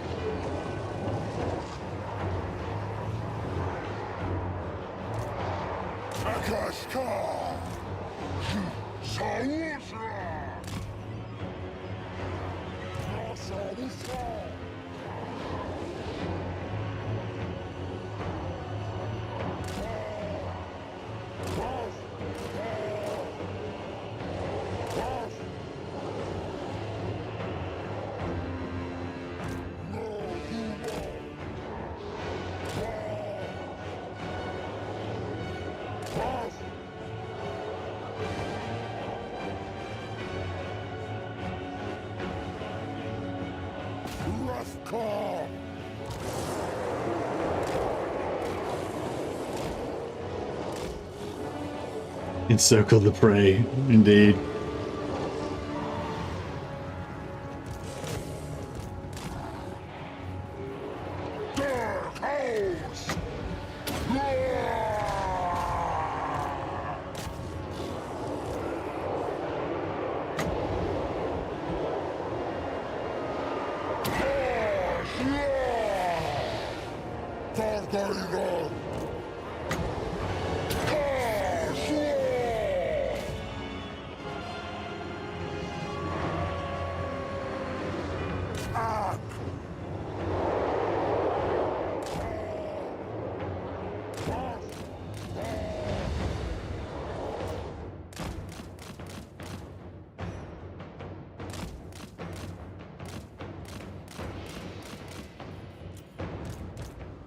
Angors! Fast! Go fast! Smart doors!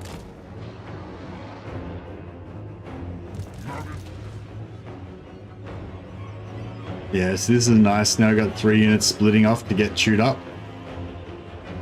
Fast!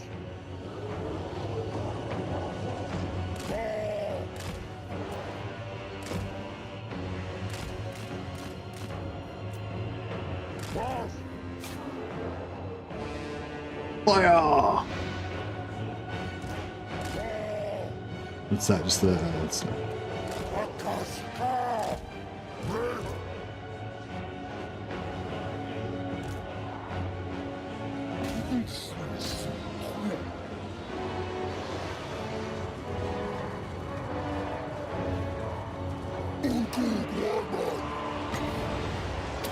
should have cast that idea up a little bit earlier. Oh, we're actually out of wins.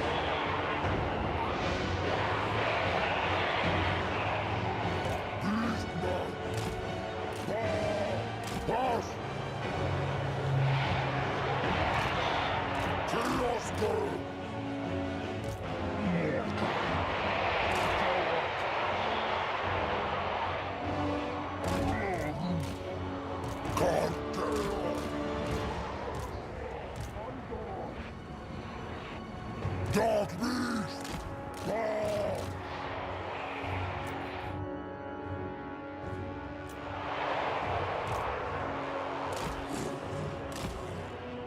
Reap their souls!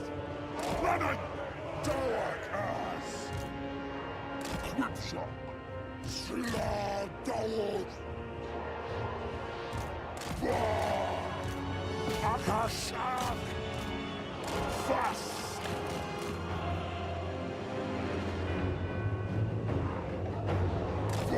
The Tuscarors are getting destroyed.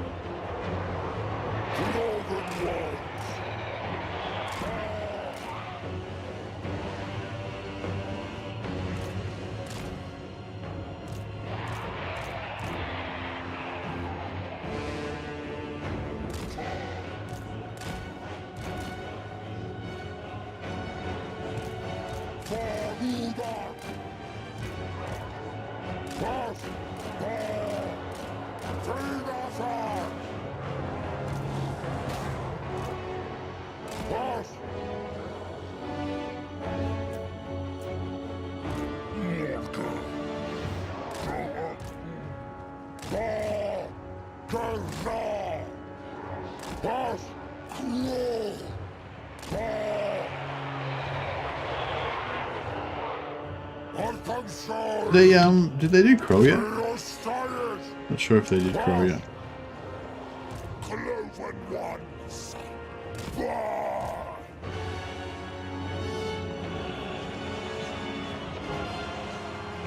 Angors! Dark beasts! Raiders! Darker! Blaguma!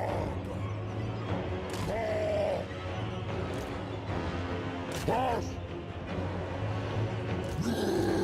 Fast! Lakshayak! Quilak! Scheiß aus.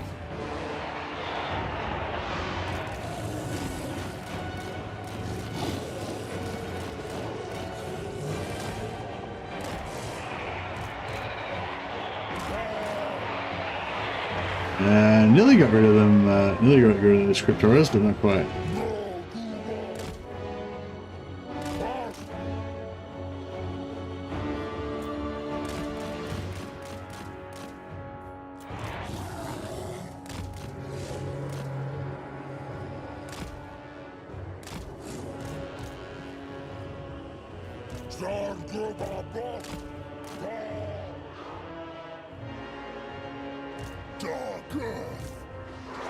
Oh.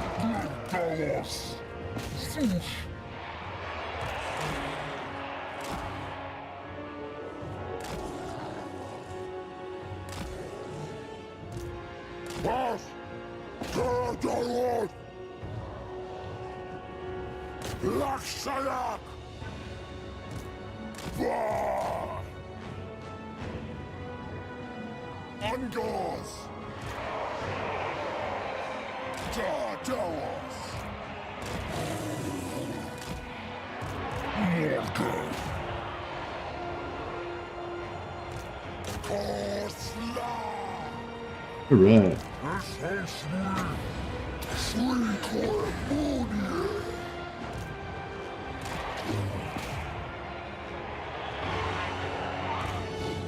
All right, nearly at the end now.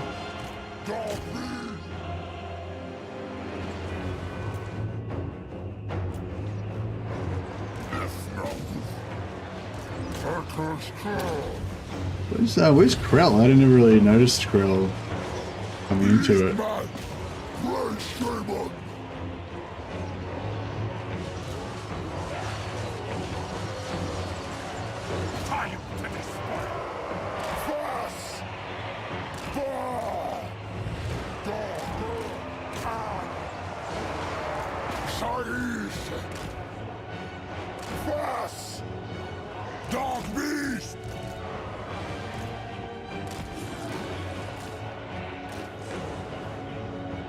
Alright, I think we've got this all wrapped up.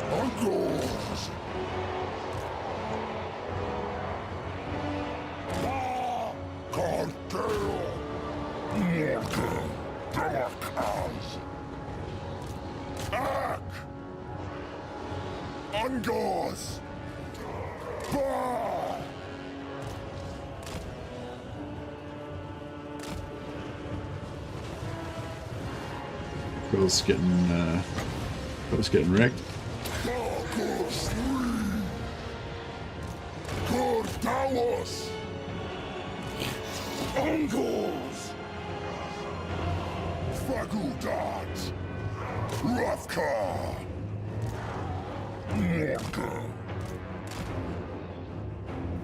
Whew. That was fun. Took a lot more work than I thought it was going to take, though. We probably could have just, I probably could have done that a lot quicker by just making all of my melee into one giant blob, just blobbing the enemy onto them and then just shooting them all with the archers. Probably would have been like actually quicker and maybe even better. But that was way more fun doing it that way. We only took like 120 casualties or something. 120. Look at the kill death ratio. 120 versus 130 versus 3.5 thousand.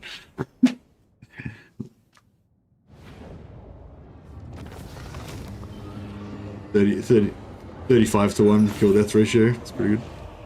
Or 30 to 1.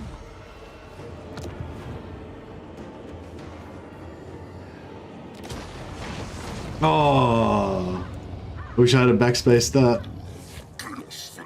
That was a big retreat. We got 24 here, so we grab another army. We're not really going to get anything else in the short term.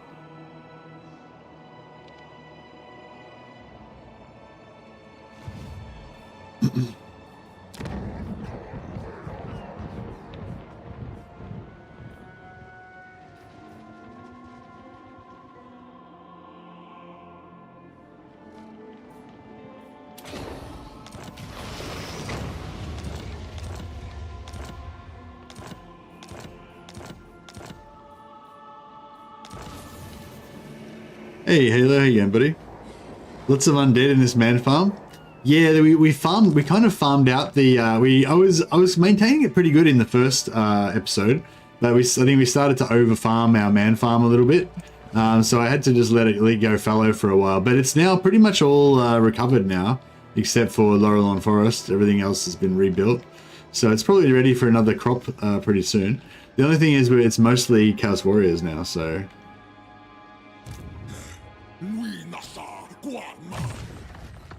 We sort of need somebody to kill Festus so that we can keep his dudes, but we want him to get out of our farm. But I can't really. If I attack him, then I'm going to lose my. I'm going to lose my. My man farm. I'm going to lose my Chaos Warriors if I turn on him. I've only got like 1 or 2, but still. What are we going to do with these guys? I guess we're going to go for the freakish mutations eventually.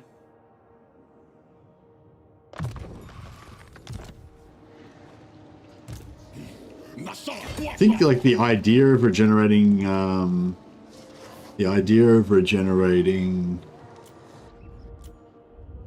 dudes is pretty cool. We can actually raise another army now, can't we? Oh, 4 out of 4. Oh, didn't we get another army?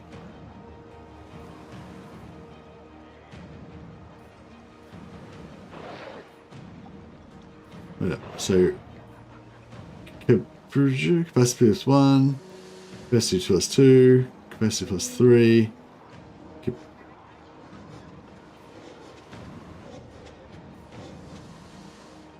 I don't give a fuck about the Cygor. Fuck off, Cygor. Capacity plus 3. Ah, so we didn't get an extra army. That's bullshit. So what have I got to do? I've got to get to... It's about once... I just hit 160.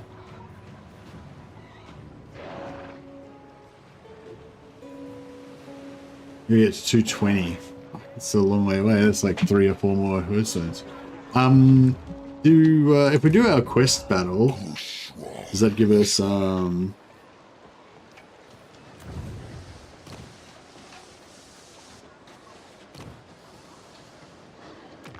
Icons of Vilification gives Dread. Dread. Okay. They all give us Dread. None of them give us, what do you call it? Ruination.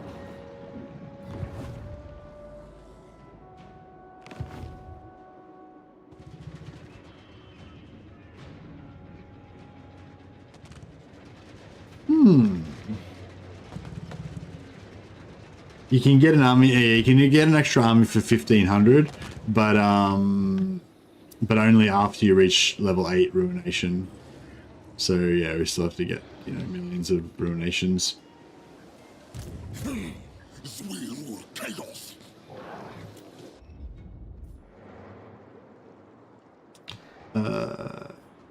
can start upgrading Malagor. Starting from next turn. Cool.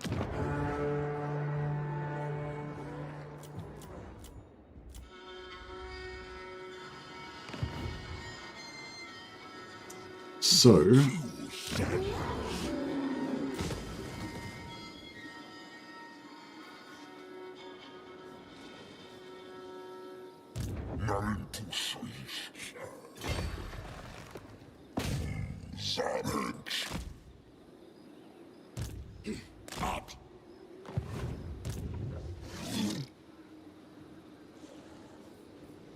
I don't know if we need to bother going to tier 3 really, tier 4 really, with any of these other armies.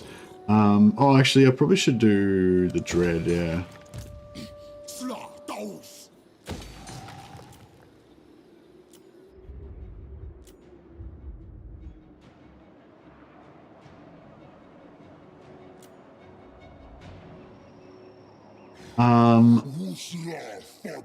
We've got 10,000 extra gold. I mean, we could go for another Aura of Madness, or we go for some more movement range. Both of which would be good.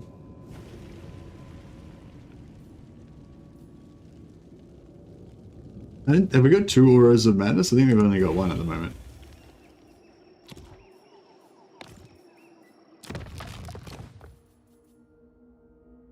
Banner of Madness, yeah, we've only got 1. So yeah, if we get another one of those, we put 1 on Malagor, 1 on oh, actually, wait up, how many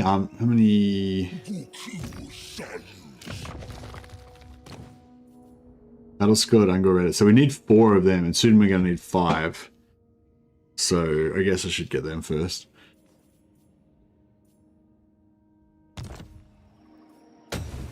Because yeah, they just give us extra 10% movement range, which is probably the most important thing. Oh, actually, I can get 1 extra one. Actually, no, I'll save the money. That's fine. Yeah, I will get another one of those, or Banners of Madness, or maybe 2 more. 1 for Taurox and 1 for Khazrak. Excuse me. Yeah, Taurox is fun. Is fun in a similar way to Scarbrand. Like even just using Taurox and using Scarbrand, just having that single large unit that you're going around cycle charging with and stuff is actually pretty fun.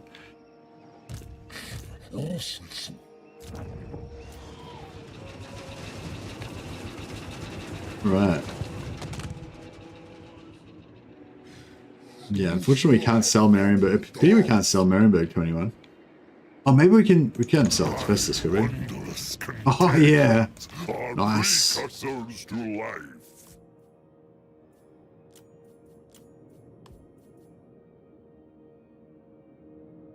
Good, good, good.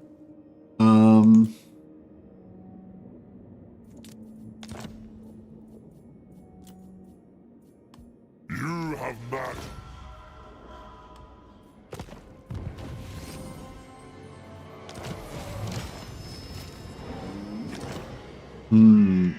I wonder if we could maybe get Festus into a war. If we could get Festus into a war with the Wood Elves, that could be the go.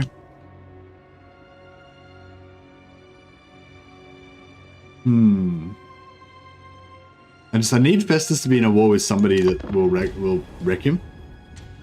That way we can keep his, you know, I want Festus to just be like kind of on life support, getting the crap kicked out of him. That would be ideal. That way we can keep that way he'll keep giving us quests to fight his enemies, but he'll not swallow up all of our farming territory.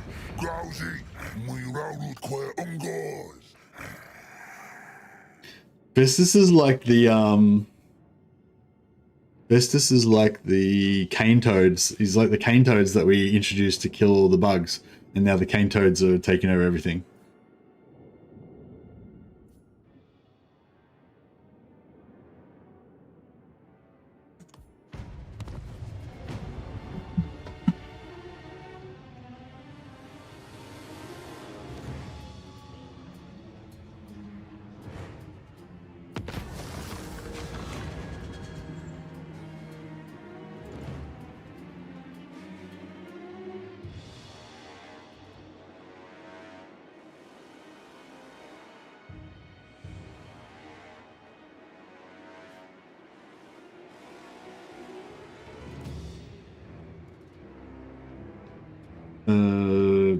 Guess corruption.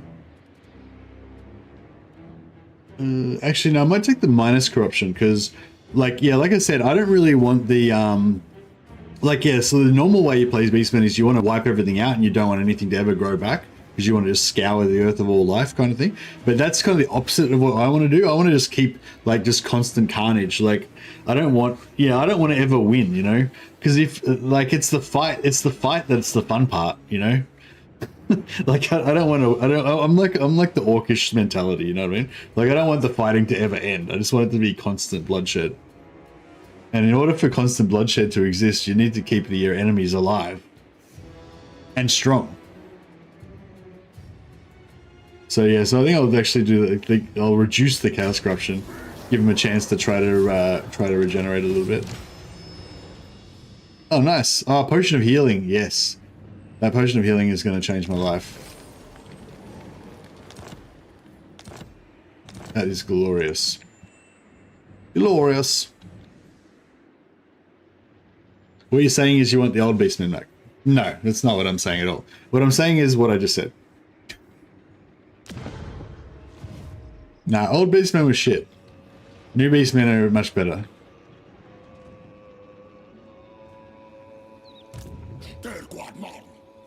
Unless you mean like you mean original post-update Beastmen when they were all overpowered and stuff.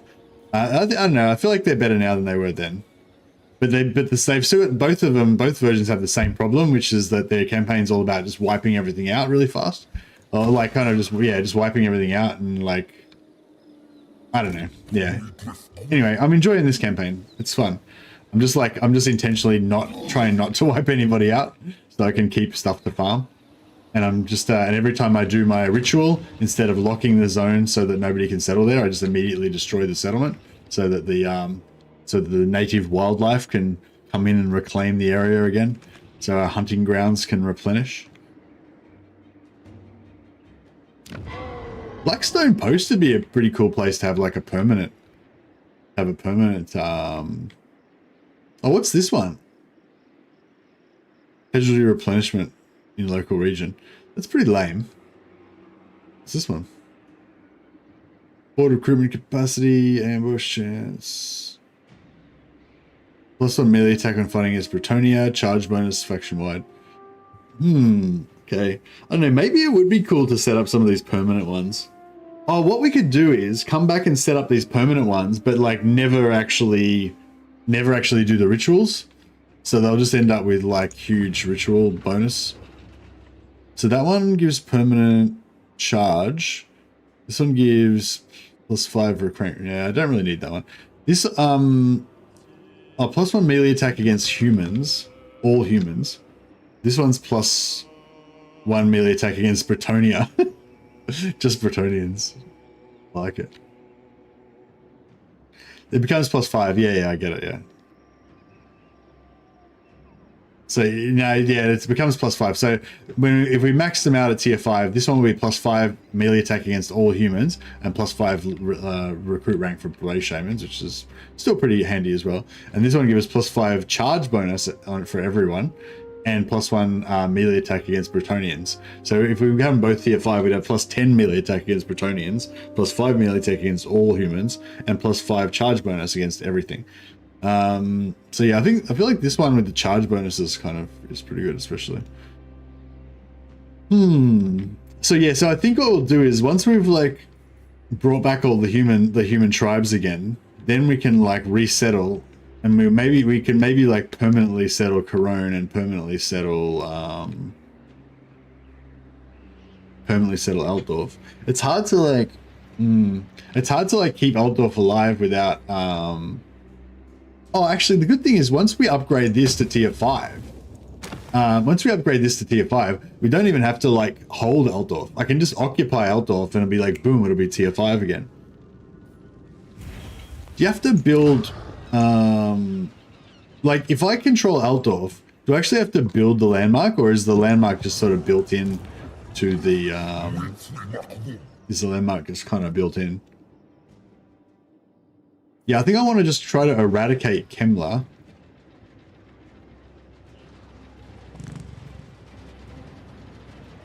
Because he's a bit of a pain in the butt. So if I occupy that one, it's greenskins and stuff. If I put this one,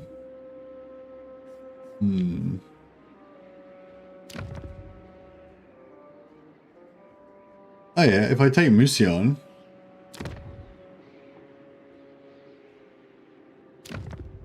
how does it not work, does it?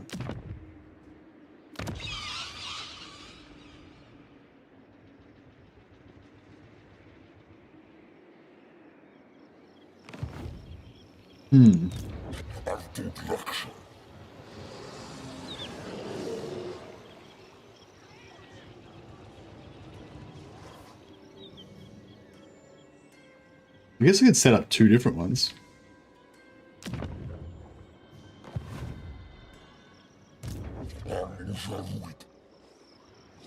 So these are both castles, but that's alright.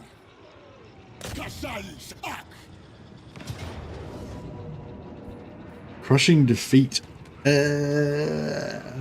Should be able to cheese this out with our archers, shouldn't we?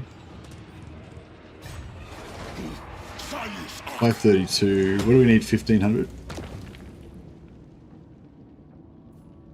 Yeah, 1500 for tier 4.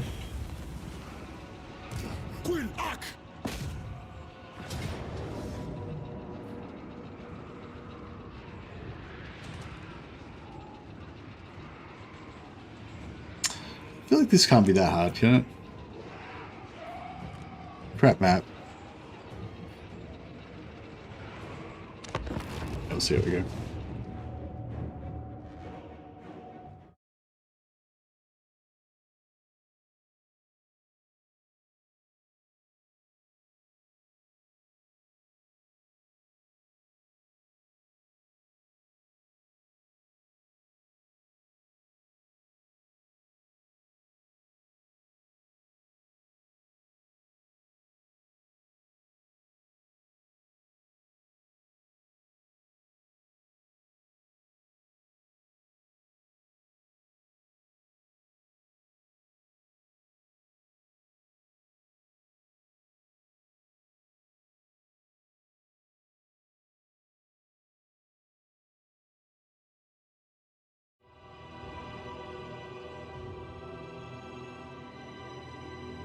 Okay.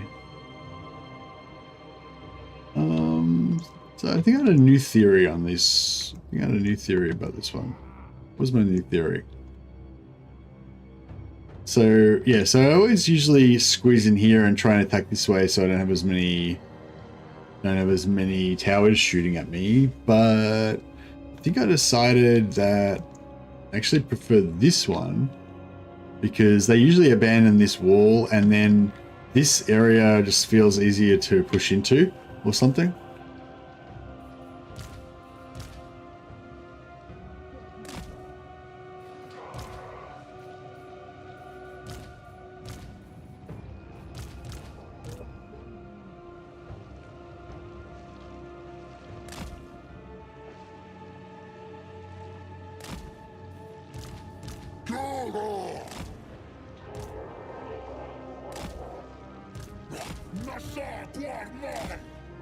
Dark beasts!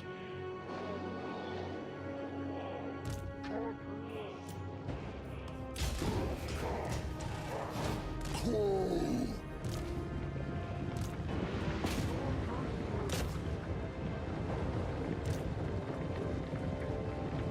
Fast! Ungors! Fast! Fire!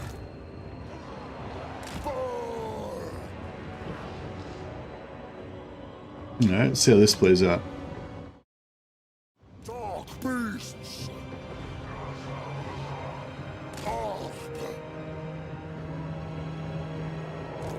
Chaos! Thus!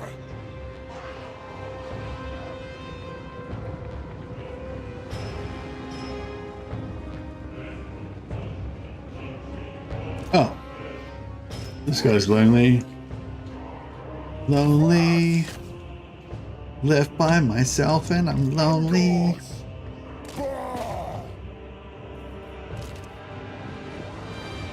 Chaos death! Close! Fast! Stay close! Fire!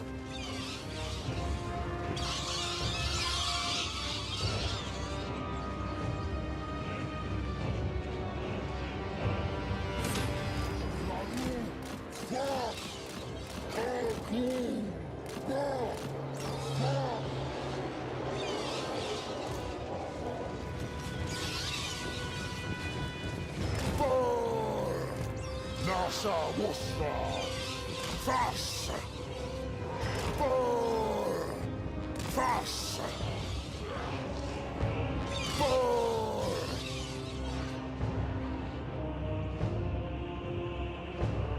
Ango! Fast!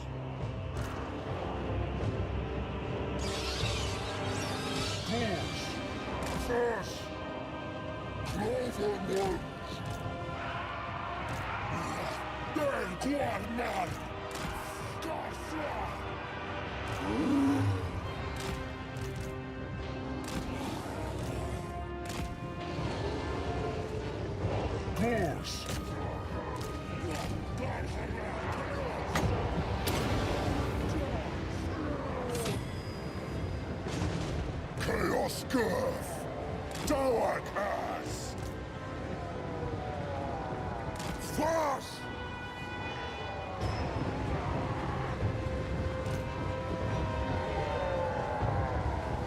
Fast! Angle! Dark Eye! Swoosh! Khazrak!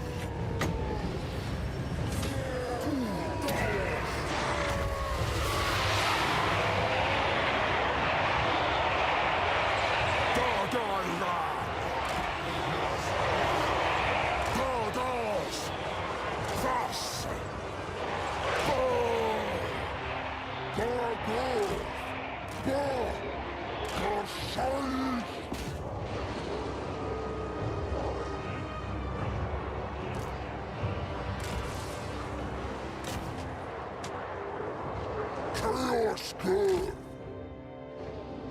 Fast.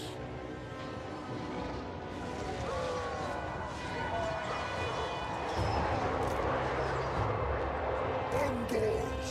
Beastmen. Fast. Bah. Beastmen.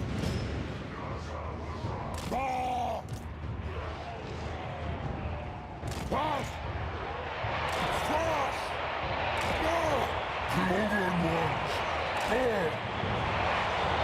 Alright, nice.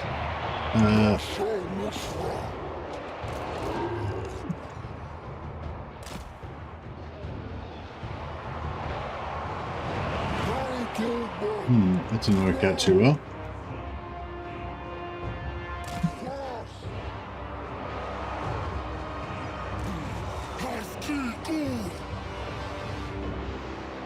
Alright, I think we've got this held. I'm gonna get Maruno back over here to do this up a bit more.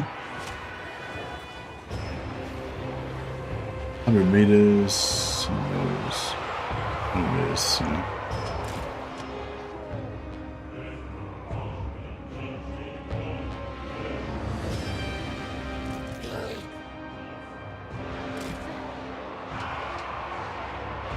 Boogers are struggling.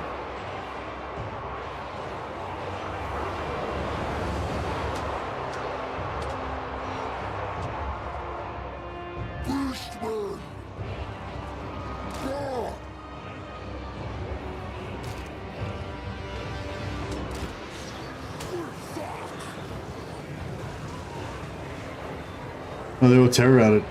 Oh, fuck. Bad timing. It's just about to come and save the day.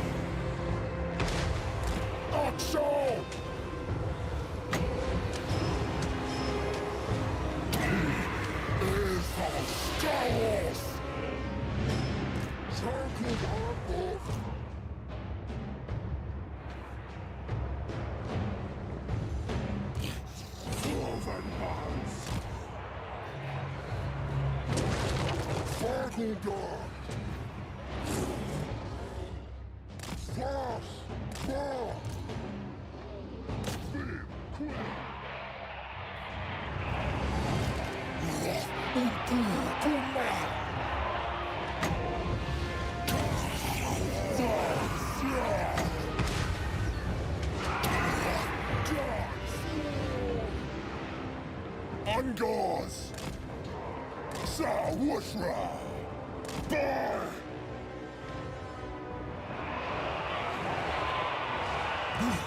Uzla Chaos!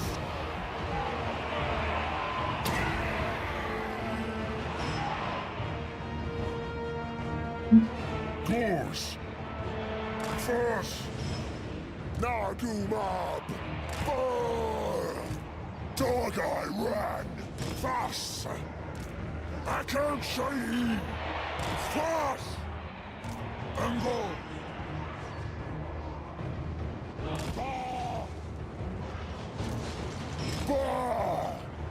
Husky dolls. Feed the flesh. Melon speaking French? I guess so.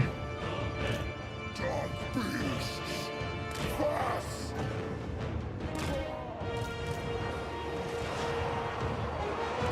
Massa Guarman.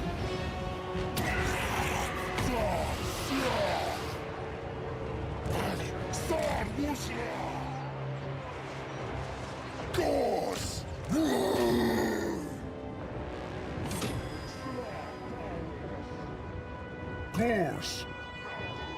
Burn! Force! Burn! Chaos Death! Burn! Ungauze! Fast! Dex! Gargaira! Fast! Fast! Sword! God! Sword!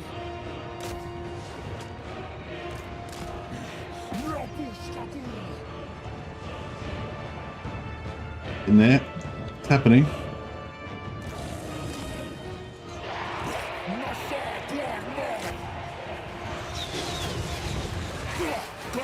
Yeah, piggy. Little piggy that could. Just tears through him.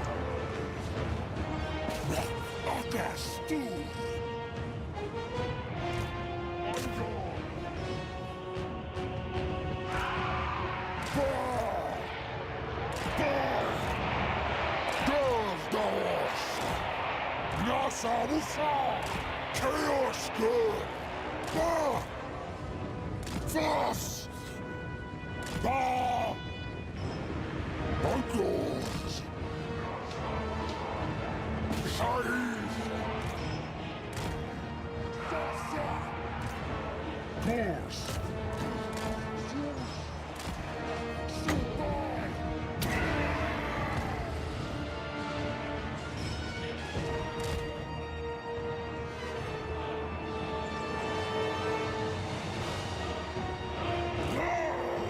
Alright. Making some inroads now.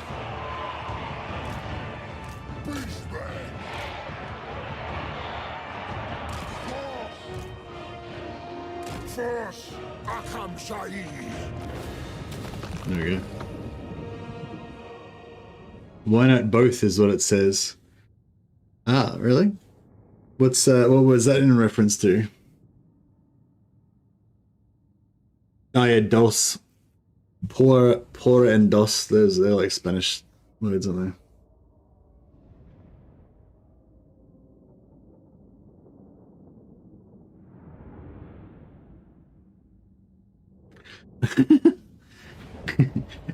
Halo says, I accounted for this by saying, or something.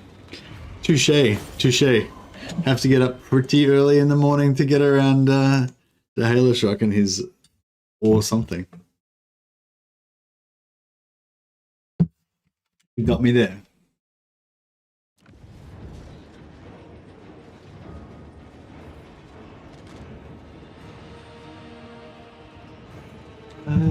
Yeah, I think we want to raise a new headstone.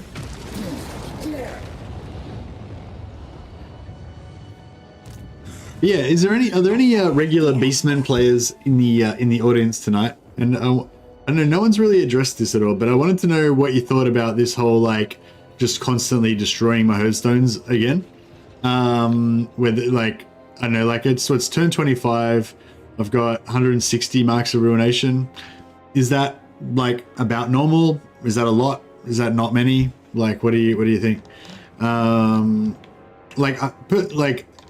I'm not an expert in Beastmen. I rarely play them, so I don't really have the tools to really evaluate it. But my feeling is that it's kind of doesn't make any difference. Like, it's about the same. But I don't know. I could be wrong.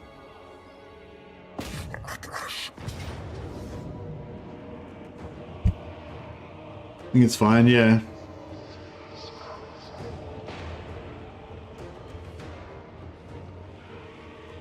They're free, do whatever you want. Yeah, that's what I mean. Like, I feel like they're free anyway, so it doesn't really matter. But the good thing about doing it this way is that the AI can rebuild, so that means you can get more kills, you know? But I don't know if it just depends what you're trying to do, I guess. If you're trying to, like, wipe everyone out as fast as possible, then better off leaving them up. But, yeah, I think if you want to just keep getting more kills all the time, just keep destroying them all the time gives you more kills. I think we're gonna have to fight this again. This one should be a bit more straightforward though, because I think we can just roll around in a big death ball in this one. Do it just classic death ball style.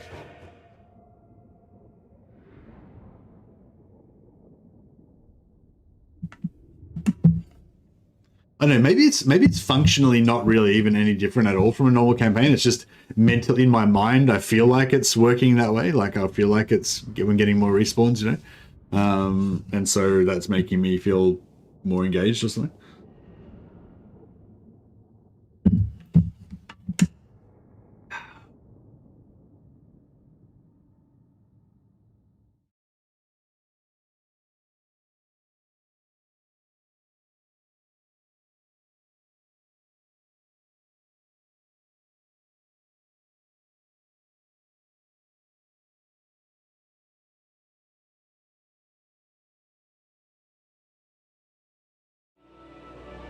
It's just not from me not playing them much. Wait, what's from me not playing them much?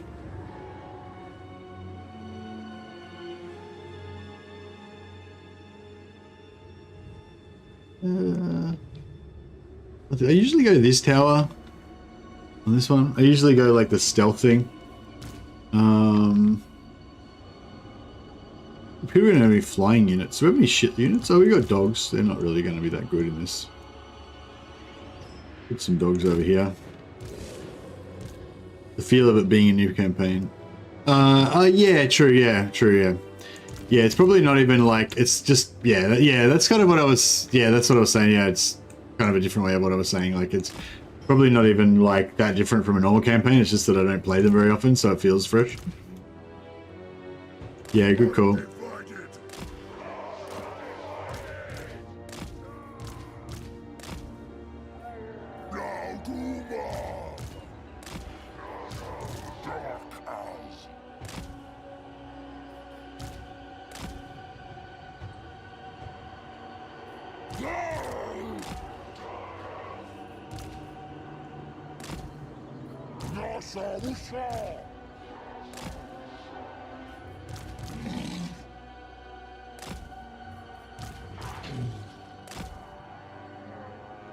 Cool. All right. I think everybody is hidden. So we are ready to go.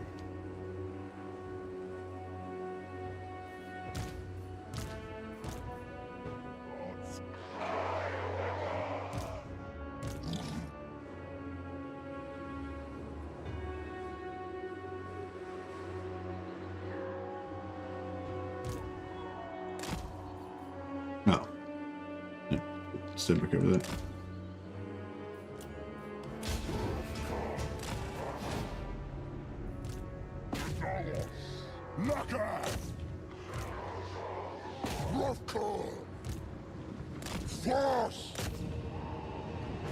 All will be despoiled.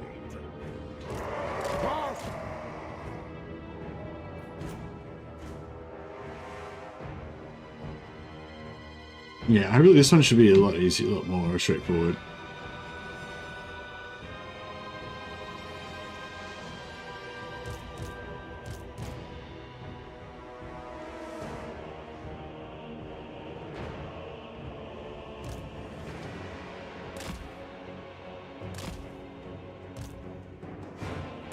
Oh, Team 1. So far behind. Yeah, battle's going to be over by the time Team 1 gets in there. Team 2's putting you to shame.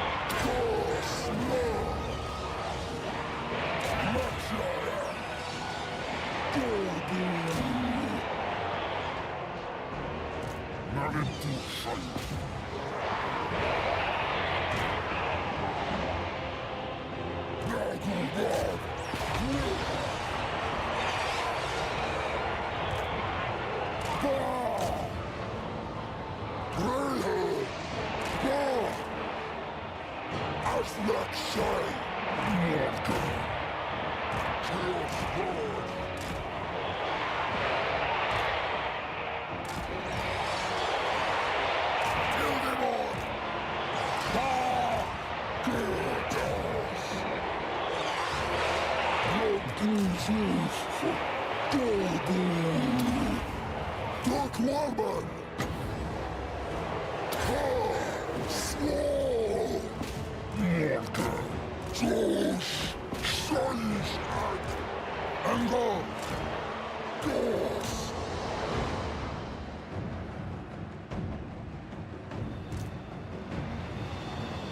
Fast! Sweeter chaos! Darker sleep! Right. Making some moves.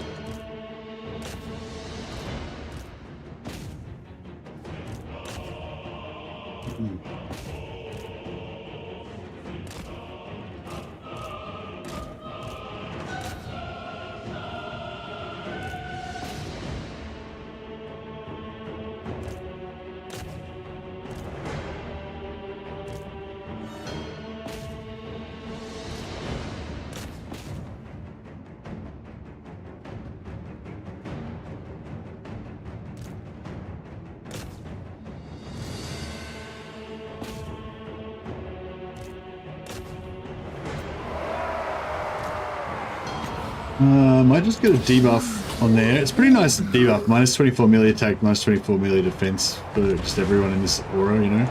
It's pretty nice. So that should help them go right. Just send some more stuff around here.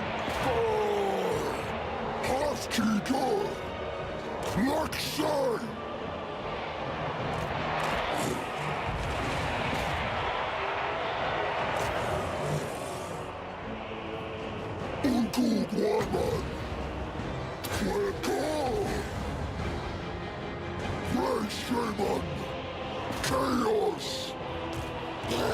Beastmen! Quill act!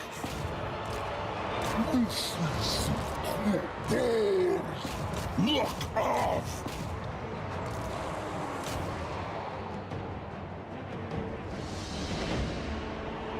Get these nice surrounds on these guys. So we can.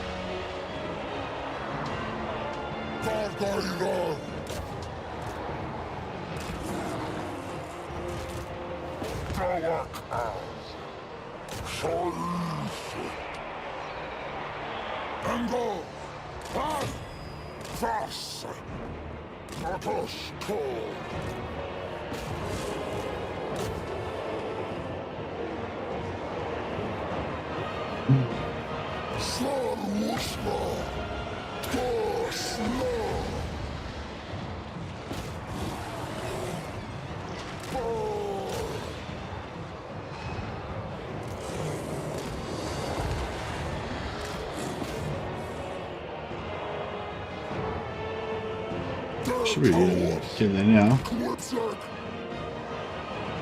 Yeah.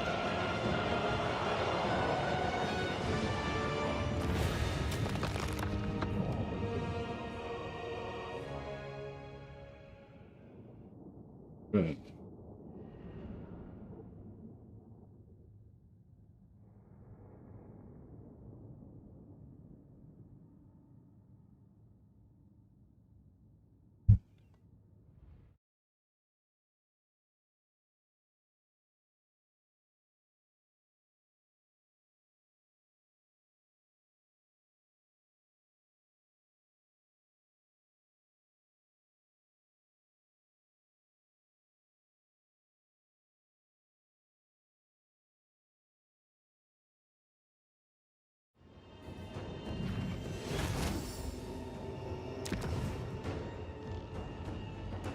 So yeah, I think I was going to raise another redstone here as well.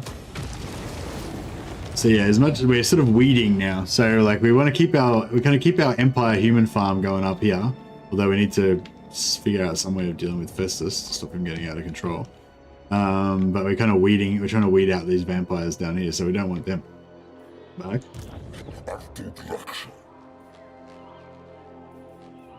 I don't know if I actually need tier 4 on any of these or not.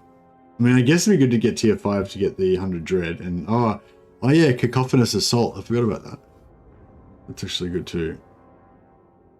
So you're getting tier 3 is good. Oh yeah, this does something good too, doesn't it?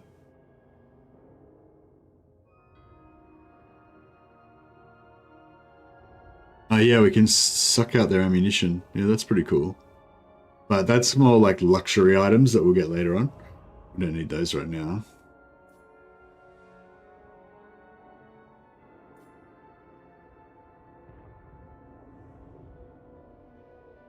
And this one, yeah, right, we can just boost certain units to make them really strong, but then they die afterwards.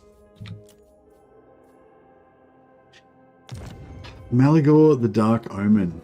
Now here we go, he's finally gotten here.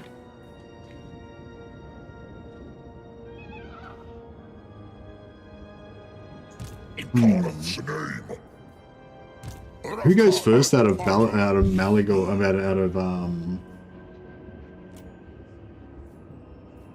who goes first out of these guys and Scarborough? I think tier 3 game 3 factions go before game 1 factions, I think. I think Scarbrand's before.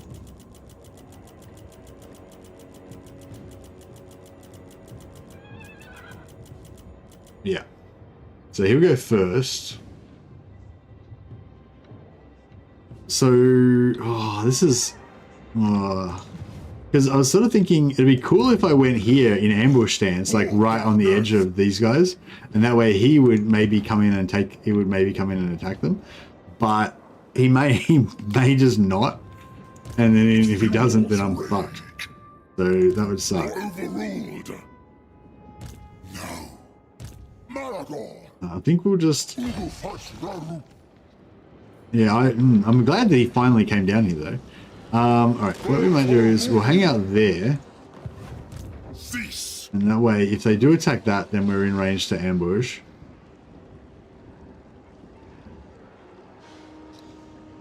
And if we retreat, then we should be retreating around the edge of around this river.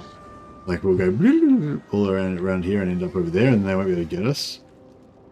I think that should be pretty good. Yeah, we'll start upgrading to tier 3. Vile Entropy is an awesome ability. Is that the building one that I was talking about before? Vile Entropy. Oh yeah, the ammo thing. Yeah. Yeah, fully. Take all their ammo and also reduce their combat potential, so they give them army losses.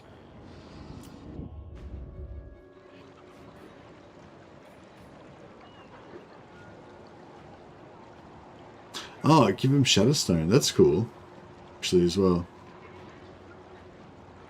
Actually, yeah, Shadowstone would be nice to have, wouldn't it? So the walls just blow up as you get to them.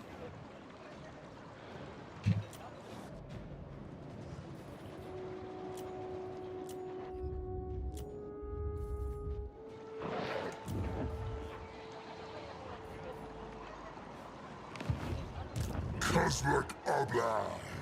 All right. Yeah. No, I'm not gonna mess. I'm not gonna mess with. I'm not gonna mess with Norland, because I want them to sort of recover. So I'm just gonna try to skip on past them. Never.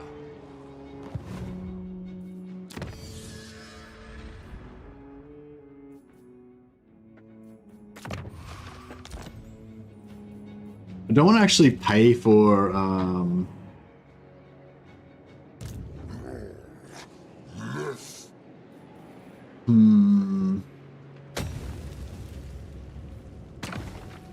Yeah, I don't really actually want to pay for any increased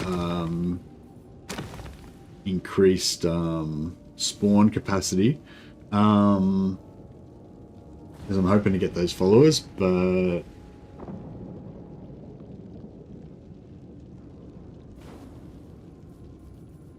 yeah, Lords and Heroes we could definitely go. I want some more Wargores.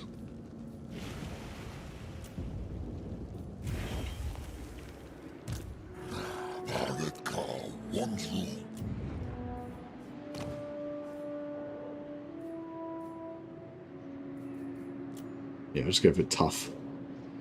Extra armor.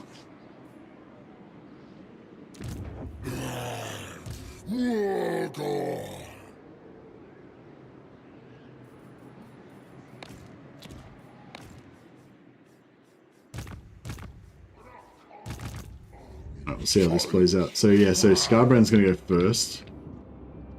It'd be cool if he just charged in here and like took on all three of these armies at once. Oh no, he's just gonna hang out there.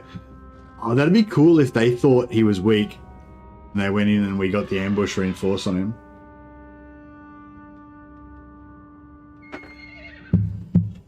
No, they just ran away. There it goes. That's okay though. Maybe we could try again. I'll move up and do the same thing. Shinny Shoot, Mightiest Fortress. What is it?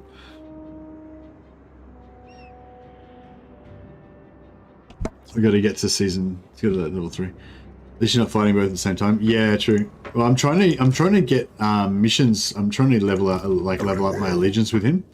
But where's he taking attrition from? Desert. Oh, vampire.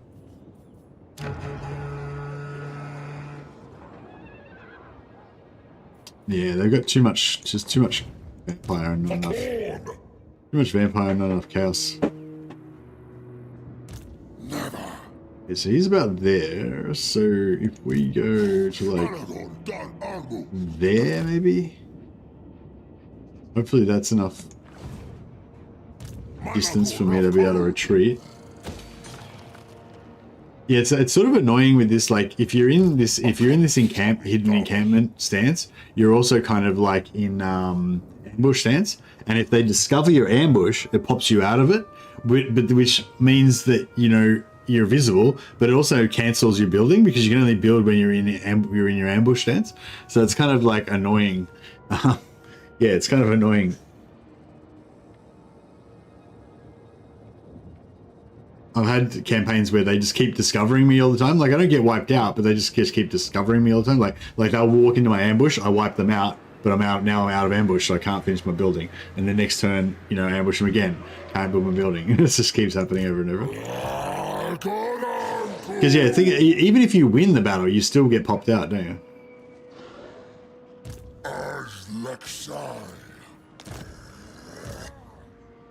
Okay.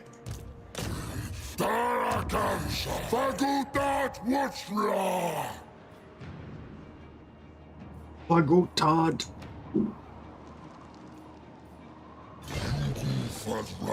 Alright, we'll cruise down here. Now, I'm going to take Erengrad because it's next door to Castle von Rocken. So that way we can actually sell... Oh, actually, no, I don't want that.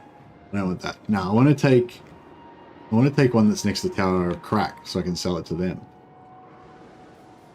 And get an alliance. I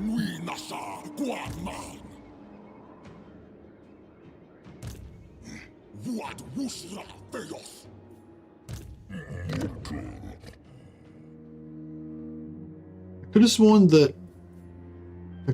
that Musion was within their zone. But now it's apparently not anymore.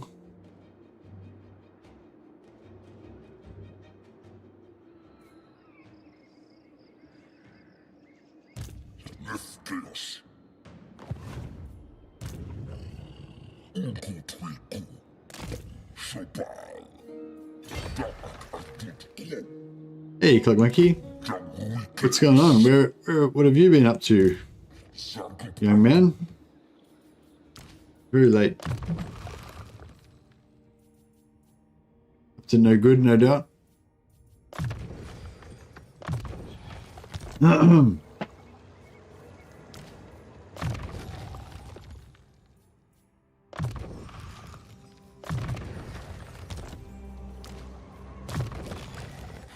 Yeah, we should, maybe I should build some doom stacks to so I can get the, just to like pick up the pace a little bit, make it a bit more because I'm kind of getting onto the, it's starting to like get a bit less, you know, like when you first start it's like all exciting and stuff, and then it starts to get a bit more like hard work after a while, you know.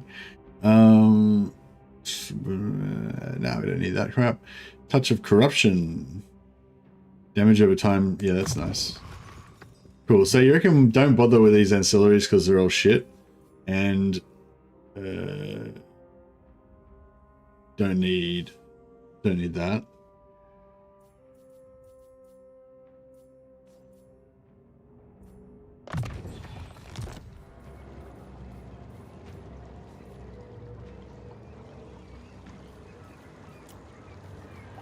Where's the chaos 16? I mean, that's still not too bad, I guess.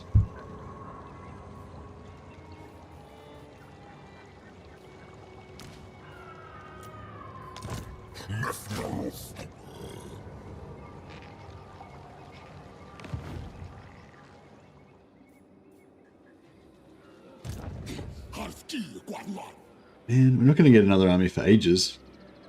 Bit of a funeral and then an afternoon of drinking. Oh, drinking for the funeral, for like the wake. Ah, well, that's never a fun. It's a bit of a somber thing, but oh, well, hopefully at least you caught up with some family and or some friends and reaffirmed your vows of friendship. I feel like yeah, I feel like funerals sometimes, I mean, not always, like, especially if you don't know the person very well, like, and you don't really know the family, then funerals are a bit shit. Well, I mean, funerals are shit all the time, I guess. But I know one thing, I've been to a few funerals in the last few years, I guess, and one thing I have noticed that sometimes is actually kind of nice about them is like Irish Catholics, lads from school that I've not seen for 30 years. Oh, really nice. You get to have like a school reunion. That's cool.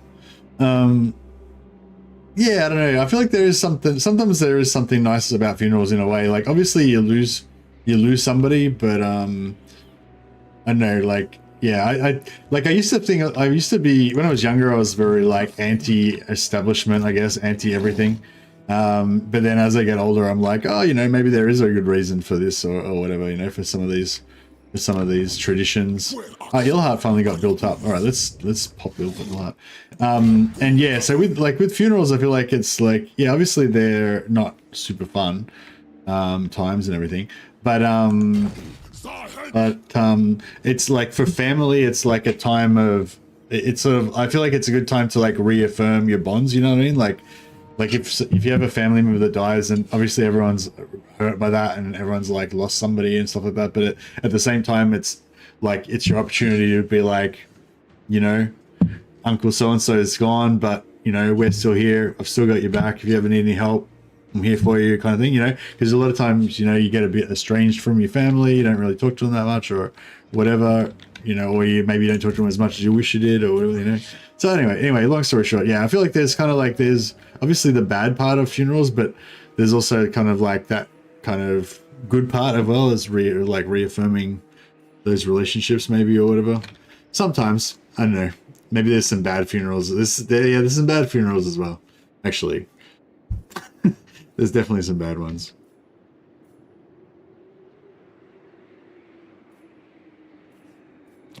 But that sounds like there was at least some upside there of catching up with some mates.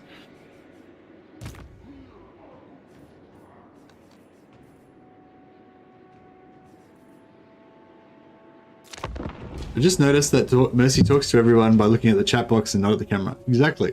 Although I did move the chat box to be just underneath the camera. So at least my face is like pointing towards the camera. So at least you can see my face while I'm like talking to you.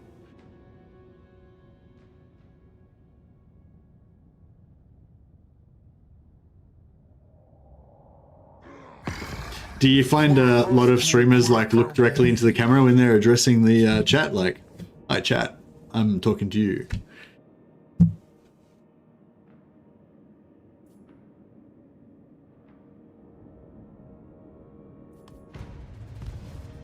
Had some good laughs and was reminded of stuff I'd nearly forgotten.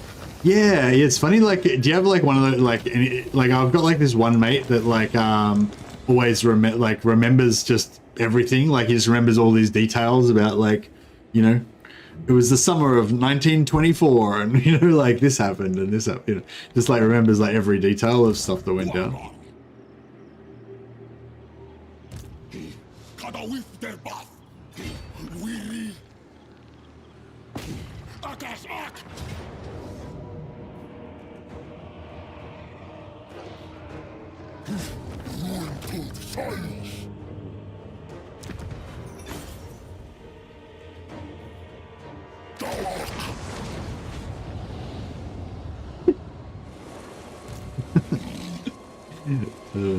Indeed.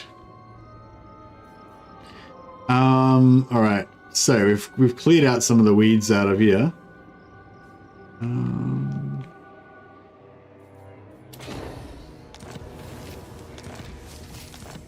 yeah, we can't sell it to anyone. The dwarfs won't entertain any deals with us. I imagine the greenskins wouldn't either.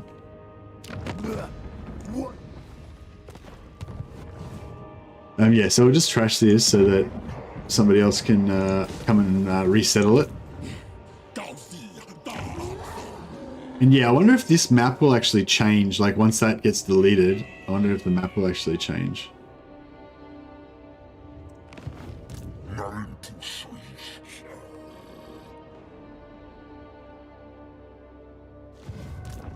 Oh, we're at war with Bretonia.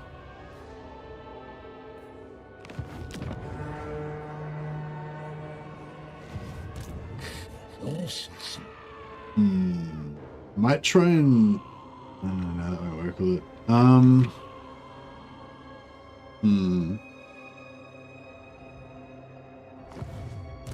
Well, we'll see. We'll try and get an ambush on this guy, for starters.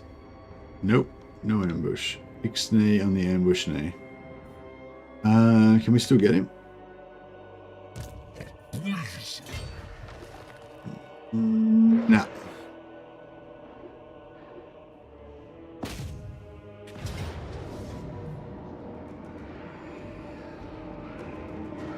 Oh, I suppose we can still just trash the place anyway. Oh, I guess we'll put another herd somewhere. Okay.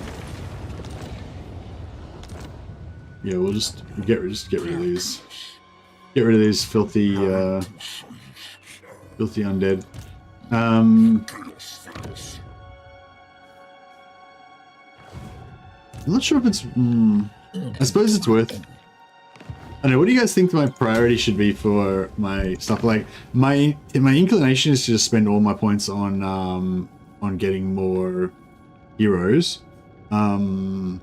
Somebody was saying that like I think Morgur was better for heroes because you can get them reduced more.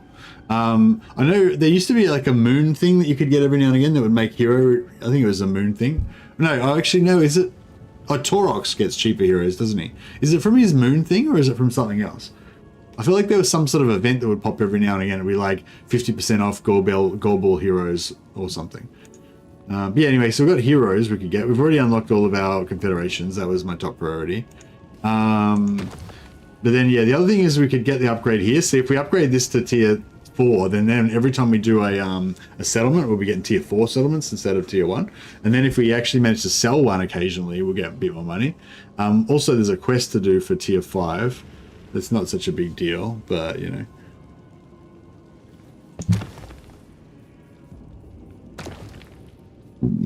Excuse me.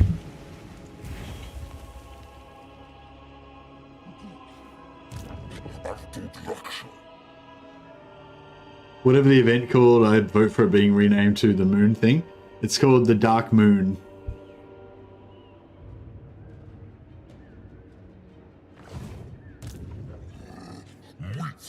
But I think you can see why it should be called the moon thing.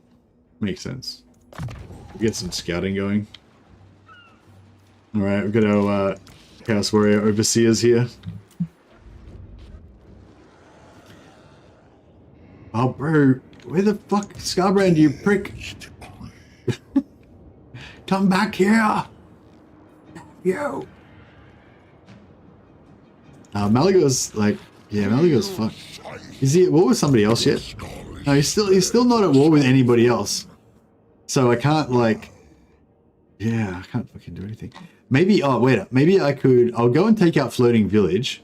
Yeah, I'll take out Floating Village and then I'll sell it to him in exchange for, yeah, I'll take out Floating Village and then I'll sell it to him in exchange for an alliance.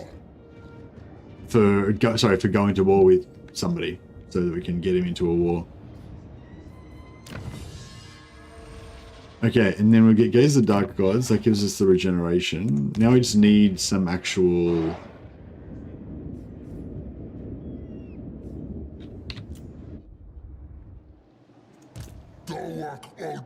Okay, and... So, yeah, so here my plan was to try to take something that was going to be able to be transferred to those guys. And jump. Oh, shit.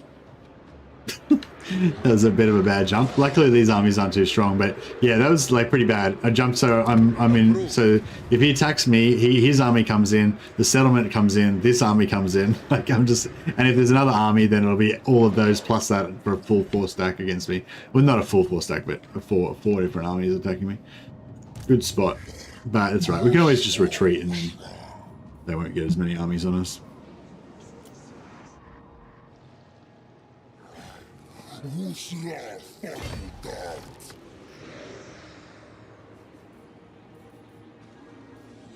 wouldn't mind getting Bestigor recruitment on one of the other armies, because that way we can, because it's 2-turn recruitment, it's pretty bad. I don't really want to waste time doing it on don't really want to waste time doing that with the main army.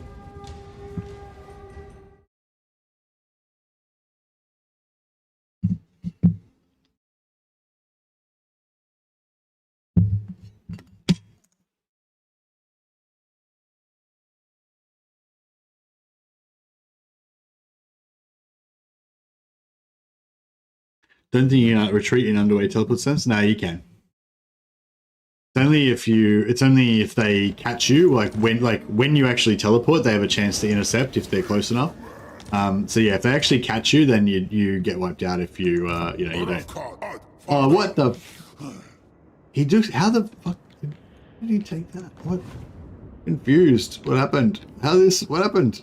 It was, so he just turned around. So who declared war on who? Did Scarbrand declare war on Cetra?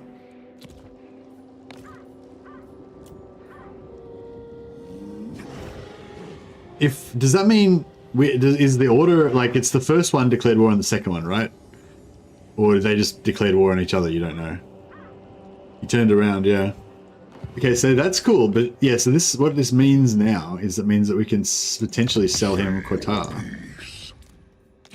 Boom. All right, done. Now, what do we want for it? Won't give us a military alliance. What about? I don't know. There's not really anything else I want. It's money, I guess. Come, some skull. No ally missions. Come on. Come on. We're at war with the same guy. Alright, how about I'll join his war against Cetra then.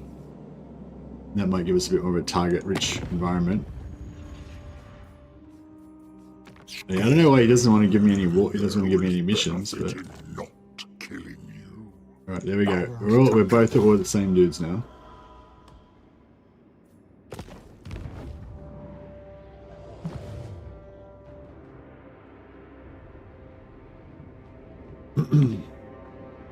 Right. So yeah, I don't know where he's going to go next, but I guess he's going to go over this way. Probably. Crap. I'm meant to change stances then. Sorry. Okay, so there's a road clearly connecting this to that. So I feel like it 100% should be connected. Oh yeah, that's a target-rich environment. Beautiful. All right, let's do it.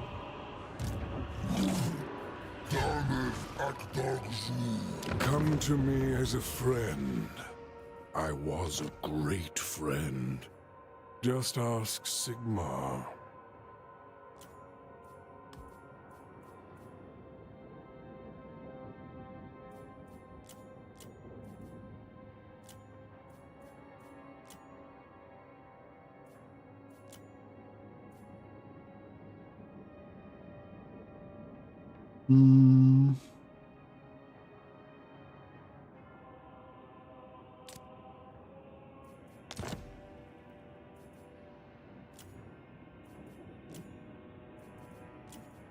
All right, take the defensive alliance. I knew. And by declaring war on Noska as well.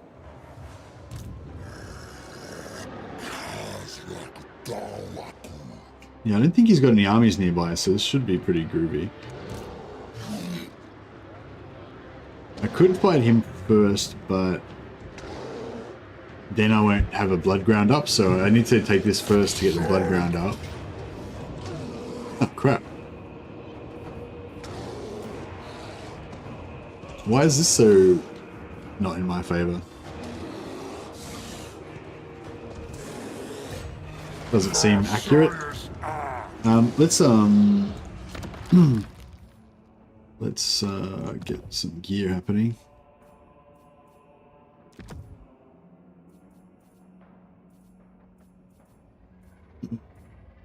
That's good. Ungo, yep. We'll give him the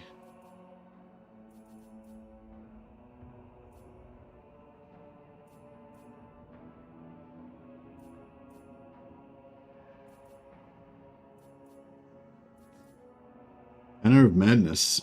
Why can't I have the Banner of Madness?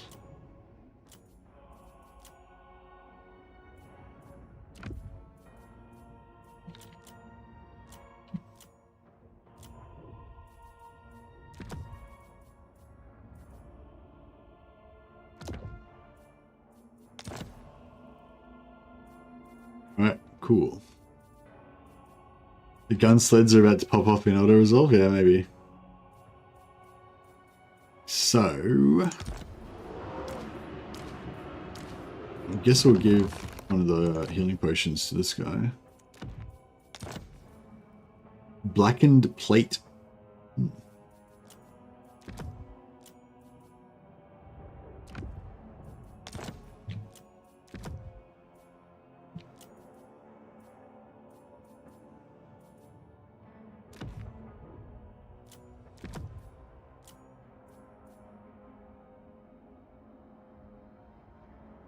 Oh, recharge. No, I don't really need that.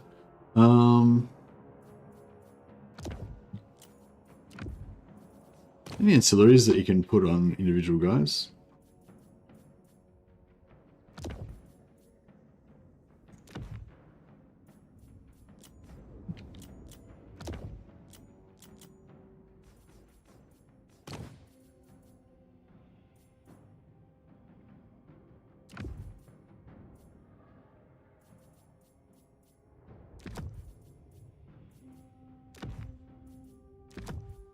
Alrighty then. So he's on a chariot, he's on a chariot. These two are tanking and melee. I suppose...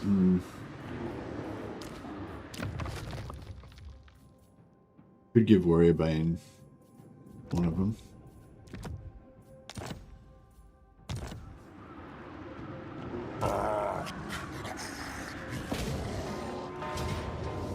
Alright.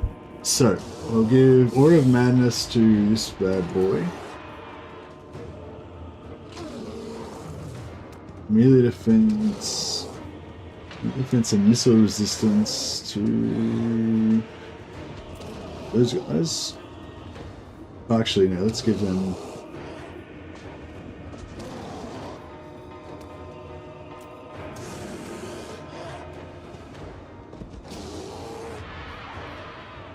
Heroic victory. Right. Yeah, they got a lot of heroes. Maybe those heroes are high level and that's going to cause us some problems. I don't want to let those Akshina shoot us anywhere near us either. Moon thing sounds better. Sure.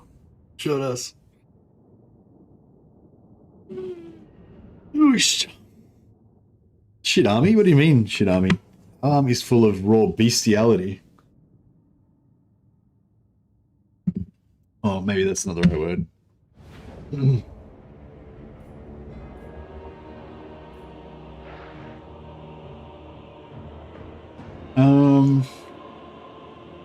Quite often they wait for their Quite often they wait for their reinforcements, right? So maybe they'll do that this time as well.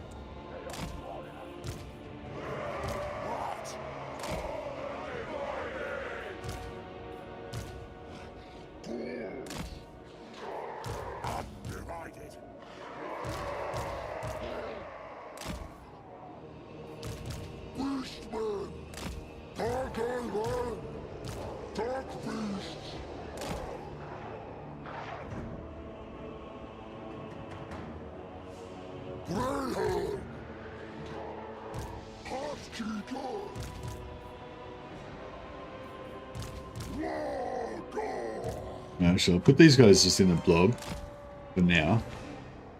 I'll probably switch it up later.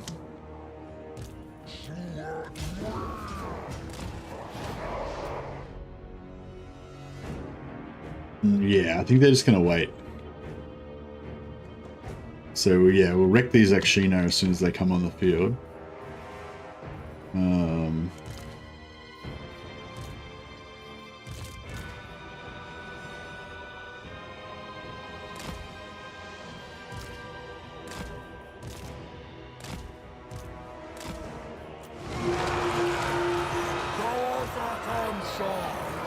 Kill the caster straight away.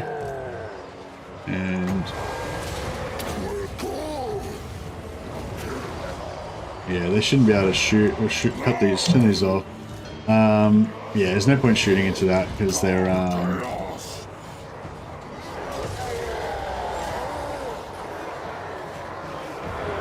yeah, actually we can put a big debuff on that. Just keep them nice and weakened.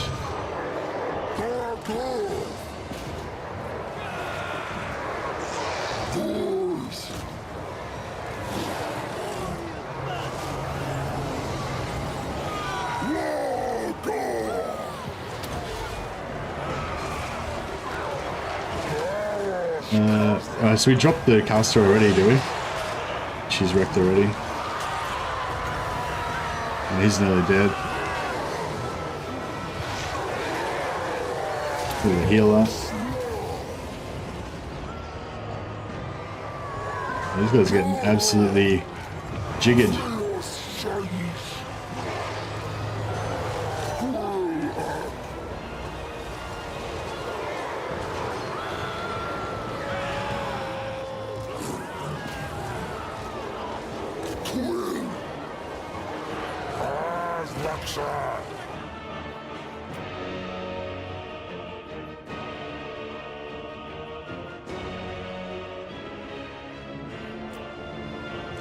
That was that. Alright. Now I think we'll just do this one the old-fashioned way. Just get in there and make a mess of them.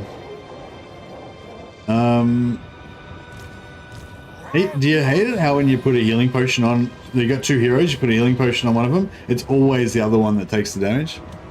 Like, just always the other one. Annoying.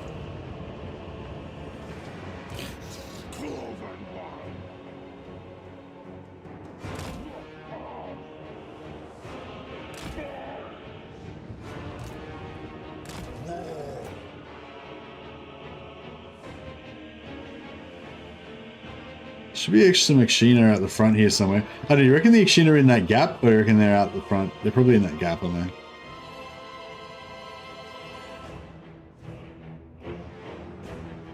Yeah, the Kshina have got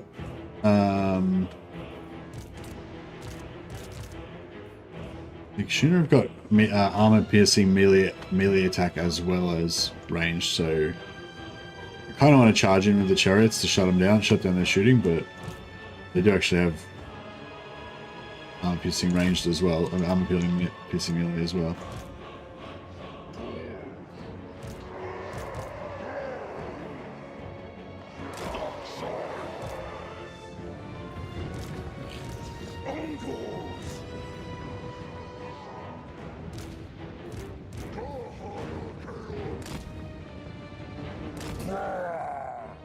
Oops.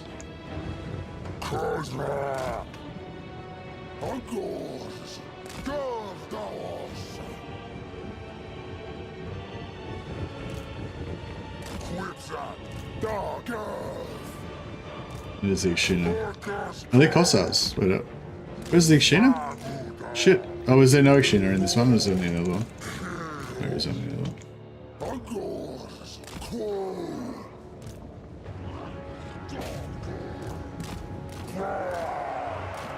Quipzat! Khazrak!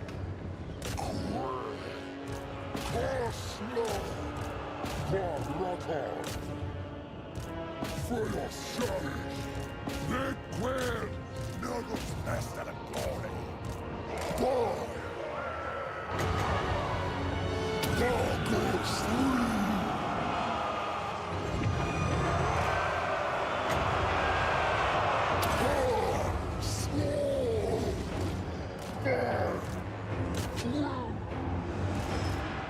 Fast! Ach! Fast! Lekshayak! Fast! Ray Shaman! Shriekoy Moonier! Fast! Greyhood! Bomb! Naguma! Bomb! Tarsaish! Parakabam! Rafka! Forward! Dark beasts! Doors! Horse! Right. Dark Island! Great Shaman! Force Lord!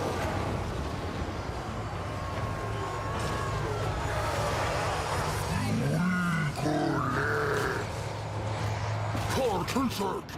Chaos Girl! Uncles! Quill Ak! Car Chaos! Angle! The Chaos! Alright. Oh, I murdered their... Oh, crap. Good thing shut down those gun sleds. Yeah, it was a close one. No, I was just trying to minimize the damage, obviously. I don't know how much... I mean, there's nothing threatening me nearby. I think we're probably completely safe, but, you know, you want to minimize the damage just in case there's, you know, 2 full stacks sitting just outside of your line of sight or something. But yeah, I kind of screwed up, though, because I wanted the reinforcements, this guy, to not get wiped out.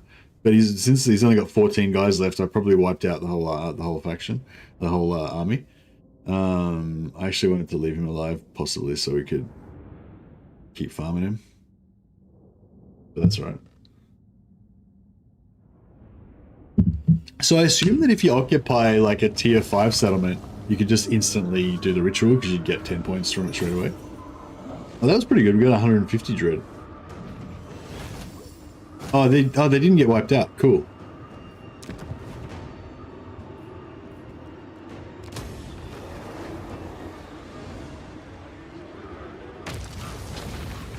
So yeah, if he floats around and we can catch him. Potion of toughness, nice. When it rains, it pours. With these health items. Oh yeah, death. I haven't faced death hags. I mean the whatever they're called, witch hags. What are they called? Hag witches. Yeah, I haven't actually faced them much yet. So that'll be interesting.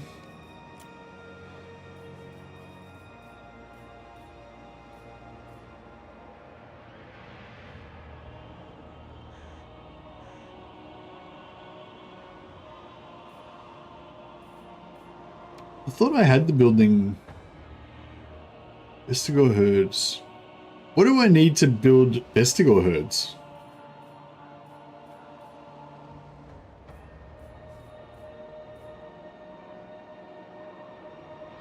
I'm confused.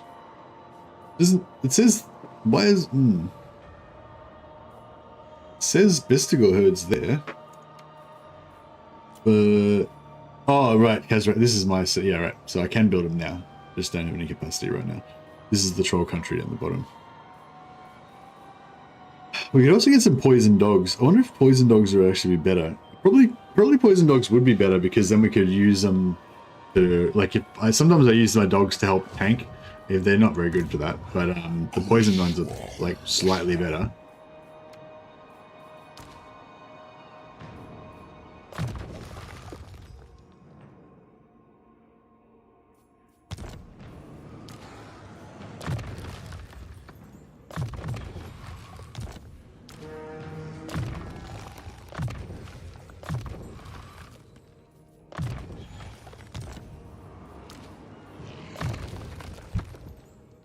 I'm actually liking this Deathcaster. It's pretty cool. It's a good little, like, that buff, that debuff that he's got is pretty nice. Dim Darkness is not very good against Kislev.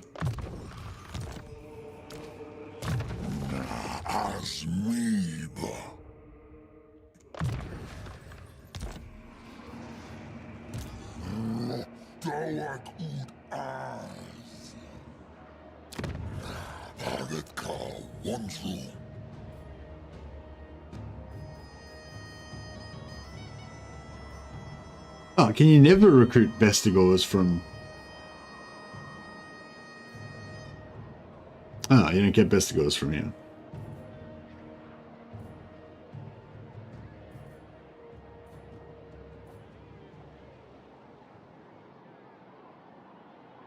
I think Fate of Buna is an awesome spell, if only for that badass laugh it plays when it's cast. Yeah, the sound effect that Unbound Fate of Buna is pretty awesome, isn't it? It's just like yeah, it's pretty scary.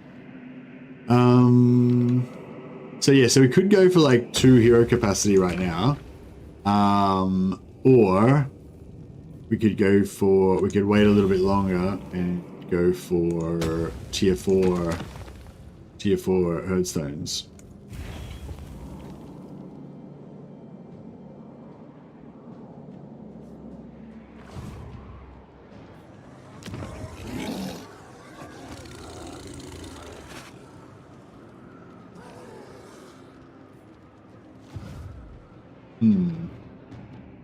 Towards Khazrak.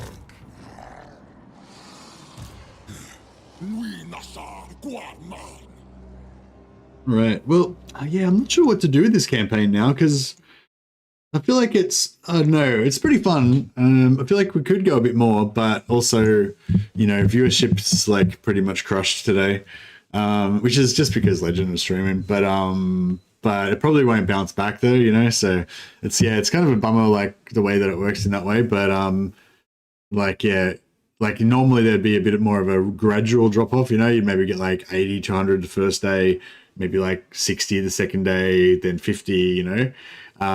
But yeah, because Legend was streaming and he's obviously a lot better than I am. So yeah, that kind of crushed this second stream a little bit in terms of viewers.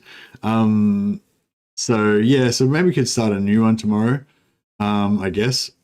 I can't, yeah, it's kind of like, yeah, it's kind of like the, what do you call it?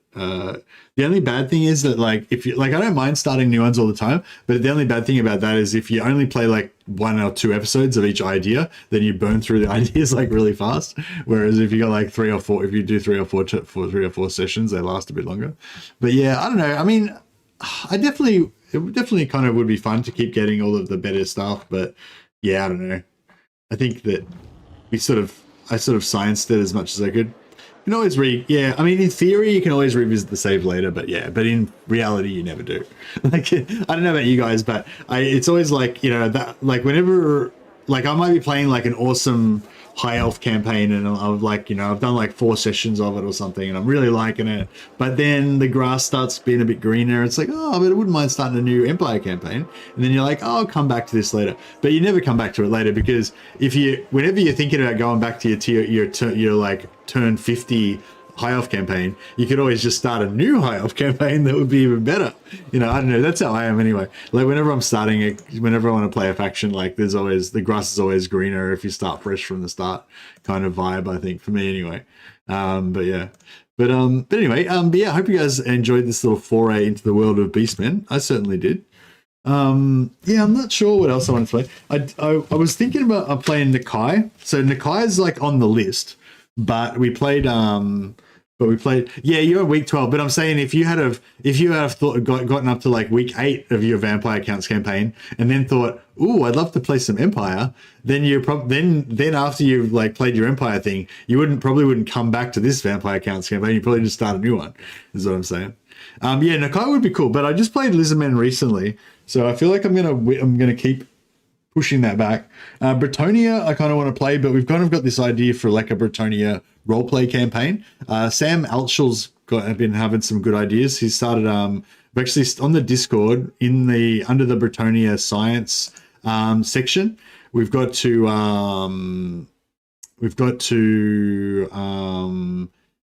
like a Bretonia science section. We're discussing Bretonia, and then under the Bretonia science section, we've made like a special chat for ideas about the Bretonia roleplay campaign. So for those of you who haven't been watching the previous streams, basically the idea is I'm going to do like a Bretonia campaign, but it's going to be based on sort of like a feudal thing where every time I raise a lord, the lord will just be a solo lord, like a hedge knight. But then once he gets landed, you know, once I give him a settlement, I'll rename the lord, sorry, after the settlement. So it'll be like Brent de Lioness or Brent de Artois or whatever.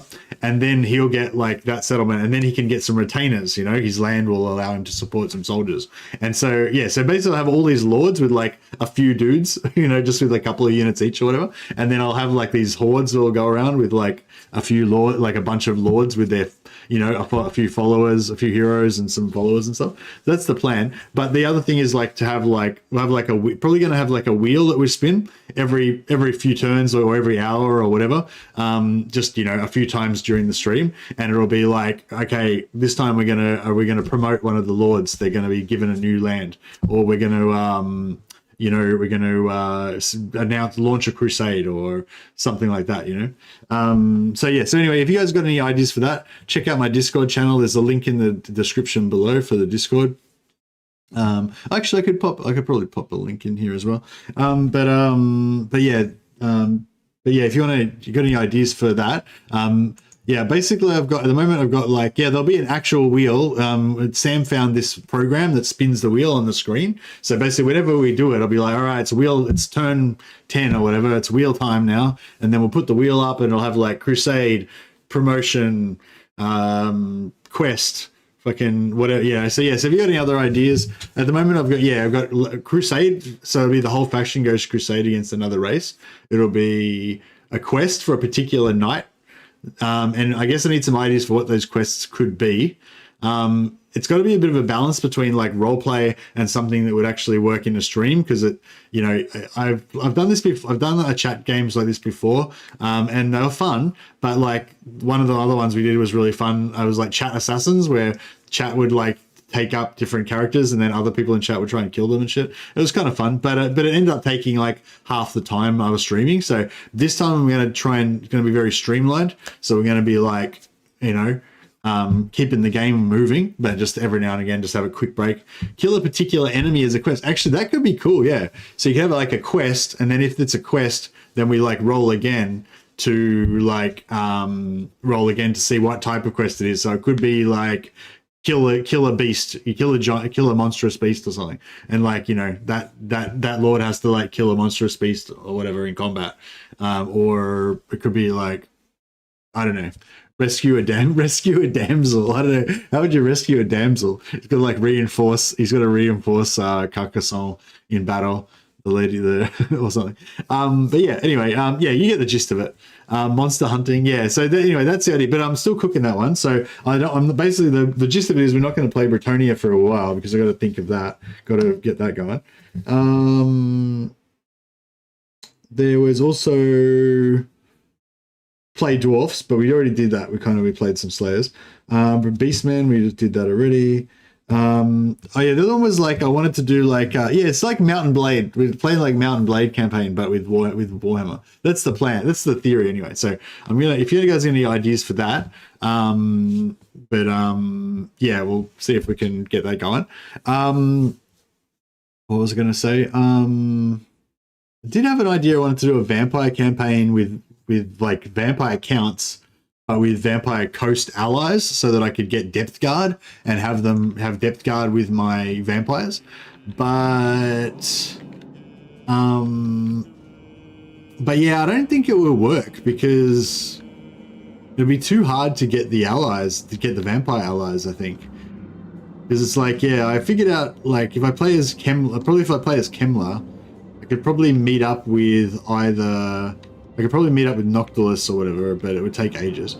I guess what I could do is go, actually, yeah, because I was thinking I could get to, like, you can get from Kemler to Celestra in about 6 turns or something. You can get from Celestra to Noctilus in about 5 turns, and yeah, but the thing is, you wouldn't be able to, yeah, we'll send a hero straight away, but it still takes a few turns to get there. But the other thing is then, once you get there, you can't, they won't ally with you. They won't like you very much, right?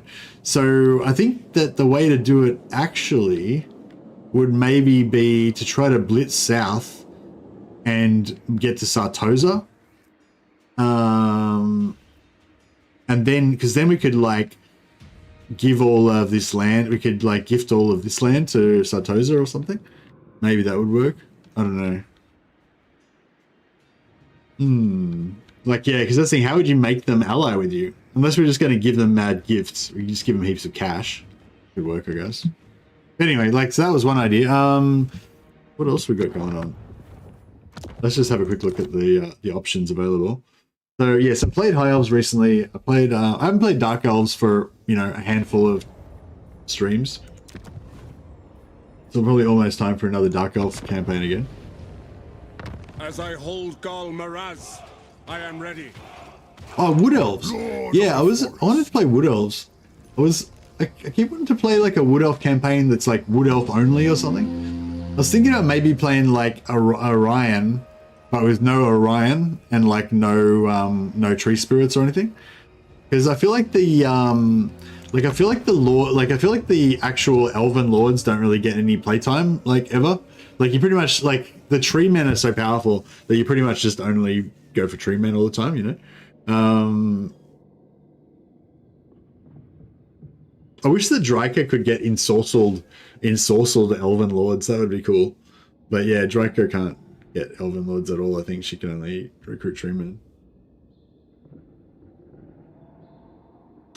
But yeah, I was sort of thinking like some sort of deal where there's like, you know how Dryker's kind of got like the evil tree spirits and Durthu is kind of like, I don't know, I'm not sure what Durthu's deal is exactly, but I feel like he's pretty angry with everyone and he's like on the verge of rampaging. Well, he starts way off over here now. What's going on with that? It's on like Crusade or something. But yeah, I was thinking about going like higher Wood Elves, but just playing like the elves.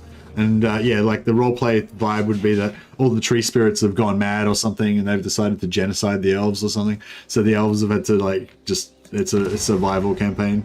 We're trying to survive as the elves. So we just like immediately get rid of Orion. Oh, maybe we could keep Orion. I don't know. He's not a tree, but he's kind of not an elf either.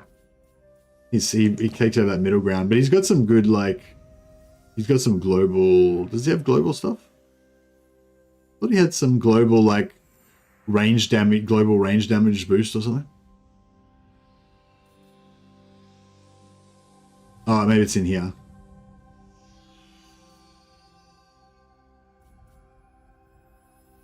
Oh yeah, construction, all provinces, all provinces, all provinces.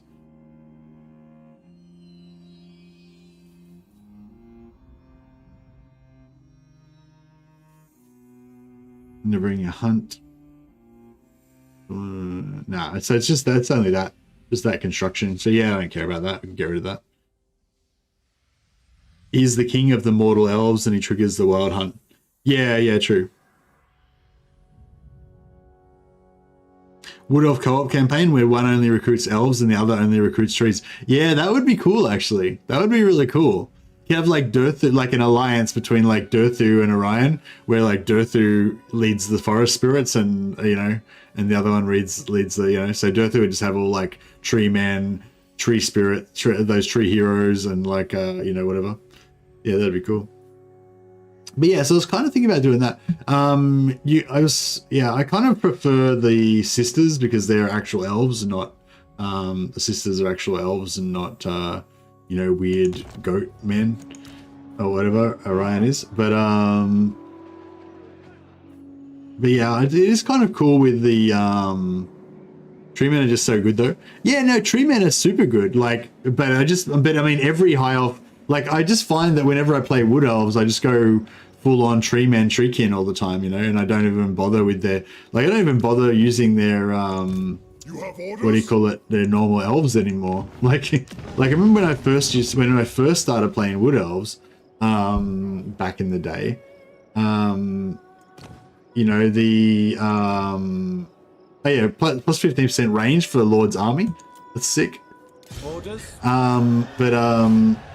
But yeah, like the Glade Guard used to be like the superstars. Like Glade Guard is still pretty good, but I feel like now half the time I don't even worry about Glade Guard. Just go for Treekin and Treeman. No, but you get Treekin pretty early. If you play as Durthu, your Treekin are pretty strong. If you play as Dryka, you tend to like go for like melee more as well. Half the time I just go like 4 tree man lords and just don't even bother having any troops, But yeah, all the tree spirits are really strong. But I feel like actual wood elves are cool. I wish that I could get like bears and shit as well though. Like I want because I kind of remember back in the 90s when the wood elf army book, there'd be like war dancers and there'd be like dudes with bear skins, and there was a bit of a like American Indian, not American, what do you call it? That's like not politically correct anymore, isn't it? First Nations? Fuck, I don't know, whatever. Like, Dryka can get bears, yeah, but Dryka can't get elves. She can't get elven lords, she can only have tree man lords. So yeah, it's a bit of a catch-22. But yeah, we could like ally with Dryka to get some of her bears maybe. I don't think you could get them through that. But we can maybe ally with Kislev. That could be fun. I can make my quest to ally with people and get their animals. Ally with Kislev and ally with Dryka so I can get her bears. But yeah, that could be fun. Dryka could be the color. Nah, Dryka's evil though. Dryka hates everybody. Could be like, hey Mason. No, this isn't. I'm actually just wrapping up now. Native American. Yes, Native American. Sorry, apologies to anyone who's Native American. I'm just, I was born in the past. It was like a different country. But yeah, no offense, Matt. Yeah, I think like an elf only wood elf campaign could be fun. I don't know. Do you guys get pissed off with me doing like weird themes all the time and stuff? Because I feel like sometimes people will just be like, can't you just play the faction normally and just play it good so I can learn how to play by watching you or whatever? And yeah, I think I feel like I sometimes neglect that aspect of, some people just want to see how to play the faction and they just want someone who's experienced to show them how to do it. Whereas I'm always just doing like wacky stuff. It's like, okay, the best way to play this faction is to go heavy on tree man lords, but I'm going to play a campaign where I just never use tree man. Yeah, I'm gonna intentionally play not using any of the best stuff of this faction. But yeah, I feel like wood elves have got heaps of cool like non-tree stuff, and I just feel like it all gets neglected by, Maybe what we could do is we could have like a time limit or something. Maybe we could have. Oh yeah, maybe what we'll do is I'll have no tree spirits until I can federate Durthu. Once I confederate Durthu, then that's like our our two peoples have like merged, and we're allowed to, you know, use tree spirits after that or whatever. So yeah, so I feel like that could be fun, because I think that's another thing I've really figured out is really a good thing that makes campaigns is pacing and change and development. So like you know, like you've already got it built in. You start off with tier 1 and then you get tier 2 and tier 3, you know. But if you also start off with like no tree spirits and then later on you get tree spirits, it really makes it's really going to make a nice definition between the early and the late game campaign, and it won't probably take that long either. So we probably we'll probably only play like 30 turns with no tree spirits, and then we'll get tree spirits. So yeah, I reckon that'll be fun. Sorry, Monkey Man Fu. Sorry for being shit. Max tree of ages, yeah. I know. I feel like it'd be thematic though if I got the Confederation. Like then it'd be like our two peoples have become one. You know. But yeah, you have to get the Oak of Ages up to tier 3, I think. Agulon, yeah. You got to get it to tier 3. So it's going to take a minimum of 8, 12, 20 turns plus however long it takes to get the yeah, so it'll be 20 turns, I guess. Oh, it'll be 20 turns plus however long it takes to do the quest, so 25 turns. I reckon that's pretty fun, actually. That's about right, I reckon. That'll be good.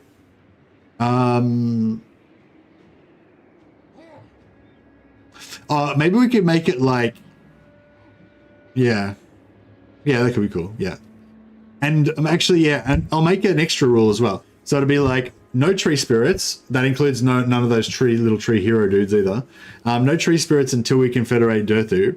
And then after we confederate Durthu, only like tree lords can only have tree spirits, and like elf lords can only have elf spirits. So like the tree spirits are our allies, but they fight in their own separate armies.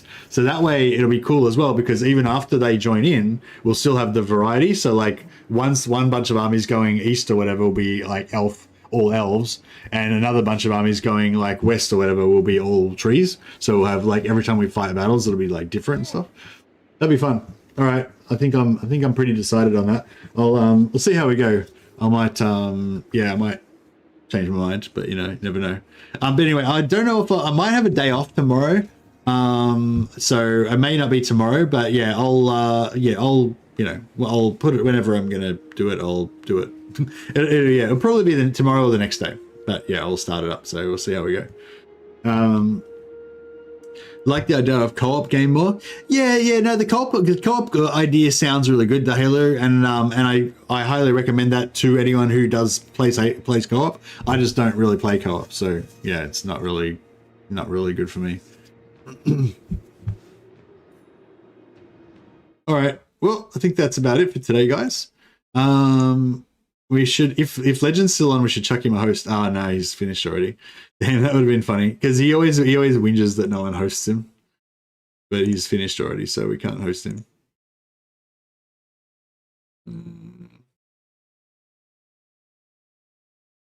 Yeah, no worries, guys. Who should we? I'll chuck a host over to somebody as well.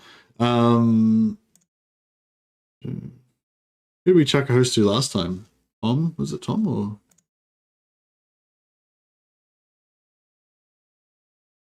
Oh no, I'll chuck it over to PZA Total War.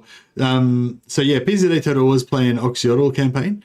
I think it might be the first episode. Yeah, he's only on turn 11. He's playing Oxyodal Skink only. Hey Phil, how you going, buddy? No, that's no worries, man. Thanks for saying hi. Yeah, I'll chuck that over to PZA Total War. He's playing a Skink only Oxyodal campaign. Sounds pretty cool.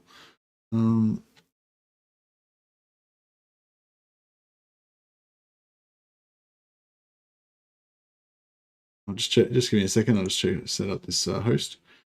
All right, guys. Yeah, well, you guys all have a good night, and I will see you next time for some Wood Elf soon. All right, catch you guys.